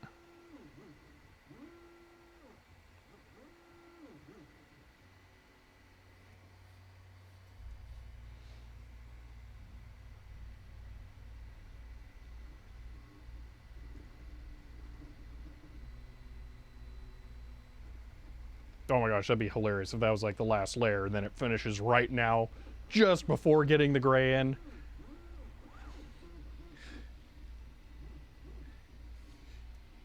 It's right here. Oh, you know what I might be able to do?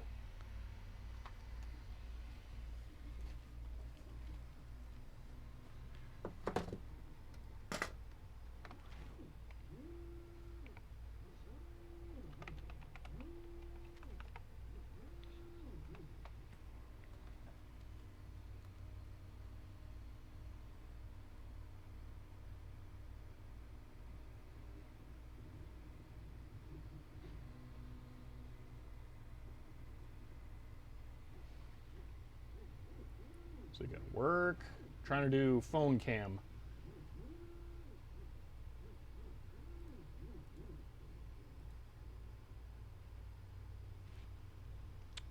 Man, can't connect to server. Okay. Hold on. IP ADDR. It's about to take it into 2.6 warp ones. Oh my gosh, it's going in. There's nothing I can do. It's there. It's, if it's gonna work, it's gonna work now.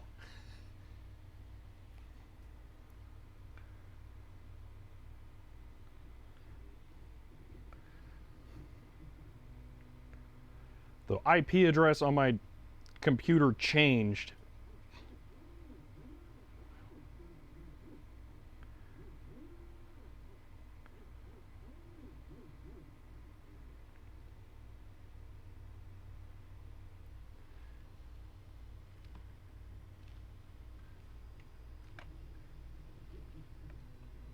Come on, work. You're not gonna be able to see anything from there now. Why is it not working? Phone. Live phone, okay. 1, 2. Oh, I know why. 6.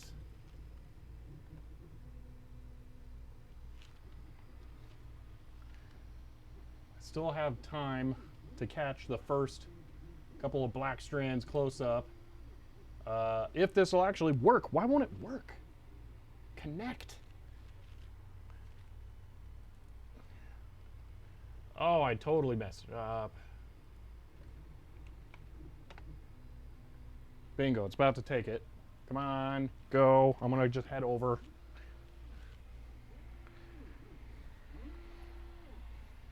Yes, okay. Can I turn on the light? I can't, okay. Okay, so we're here. The black filament has gone in. It's just whether or not it actually makes it down into here.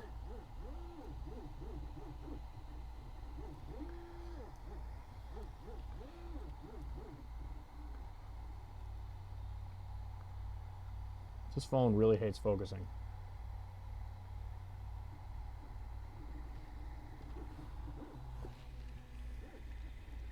Oh, it failed. I don't think it's extruding anything. I feel it moving the filament, but the print head is not outputting anything. Yeah, it's completely, it failed. How did it fail? Wait, I see it. Oh, when it retracts, it is getting caught on the, dang, that's so annoying.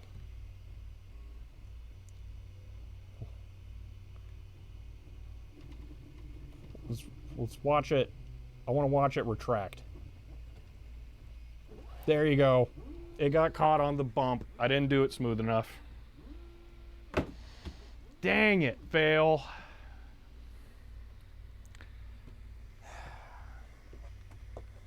Cancel. Yes.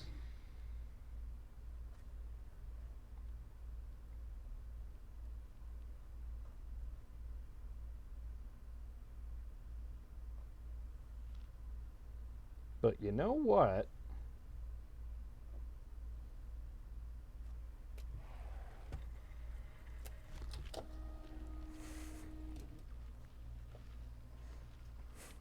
Wow, those were super loose too. Whoa. I think that's mission failed successfully. Cause it got past the mounting parts. So I think it'll work. I don't think we need the rest. I mean, if we look at the model, it's just extra material there. I mean, it doesn't need to be there. So like, sure, why not? They warped, they detached partly. I mean, oh, they did warp a whole lot. Whoa, they are super warped.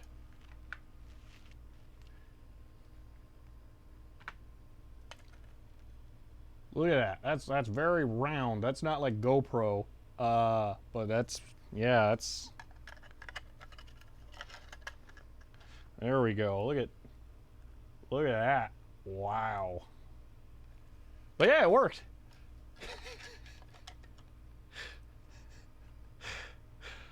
Huh, all right. That's hilarious. I'll try and put it together right now. I'm gonna have to turn all the thing off over here. So there's that. And then this, I'll just unplug, Yoink. Then there's the cable, and then that cable. Not even sure if I had like actual fasteners I was supposed to use with this thing.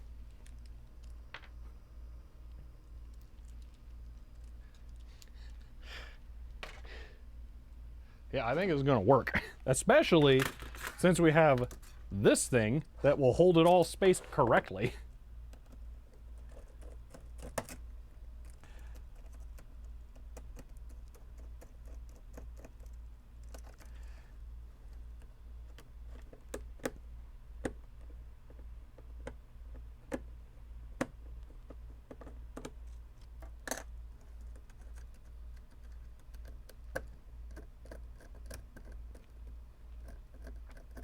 I don't know what screw size this takes, so that'll be fun to find.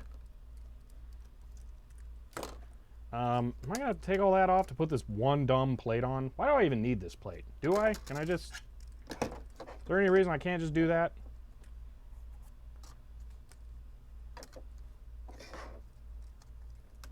Like, why? Why even bother? Because I'm gonna have to take off the screws that are holding the pie down. Yeah, screw that. We're not doing that. That thing's useless. Okay, they're not aligning that way. Do they go this way? They go that way. And I need some shorty screws. What are these even? These M3s? Are these from my M3 kit? I'll be right back. I might have all the screws I could ever want for this. M.25? Oh, blah. I've got M3. Yeah, they look like they're probably bigger. Just in case I get lucky. Oh, they're stupid hex heads.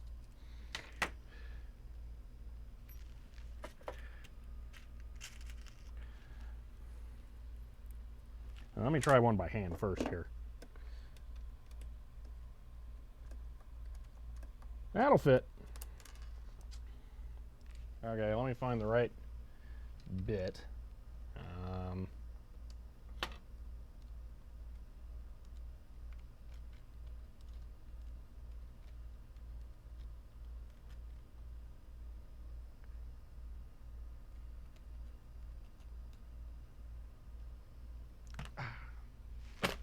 Man, they're really tight in there. Doesn't want to work.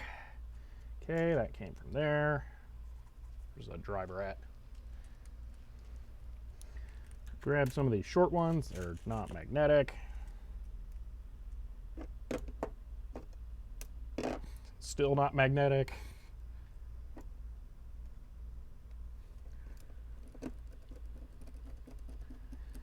Not put it on too tight so I don't crush it because it's printed wrong.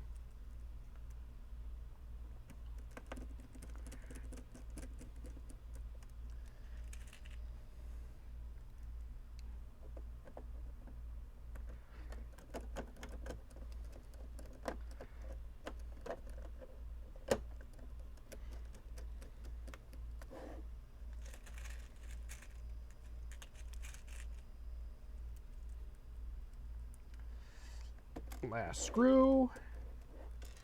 That one's a little weird.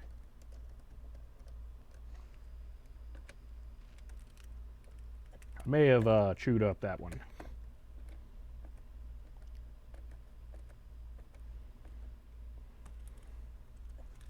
There we go. Boom! And that's the shattered corner over...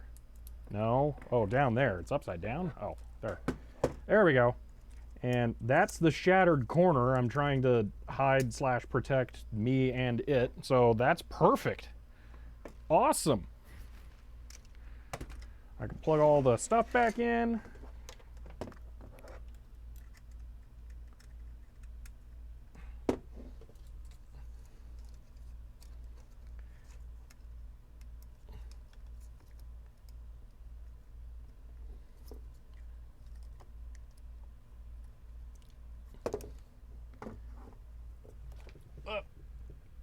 Power cable.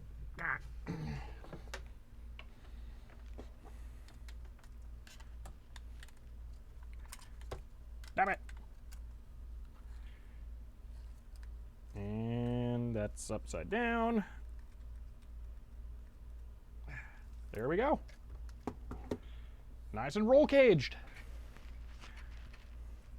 That's really fancy. I like that. That's nice. That'll work well. I'll move the whole thing over because it kind of needs to go back like right there or something.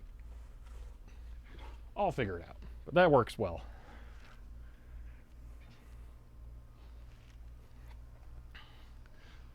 Okay, now I can see chat again.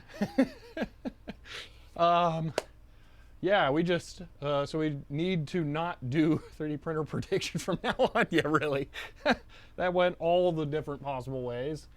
Go ahead and remove the extra print cam. Yes. Maybe the real predictions of friends we made along the way. Just put some black paint over there. Oh, man. That was great. Oh, man. That was hilarious. So everything worked in the end on that. I don't think we're going to have that outcome here. But yeah, that worked fine. I'm happy with that. Now this. Here's what I'm going to do about this. I'm going to turn this off. I'm going to put the battery back. And I'm going to see what happens when it has a battery. I doubt the battery has a sufficient charge to really do anything, but just in case, it's got like a little tiny bit left. And it's feeling especially helpful. Because for all I know, this was changed before I was given it, so it may be good. I don't know. Although, you know, I think I actually see corrosion coming from one of the legs of the battery, so maybe not. But I'm just going to do it for one test here.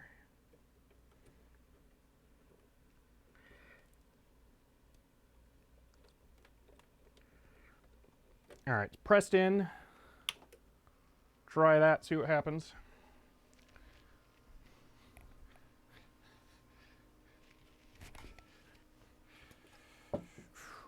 This is currently set to the diagnostic disk, so if it can boot that, it will right now. So let's find out how that works. Beep, beep.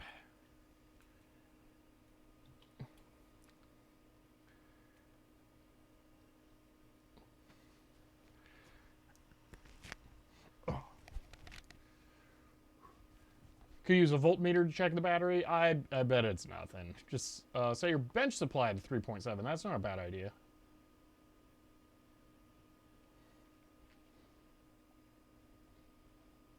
I don't think it's trying to... Actually, it didn't even do... What's going on?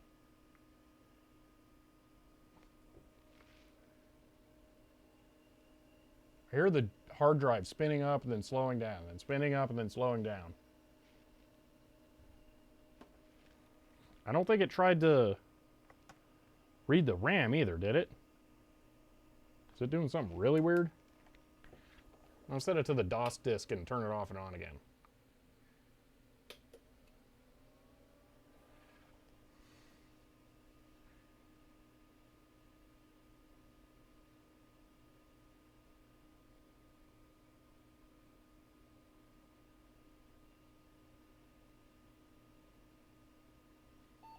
Flare spire, what I should have done is I should have cut it at an angle like you're saying, at a very severe angle, and then spliced it in a thinner part so that the thing that would smush out might still be smaller than the actual diameter.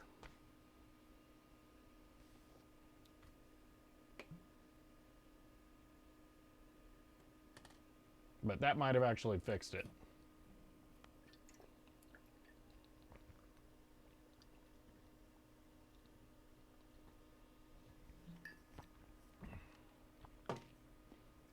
I think the hard drive is dead and the BIOS aren't working. Because the hard drive keeps... Like, here, I'll just put the mic next to it.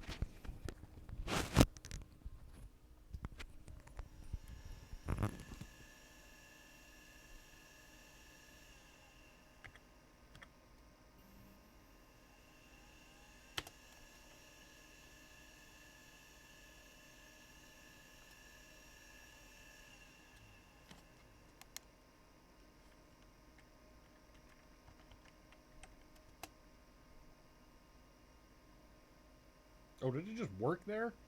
Weird.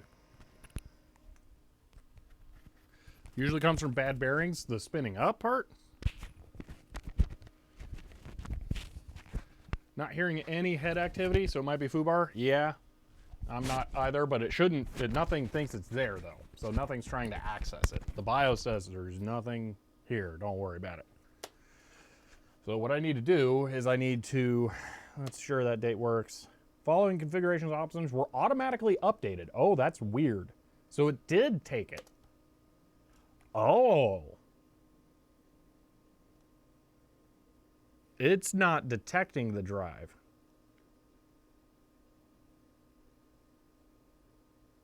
How, wow. I would think the electronics on the drive would at least report that it's there.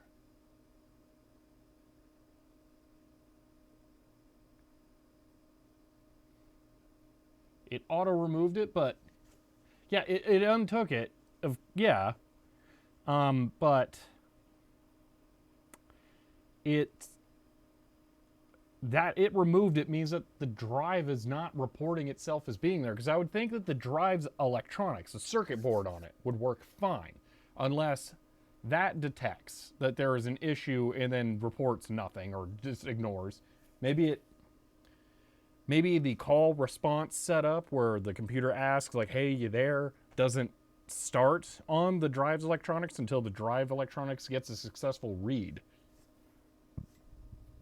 The cable bad? It's possible, but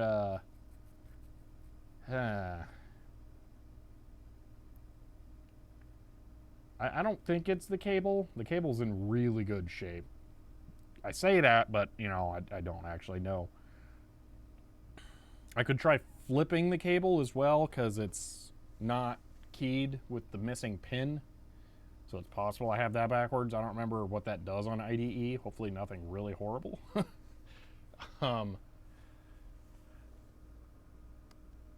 Yeah, let me just really quick look up IDE connector. IDE connector.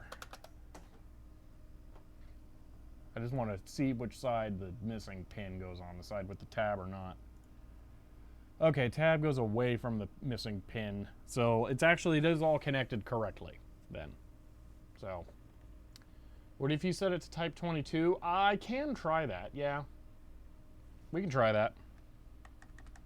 Hard drive with a different power supply. That's not unreasonable. I have actually everything to do that within 3 inches of the hard drive, so we can do that. Let's try changing it to disk type 22. 22. And then we'll save. So is it F3 exit and save changes. So we'll do that. Boot back into DOS. And then we'll see. Because yeah, the GoTech power over here has a split for another Molex connector, so I can just literally reach over and unplug the bad one and plug it in there. System options not set. Well, that's weird. Beep, beep. Non-system, that's actually the DOS disk. What?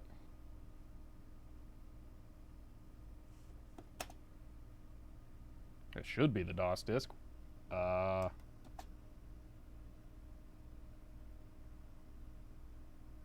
Maybe I have them backwards? No, it doesn't want to boot either disk image now. What?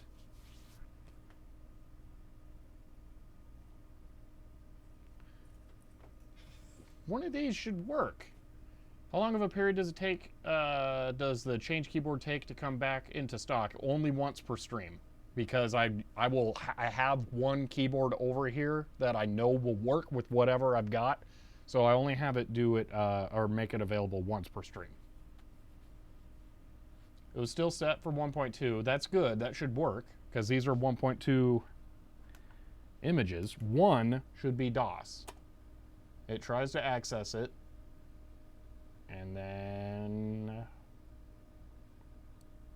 I think it failed. There, it failed. Okay, then I try and access 0.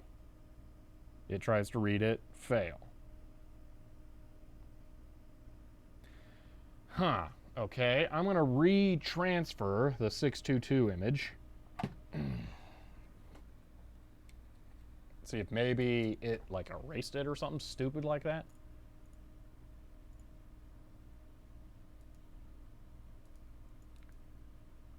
Where did I put it? DOS, no. Projects, no.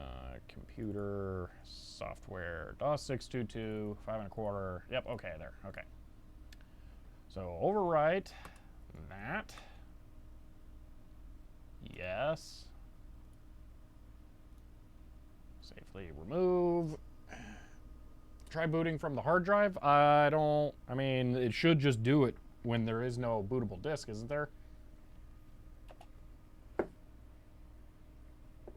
Okay, that was setup disk. Here is DOS and non-system disk. Let's Control-Alt-Delete. It is not happy.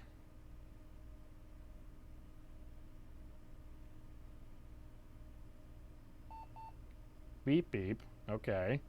Can you do a good beep, beep? Because I would like that. Just trying to read the floppy. I think it's actually reading the floppy this time. Whatever. So strange. Oh, you think I can actually repair the hard drive? Like, make it functional? That would be cool.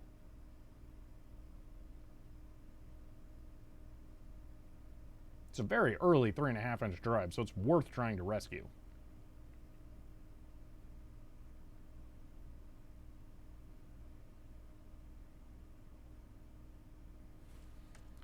Okay, oop, that was a mistake. F3, F3, F disk, no disk, I suspect. No fixed disk present. Okay, and if I go over to the diagnostic disk, let's run setup. The hard drive repair would make for an interesting video. It's going to be really weird. It's broken. Is there much harm in trying? Yeah, probably not. I've never opened a hard drive and tried to make it work afterwards, so it would be all new to me. Oh, I didn't hit enter.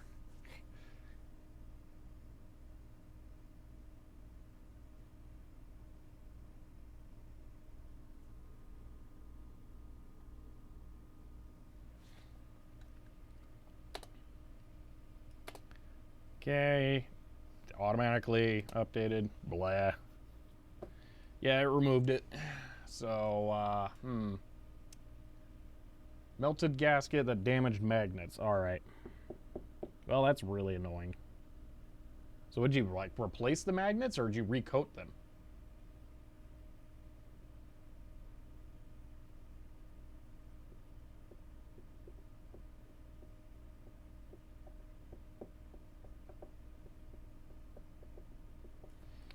Also, if I wanted to put a different sized drive in there, is that even possible?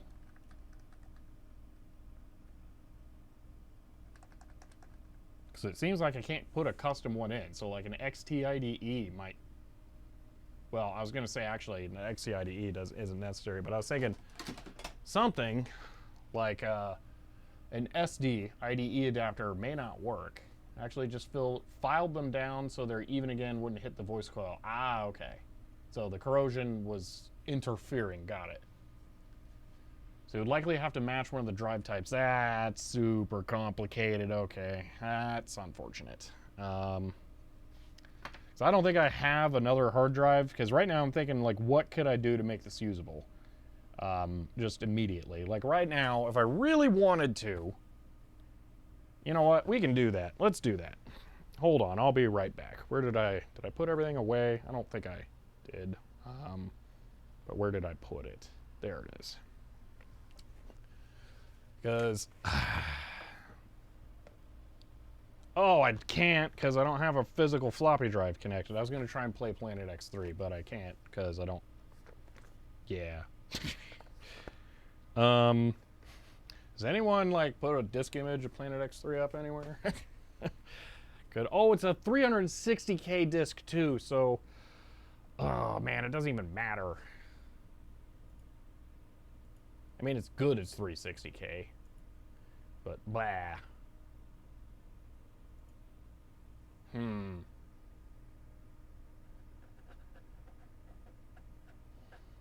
Type 47 is your own definition, but only some have it. All right, let me try that. F4. Fixed disk drives. F1 for list of drive types. There's page up, page down, which I didn't actually look through before. Page down. 47 is 61 megabytes. Oh my gosh, there's a lot of weird ones. Other fixed disk suppliers may supply types not listed above. Interesting. Okay. 22 is 42.9. Oh, this is so weird.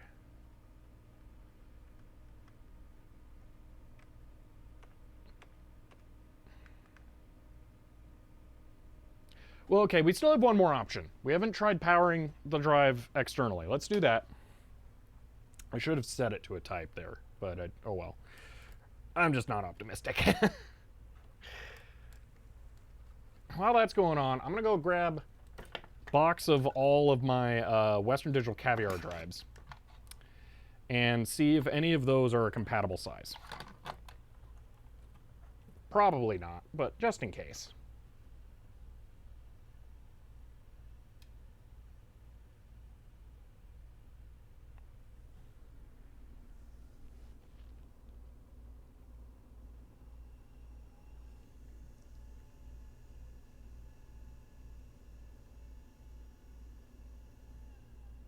Spins up. I thought I heard the head thwack, but I'm not sure. So, all right. You can use a huge disk, set the BIOS to a small one, and install C tools to get the original size back. Ah, that's all more than I'm willing to do in this stream. So here's what I'm gonna do. I'm gonna let this do whatever it's gonna do. Set to boot DOS, and then we'll run setup, and then we will try changing out the hard drive once this does not work. Okay, big box of hard drives. Oh, there's a lot of hard drives. It's a heavy box. It's a very heavy box. Oh, man. I need a better solution for this. Lifting this also scares me for 3D printing something like this.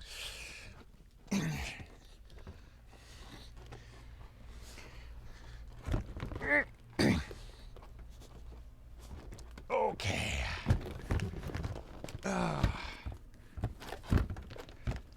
All right. Let's see, that's true too. There's always overlay software. You need to find a drive under 100 megabytes with 17 sections per track. Yeah. If a drive used doesn't match a type you said, just pick the closest one. For my example, is 100 megabyte, 286, largest except 72, set for 72 miles. How it works. Okay, well, that's very fine. I don't care if it's just slightly off. Okay. F3, enter. Okay. Yeah, I think it just did not work at all. F disk. Well, we didn't save. It had disabled it. Oh, I think, you know what? I think we need to change to the diagnostic disk, run setup, change it back to 22, save it, and then reboot, because with it powered externally. Okay. Overlay software you can even use. I know the overlay software I've not had good luck with. I know it should work, but I'll try it sometime. Okay, F4, fixed disk drives, 22, enter, enter. Okay, escape. F4, not F4, F3. Wait, did it not save it? Oh, it did save. Okay, exit setup. But it's not saving it? I don't know. Okay, what do we got? That Mac store is way too new. It's going to be humongous. Okay. Caviar, that's a 3 gig. Oh, that's going to be 33100. So this is an 853-ish megabytes. Insert disk with command com and drive A. That's fair. Okay. So 800 megs, that's small. That's 1.2 gigs, that's not small. That's a Mac store, and it has Gonzo written on it, so I don't think that one's one that I can rely on. This is 639 meg. That's the smallest one so far. Let's do F disk. This is a Fujitsu, dated 2001. Seriously? That's really weird looking, but okay. 2001, 520 meg max. Oh no. This is one of the lightest hard drives I've ever picked up. A Quantum Trailblazer. It's got an Apple logo on it.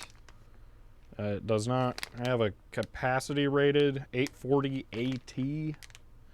I don't know what it is. I'm gonna guess it's not gonna work. Why is it Apple and IDE? When did they use IDE hard drives? Probably way too late to be relevant.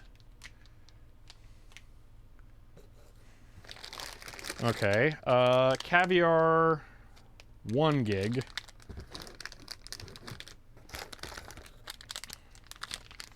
Uh, 20 gig Western Digital. 30 gig Western Digital. Oh look, a Connor drive. This one's scuzzy though. That's not gonna work. Which is a shame because everything else looks good. It's a 1080s, so it's probably really tiny.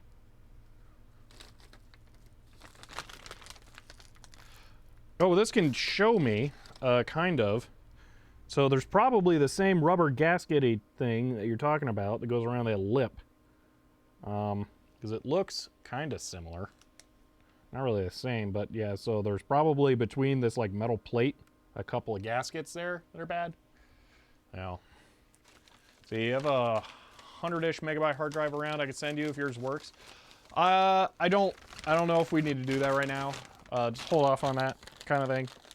Because I'm not sure what the best bet here is. Some drives have jumper to disable LBA. That would be interesting. Mac Performa 840 meg ID. Okay. So some Macs did. I did not know that. What's this? That is a Quantum Fireball. That's almost certainly going to be too big. So I can just put that right back down. The PlayStation 2 hard drive. That's got to be too big. Mac Store with a Band-Aid on it is... doesn't say... Oh, 1 gigabyte. Okay, that's not. Let's see. That delightfully pretty IBM Desk Star. 13 gigs. Quantum, yeah, gonna be small enough, most likely. Fireball, yeah.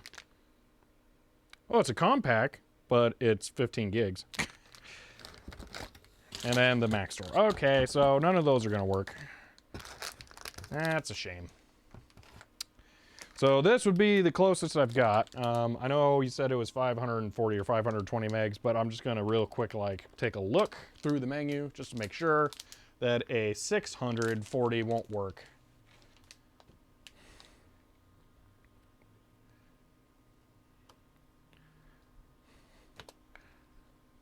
Boom, boom. Yep, you wiped my disk settings. F4. Disk drives. Oh, that's not what I wanted. Maybe later, but fixed disk drives. Types, F1. Okay, 212, 651.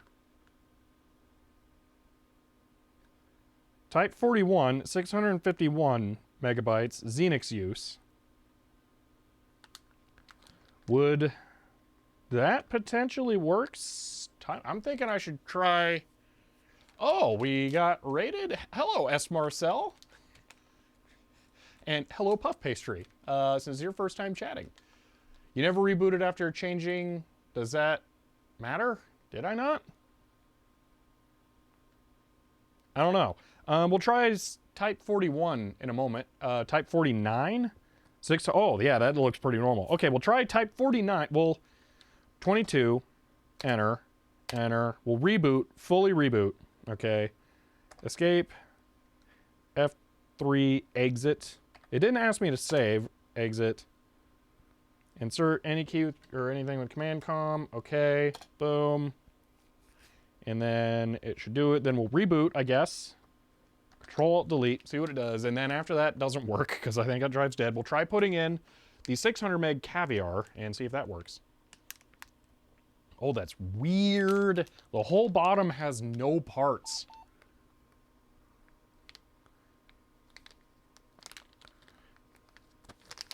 Oh, no, I don't know. Oh, how are the jumpers? Okay, single master goes over 3 and 5.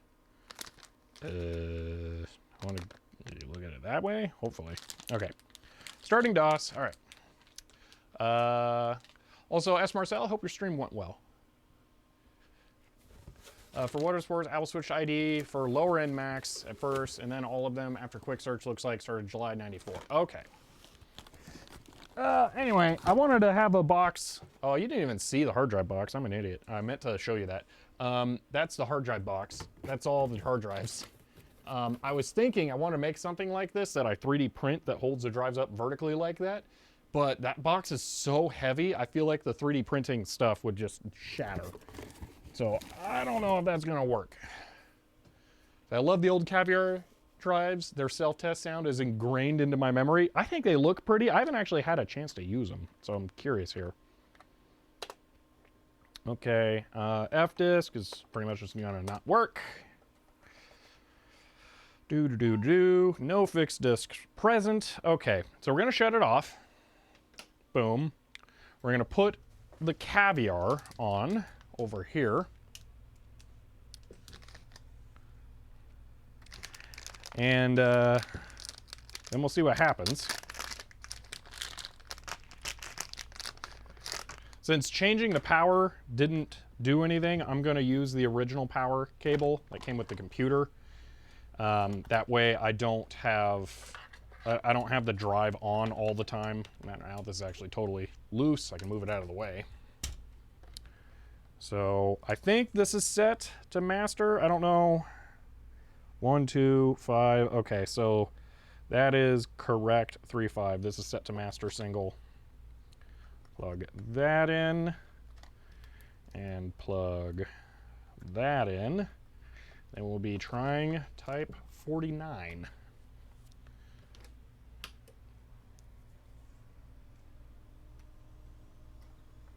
It spins. Okay. Maybe progress. We're about to find out.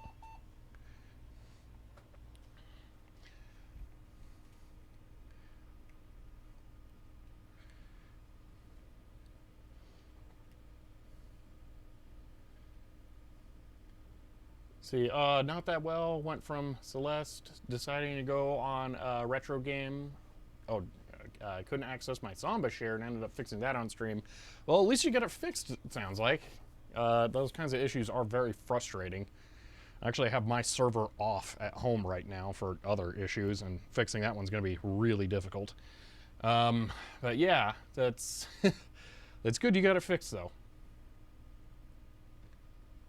Yep, this is still going on now? Yeah. Oh my gosh, I'm about to hit 5 hours. It's almost... Oh, wow. Okay, I'm not thrilled with that. Did it detect the hard drive? I think it did. F-disk. I think that drive works and it likes it. It is very happy with it. It even detected the kind of drive that's it. Boom! It worked! So, the original Connor drive is dead, and a different drive, like this Western Digital Caviar 2635, which also came from Casey, is actually usable here. Okay. So, if we went through, we could probably install DOS to that and be good. So, that's excellent. So, the drives, I don't know what the deal is with the 1.2 meg drive. That's a little weird. I didn't get a chance to solve that, but, that at least answers the hard drive. Okay. Oh, that is good feeling at least for that.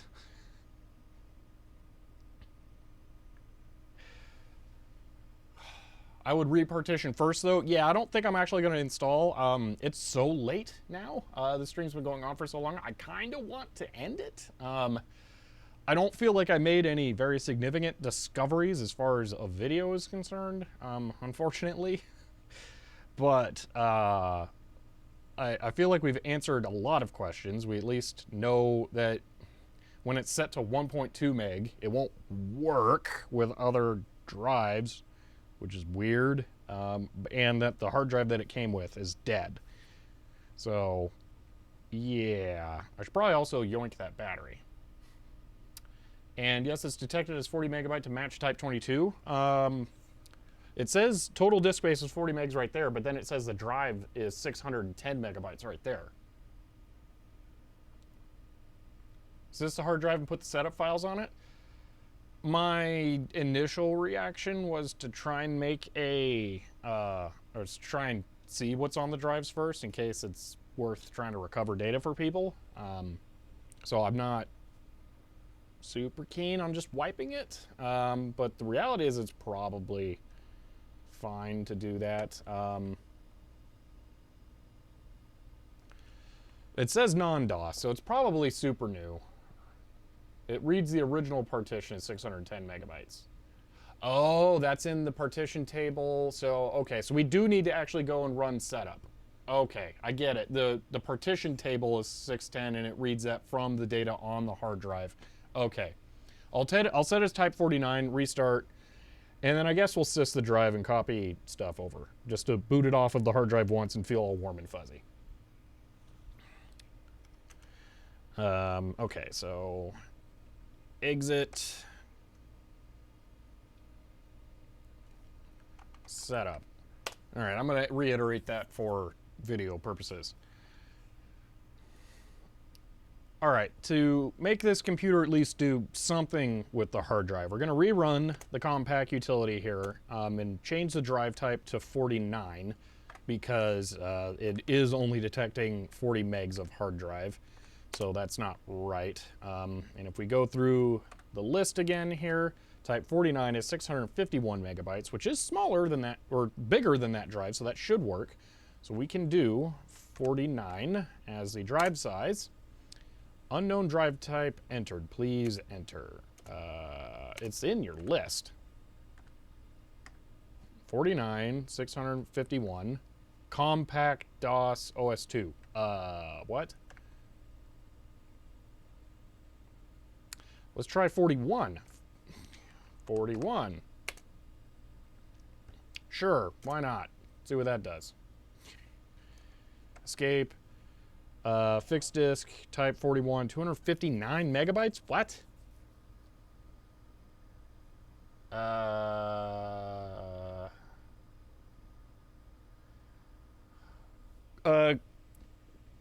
Clo Twitch, so funny story about that. There's an IMSI right there, and that'll actually make for a better candidate for doing some capacitor reforming tests because they're much easier to get to. And in a weird twist, it'll actually be less rare to work on that stuff and try and get it going first, but it's of a very similar vintage and construction style. So I'm actually going to work on the IMSI as a warm-up to the data generals, even though the data generals are like not as interesting historically, they're actually less common. So we're gonna do that first, and it's gonna happen pretty soon actually. I have everything I need to do it now. This computer just kind of had to happen first, but I'm probably gonna try and work on doing capacitor reforming very soon because I have everything I need to do it now.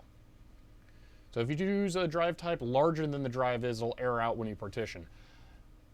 Oh, okay. So I should probably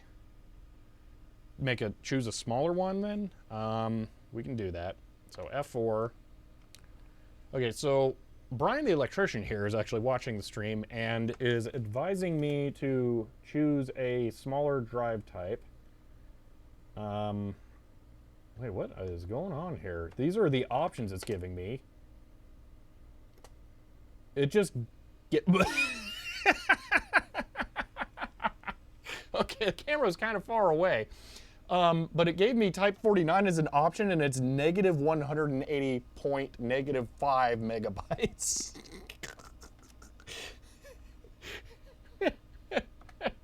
So, let me redo that.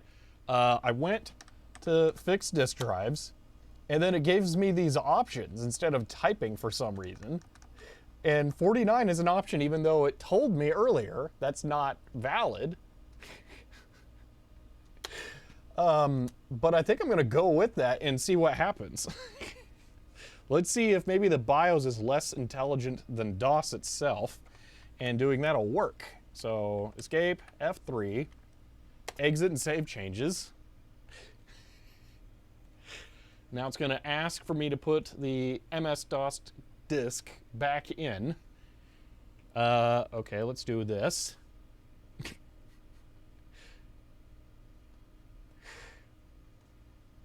This is weird. Disk 0 failure. Okay. Resume. Whatever, don't worry about it.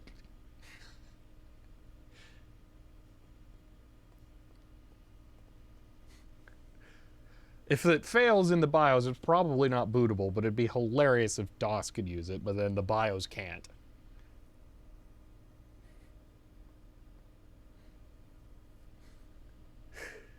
So I'm curious what DOS thinks. If the BIOS can't use it, then it'll probably error out and say, "Oh, there's no hard drive. Don't think about it." Error does not compute. Yeah. So I'm gonna guess no drive will show up because the BIOS will have said, "Nope, I'm removing it. It's bad."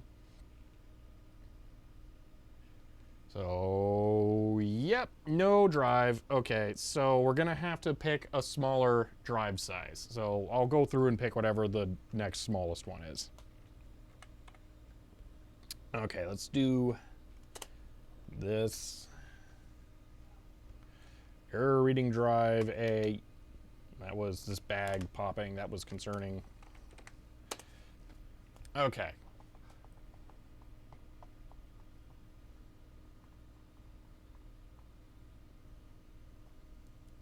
Compaq. Okay, we're setting this to like a very reasonable drive, like 200 megabytes or something, because I want to be done here.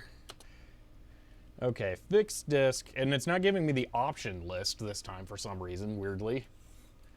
It did give an option for the type other, yeah. So we're gonna go F1 list, and I'm just gonna pick whatever a pretty big drive is. 28's 300. I think we're gonna go 28.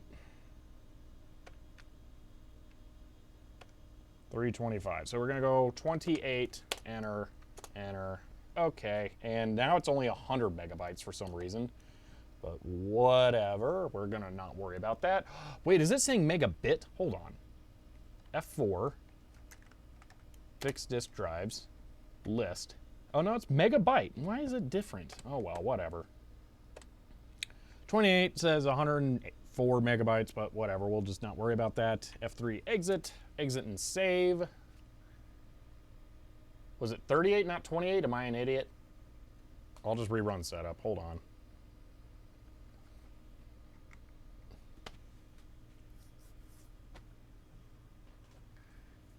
It's a shame the screen's so reflective because, you know, it is kind of annoying. There is a solution for that. Boom.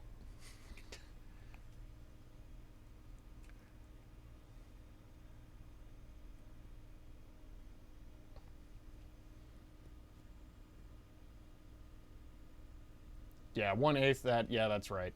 Oh, it's really hard to see now because the camera's auto-exposing, and it's auto-exposing very poorly. And you can't see me now, I'm a ghost. Yeah, that makes it look really bad. It's not that bad. It is doing some line ghosting, but it's not that bad. Okay, we're gonna F3. Yeah, this looks really terrible on camera, but seriously, it's not that bad. Like, I don't know how to make it look better. All right, we're gonna turn the lights on. That makes it way easier to see, actually, oddly. So, all right, go ahead and do that. good. Okay.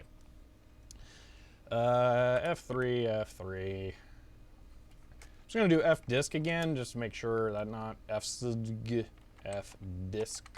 This keyboard's not bad. It's not mechanical. I could be convinced that it's foam and foil, but it's not unpleasant. 99 megabytes. Okay, so that's clearly the 100 megabyte whatever. It must have been 38. And I typed the wrong number.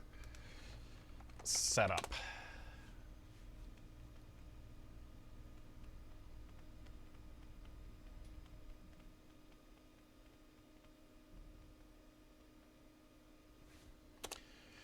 Okay, yada yada.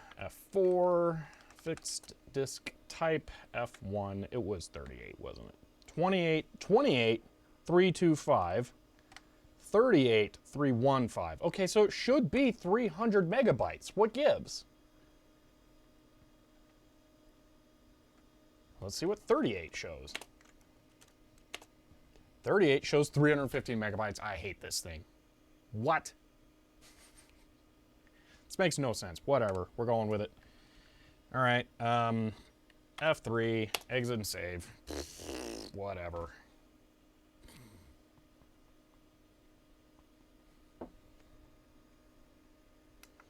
All right. Changing to DOS. Is it possible the internal BIOS is slightly broken? It seems more than slightly broken with it going negative 180 megabytes. What's funny is the BIOS on the PC 7000 is actually slightly broken as well. I was impressed. I didn't mention it earlier, but I was impressed when it had a date that made sense, because I've seen dates that were like crazy, like the 84th month of the year or something.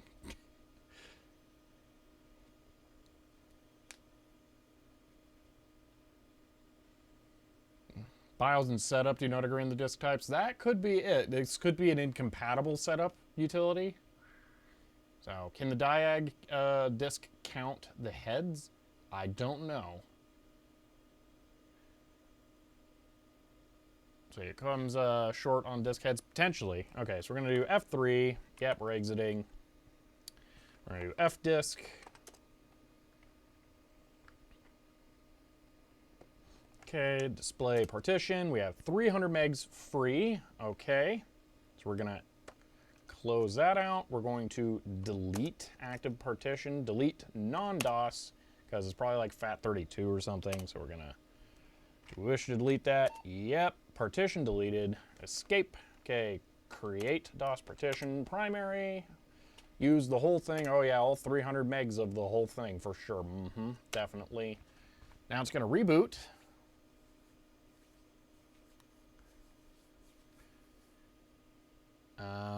Yeah, I think it is fully correctly rebooting. Okay. Beep, beep.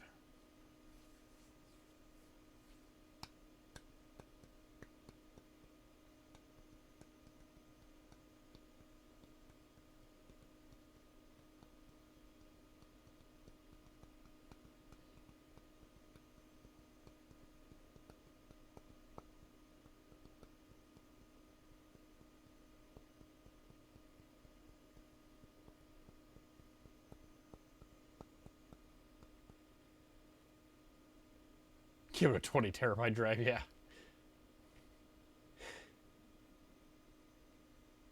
So I think the chat has managed to get really desynced for some reason. Weird. But okay, I'm now going to drop down to DOS.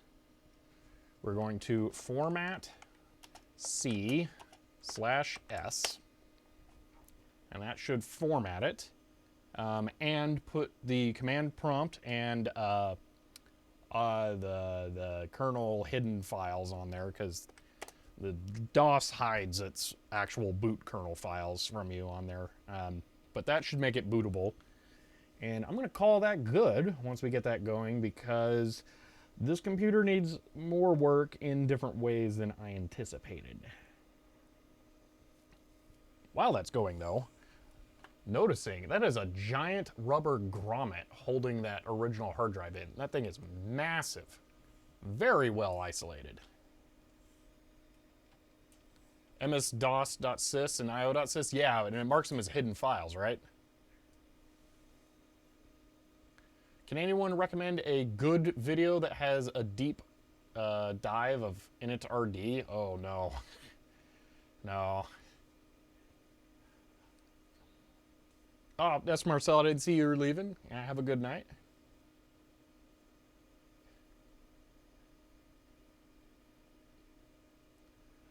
So Hiram, you're talking about this thing? It is pretty sweet. It is really nice. It's also cool to finally have a plasma display to be able to use and showcase for things, because I don't have any other plasma displays. Due to the ghosting, it looks like it's saying non-removable. It is saying, oh, non-removable disk drive. So if BIOS and setup don't agree on any disk type, could be correct 600 megabyte setting. We need to test all of them. Yeah, that's possible. Okay, we've got the drive formatted. I'm going to name it DOS test.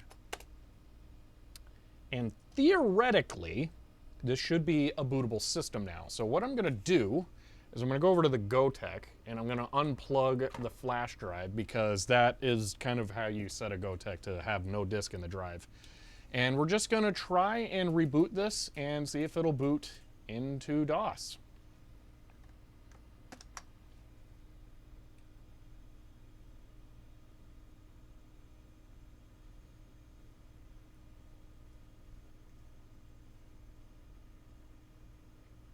Irondale, sys should make it bootable as well. Starting on track? What?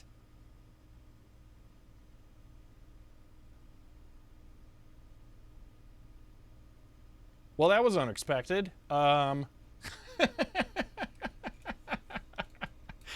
hard drive has on track on it to allow it to work with systems just like this. How did that survive being formatted?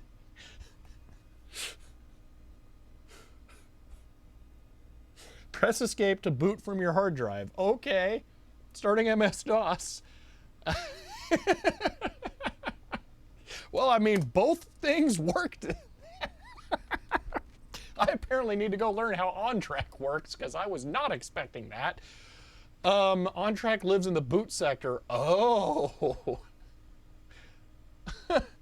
Well, that's hilarious. We got MS-DOS on here, vir, okay, DOS 622, and we booted off of the hard drive. So the system works. It just needs a new hard drive, and maybe some floppy stuff to happen. I'm not sure. That thing's super weird. Yeah, floppy situation on this thing's gonna take different exploration, because that thing is, yeah, not going the way I would have expected.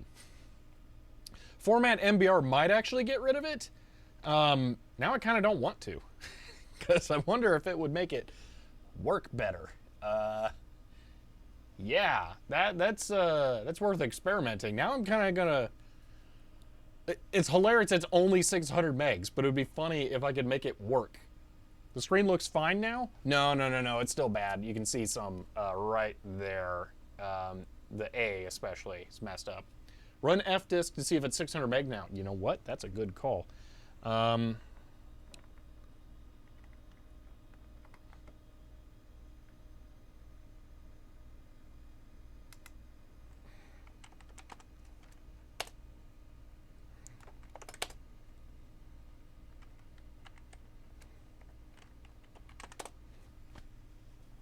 See, the best thing to do is use the boot from floppy option on on-track bootloader, partition, format the drive from that.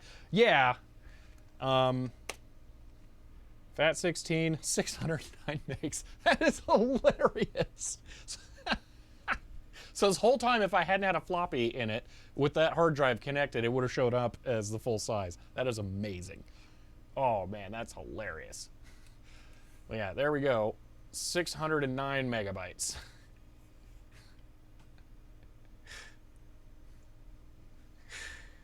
Oh, man. 300 megabytes is plenty, but if this is going to work, I'm going to try it later, because this is funny. Although I would like to get the Connor drive working, so I might do a stream where I test the Connor drive and try and get it working in a different system, but I'm very tempted to try and put this Caviar drive in here, because this almost feels like Destiny. So, That could be fun.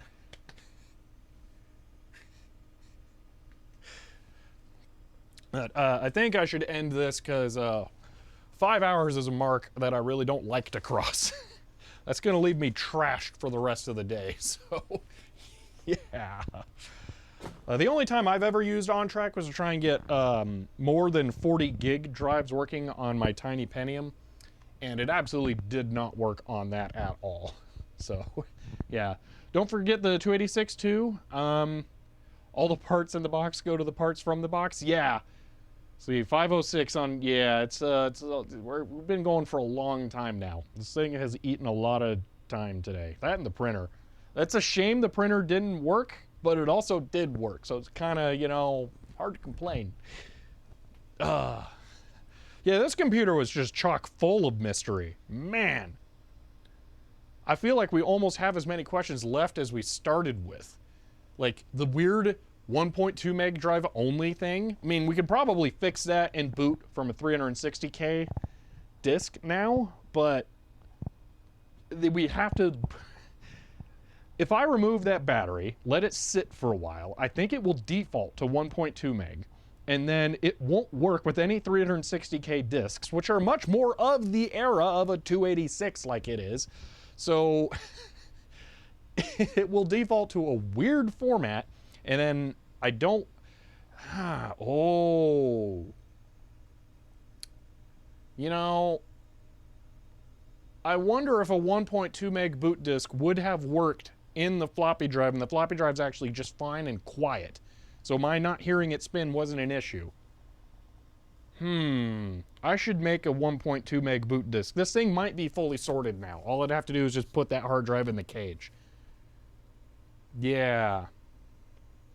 What will you use this computer for? Mostly, I want to leave it fairly normal and not like try and change anything, because to me the plasma display is unique enough that I want to make sure that it's always good as a quick demonstration for the plasma display, because I have nothing else with one of those. And it's like earlier when we had the PC 7000 side by side with this, it was actually really nice to see how much better this was than that, and they're fairly contemporary.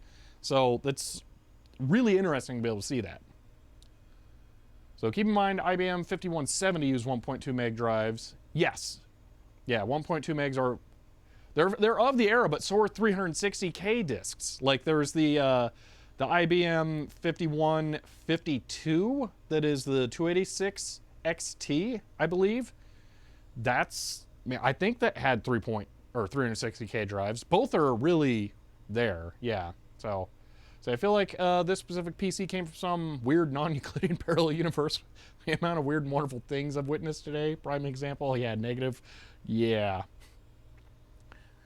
So, yeah, this thing is very strange, but definitely cool. I think it may have benefited me to do a little more research about it before this video, but I'm not sure if that kind of stuff would have been fully conveyed beforehand. It was kind of fun to learn it all on the fly. But yeah, so definitely the way forward on this machine is going to be putting a new hard drive in, probably making a 1.2 meg boot disk that has the diagnostic utilities on it, and then having a... I think making a 1.2 meg boot disk that has the diagnostic utilities on it will pretty much solve all the problems, because the battery on there that I'm just going to yoink while it's on, because there's no reason. Once it's booted, it seems to be fine. It even held the configuration settings. Like, here's what I'm going to do. Here's a test. I'm going to turn it off. Okay, so it's on. It's booted into DOS. I'm going to turn it off. I'm going to unplug power. All right. I'm going to turn it back on, which will discharge the caps for the most part. I'm going to plug it back in, and I want to see what the configuration is. I have a suspicion it's going to boot.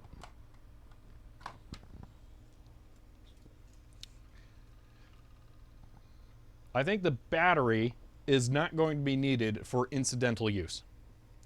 Going to stop anyway now. Excellent stream as always. Thank you. I am going to be wrapping this up fairly soon. I just want to do this final test. There we go. On track. It's going to work.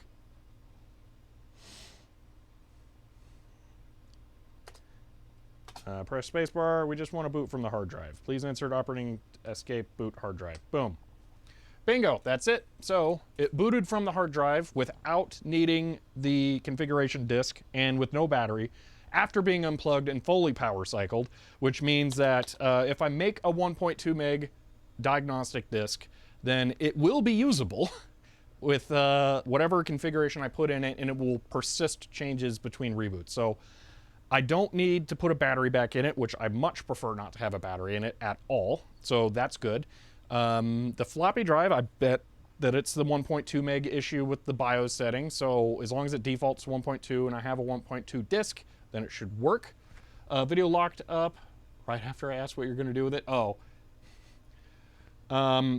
Hiram, I'm going to leave it mostly untouched so that it can be used as a demonstration system of a plasma display. That's my main goal.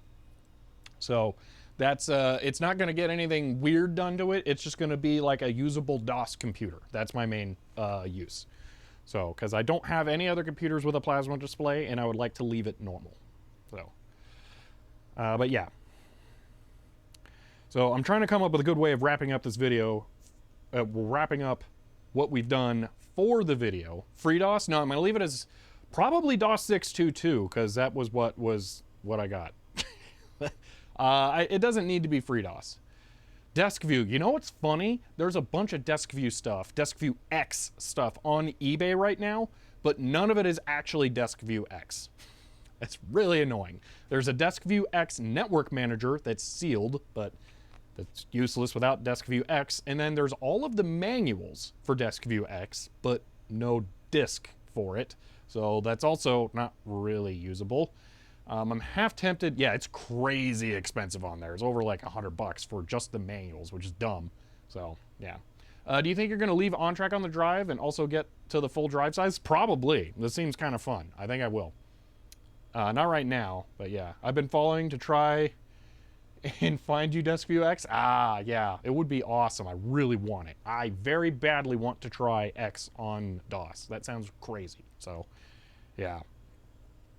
So, okay, let me come up with a good final wrap for the video, and then we'll do a separate wrap for the stream. So, so you could also try do DOS 5, maybe the Compaq 3.31 release. May have issues with larger drive size. I'm sure there's, once we get into OnTrack land, most of the installation stuff's gonna not be an issue. I just kind of like the idea of having it not be a weird DOS on here because I want it as like a normal system. So I just kind of want DOS 6.2, leave it, not have it do anything strange. So that's what I'm thinking. Let's see. Okay, so let me do this camera here because that's how I'm going to be doing the outro. So final future plans for this system will be, I'm going to have to make a cable, but I've kind of already made a cable in a video, so I don't really need to do that. You can go watch the video on the Sharp PC 7000, which I'll put up a card here, and you can see how you'll make a cable. The only major difference is once you're done, rewind the cable going the other direction, and then it will compress normally. So there's that. I'm going to swap out the Caviar hard drive for the Connor drive that's in there because the Connor drive is dead, and I might try and open the Connor drive and see if I can get it going, but that's probably, I mean, I'm not optimistic about it, so that'll be something that I'll probably do in a stream at some point, but it may not make it to like a fully normal video because I don't think it's going to work. But other than that, once I make a bootable 1.2 megabyte disk with the setup files that are needed to run the configuration, this thing should be usable without adding a battery and without making any other changes. So it should be a fully usable system with a different hard drive and that diagnostic disk. So I feel like this thing is actually pretty well sorted now, and while this was mostly meant to just be diagnostics to figure out what's going to need to be fixed, I really feel like it's usable. So I'm quite happy with this. I hope you guys enjoyed this video, and if you want to support the channel, I am on Patreon, but that is it for now, and I will see you next time. Okay, remember that was just to end the video. Now we got stream left still. So there we go. Video part finished. I can start editing this. Okay, once I get home. So yes. See, live hard disk fixing. Probably, I think it'll be more fun on stream than in a video. So yeah. So let's see, I have Windows 95. Ooh, running on a P70 that also has a plasma display. I'm very familiar with the IBM P70. That's awesome. I didn't know you could do that. Live YouTube production stream. Basically, yeah, that's what I'm doing today. I really wanted this to be a video that I can edit for Friday. So you're gonna get to know how quick and what the level of quality a video can be when I only have like 2 days to edit it, because I can tell you right now, I'm pretty much gonna go home and fall asleep. Oh, yeah. Oh man, you have a bad luck with plasma displays there. I'm a cat. See, I think you may have mixed up all the drive names in your video ending. I think I got it right, but if so, I'll put up like an asterisk thing somewhere that corrects it, because yeah. No block therapy? Maybe block therapy. But yeah, so I am actually quite excited with how well this went. This was really fun. I'm really happy about this system and how it's working now. Oh man. Well, it was awesome catching stream again. Hope the new PC, it will absolutely help stream. Maybe a beast editing rig as well. Talk to you later. Thank you. Yeah, it will allow me to do some editing here. I've been able to do some on the laptop, but it's not great for different reasons. But yeah, new stream PC for sure.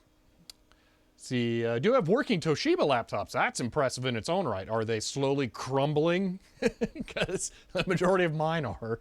I do have 2 working ones as well that have taken some effort, but they're slowly decaying. Although I do have the T1600 back there that is absolutely not working. So, I don't blame you, Brian. I'm feeling like it's probably going to happen. But, okay, so this was a lot of fun. I really appreciate... I don't dare touch them? Yeah, really. You glance at them wrong and little bits just flake off. See, I've got the Tecra 500 CDT that works well. Ooh. I have one that I don't want to show on video because I don't want people to make Jiraga references. I have a 420 CDT, and it's like the name alone makes me just not want to use it. It's really annoying. But what's funny is I think it's like almost exactly equivalent to my 50 CDT or CT50. Which is kind of hilarious. They're both, I think, the same Pentium. They have the same amount of RAM, similar displays. It's really nice. It has the active matrix display as well, so it's a really nice system. It was password locked, and I was able to make the little dongle that you plug in, so that was nice. But yeah. So I do like them. I get a 410. You're trading to disappearing ink. Ah. I don't know what the difference is between them. I can't remember. I think the T means that it has the better LCD, so that one's probably just like a slightly lower clocked processor. So, but yeah, this was a fun stream. I'm really happy with how well this went. I really hope the camera's focused. Oh, okay, I think it is. I just realized I didn't think I focused it, but I did focus it by eye with the just manually turning it. I didn't autofocus, which is fine. But yeah, wow, this was fun. Definitely thank you to those of you who chimed in for help. It was a massive amount of help. Like the drive type stuff, I'd never encountered that before. Is that standard outside of anything but Compaq? Drive number, letter, or ID numbers? I've never seen that before. So yeah. LCD on the CDS is not very impressive. Okay, then it must be S is passive, T is active. See, C is color, D is optical disk drive. Oh, T is for active screen. Yeah, that's the problem about the CDT 420 I have. I don't have a floppy drive. And I've made a post about this on Twitter before. Toshiba was like changing the interface for their floppy drives every other week. So I have 3 different drives that are Toshiba floppy drives that are that same gray plastic from that era. None of them work on the Toshiba I have. It is insane. So yeah, which sucks because I need that to have like an easy way to install operating systems on it, but I don't have it. One of these days I'm just going to install something on the 50 CT and then move it over, but it's really difficult because the drive is difficult to get out because I use an SD card adapter. So yeah, blah. Yes, drive types are used. Drive types is IBM's things for older PCs. Oh, it must be for the exact error that I've managed to skip with the IBM stuff than like the PS2 having a hard drive and things like that, maybe. Because I have not encountered that before. It was weird. Oh yeah, I think that's everything. I'm leaving this thing disassembled because it's been very long on this stream. So I'm not going to put it back together right now. Let's see, almost any PC until Pentium 1 could use drive types. Interesting, wow. Maybe I just didn't pay attention. I would always set like sectors and nonsense. Or auto. Auto's pretty good most of the time, so yeah. But all right, I'm going to start the outro, and we're gonna end this because it is now 5 hours and 22 minutes, which is, I'm pretty sure, the longest stream I've ever done, or at least the longest one that's never crashed. So, all right. I definitely appreciate everyone for being here, hanging out. You guys are great. These are always a lot of fun, and every time you guys are always really awesome at helping me get through this stuff. It works out well, and I appreciate all the support that you guys give me. There's not as much this time, but there was some at the beginning, and I really do appreciate it. Always makes a difference. But that is it for now. I don't know when this thing will show back up, but I did want to get to it because I got MSI stuff I really badly want to get started on now. So I got to figure out how I'm going to start doing that. But yeah, that was a fun stream. I'm really happy with how this thing turned out. I'm excited to be able to try it out at some point. More without the pressure of the stream. But yeah, I appreciate that, and I appreciate you guys. If you're watching this on YouTube, you can subscribe to the second channel to see more VODs like this. And if you want to support the channel, you can catch me on Twitch and do like free Prime sub, if that's a thing. Or you can find me on Patreon. But for now, that's it, and I will see you next time.